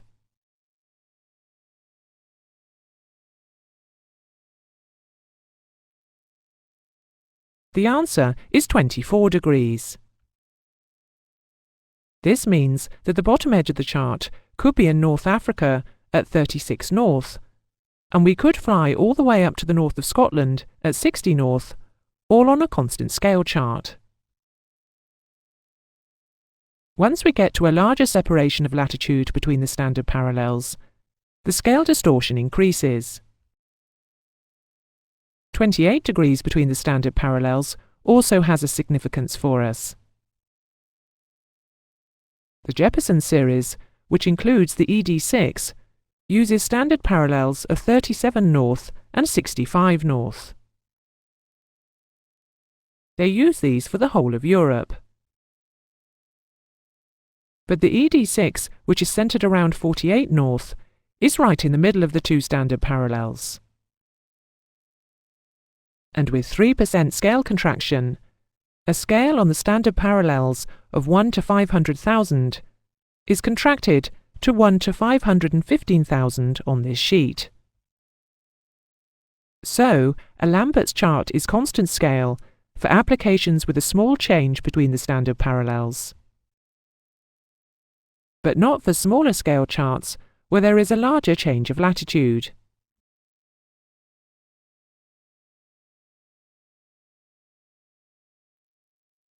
We are now going to look at the difference between Earth convergence and chart convergence. Earth convergence, otherwise known as convergency, is the difference in the inclination between two different meridians on the Earth, or the change in a great circle track between two meridians on the Earth. Chart convergence is the difference in the inclination between two meridians on the chart, or the change in a straight line track between two meridians on the chart. Note that for chart convergence, we are considering the change in a straight line, But for Earth convergence, it is the change in a great circle track. The two are only the same thing at the parallel of origin. Here is a worked example using this idea. A straight line on a Lambert's chart crosses the 12 degrees east meridian at A, which is 40 north, on a track angle of 292 degrees. It crosses another meridian at B, further west, on a track angle of 283 degrees. The sine of the parallel of origin is 0.6. What is the longitude of B? Once we've got the diagram, write the equation down. Chart convergence equals change of longitude times sine parallel of origin. We know the chart convergence. The track changes from 292 degrees to 283 degrees. That's a change of 9 degrees. And the question has told us that little n is 0.6. So the change of longitude is 9 divided by 0.6. This is 15 degrees. So if A was at 12 east, and B is 15 degrees further west, it must be at 003 degrees west. What about conversion angle? The difference between a rhumb line and a great circle on the Earth is called conversion angle, and has the value of half the convergency. The equation is that conversion angle equals half change of longitude times sine mean latitude. However, on a chart, the difference between a rhumb line and a straight line track is not called conversion angle, but it does have the value of half chart convergence. Its equation is that half chart convergence equals half change of longitude times sine of the parallel of origin. Here is an ATPL exam question based on this idea. On a Lambert's chart, the constant of the cone is 0.8. A is at 53 north, 4 west. You plan to fly to B. The initial Lambert straight line track is 070 true, and the rhumb line track from A to B is 082 degrees true. What is the longitude of B? You treat these types of problem exactly as you would a conversion angle problem on the Earth, except that because it's a Lambert's chart, you are considering the straight line, not the great circle. If the straight line track is 070 and the rhumb line track is 082, then the angle between them is 12 degrees. This is half the chart convergence. Our equation is that half chart convergence equals half change of longitude times sine of the parallel of origin. The question tells us that the constant of the cone is 0.8. This is another term for little n, or the sine of the parallel of origin. Rearrange the equation to make the change of longitude the subject. And the change of longitude works out at 30 degrees.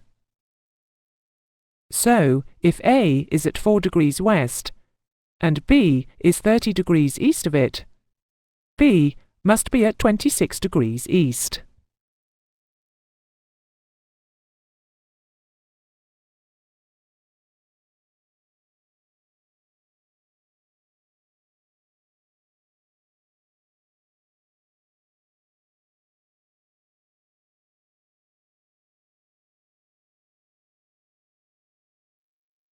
This difference between chart convergence and Earth convergence helps to explain why great circles are concave to the parallel of origin on a Lambert's chart. Imagine a Lambert's chart. Take two meridians, say 20 degrees apart. Now consider three different latitudes, say 47 north, 45 north, and 43 north. The parallel of origin will be 45 north. Draw straight lines joining the meridians at these latitudes. You can see that the three rhumb lines, which all cut the meridians at right angles, are parallel to each other. And also the three straight lines are all parallel to each other, although at different latitudes. So, the angle between the rhumb line and the straight line is the same in all three cases. What is the angle between the rhumb line and the straight line called?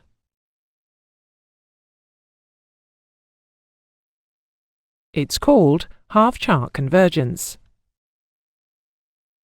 What is the formula for calculating it? The angle between the rhumb line and the straight line equals half the change of longitude times the sine of the parallel of origin. So let's now calculate it.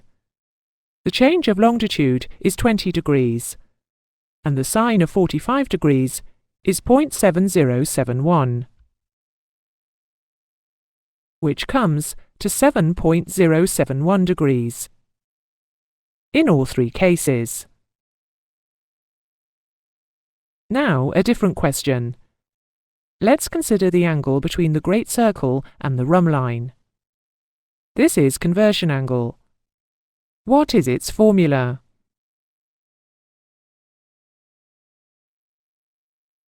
The formula is that conversion angle equals half change of longitude times sine mean latitude. Again, let's calculate it. For conversion angle, of course, there will be three solutions, one for each of the three latitudes. Now let's plot each of these angles upwards from the rhumb line at each latitude. This will give us the initial great circle tracks. At 47 north, it is about 7.3 degrees. At 45 north, the parallel of origin, it is 7.071 degrees, the same as the straight line. And at 43 north, it is about 6.8 degrees. Now let's also plot these angles in from the right-hand end, and draw the great circles joining them. This is why a great circle appears as a straight line at the parallel of origin, but is concave to the parallel of origin at any other latitude. The straight lines always make the same angle to the rhumb line, whatever their latitude. But the angle that the great circle makes to the rhumb line depends on its latitude. There's just one final point to make on this diagram. Look at the amount of curvature of the rhumb line compared to the straight line. It is approximately 7 degrees in all three cases. But look at the amount of curvature of the great circles compared to the straight lines. It is about 0.2 of a degree at 47 north and 43 north. It is a much smaller amount, about 1/30th the curvature of the rhumb lines. So, whilst you need to know that theoretically great circles are concave to the parallel of origin, in fact, for all practical purposes, including plotting, you can treat them as straight lines on a Lambert's chart. And now we will deal with just one more idea, which is often useful in dealing with exam questions. On this diagram, positions A and B are joined by a straight line, a great circle, and a rhumb line. At the meridian, midway between the longitudes of A and B, all three lines will have the same track angle.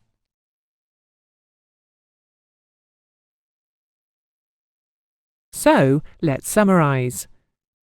We looked briefly at Lambert's scale, but there was no requirement to calculate how scale changes.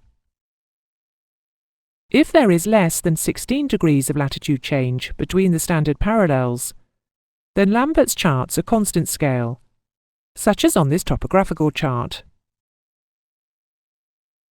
But for smaller scale charts, where there is a greater change of latitude, they are not.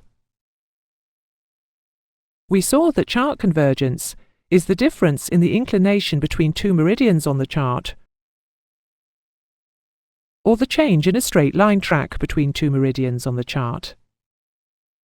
This is the equivalent to Earth convergence, but reference to a straight line on the chart, not a great circle. We saw that there is an equivalent of conversion angle on the chart. It is called half-chart convergence, and it is the difference between a rhumb line and a chart straight line. We then worked through a couple of practical examples, and found that you treat these just like convergency and conversion angle problems on the Earth, except that the rules apply to the straight line on the chart, not the great circle. We then showed that this difference between conversion angle and half-chart convergence explains why great circles are concave to the parallel of origin. But we emphasized that whilst you need to know that theoretically great circles are concave to the parallel of origin, in fact, for all practical purposes, including plotting, you can treat them as straight lines on a Lambert's chart. And finally, we said that at mid-meridian, the straight line, the great circle, and the rhumb line all make the same track angle. This concludes the lesson on Lambert's scale and convergence. The next lesson will consider practical plotting.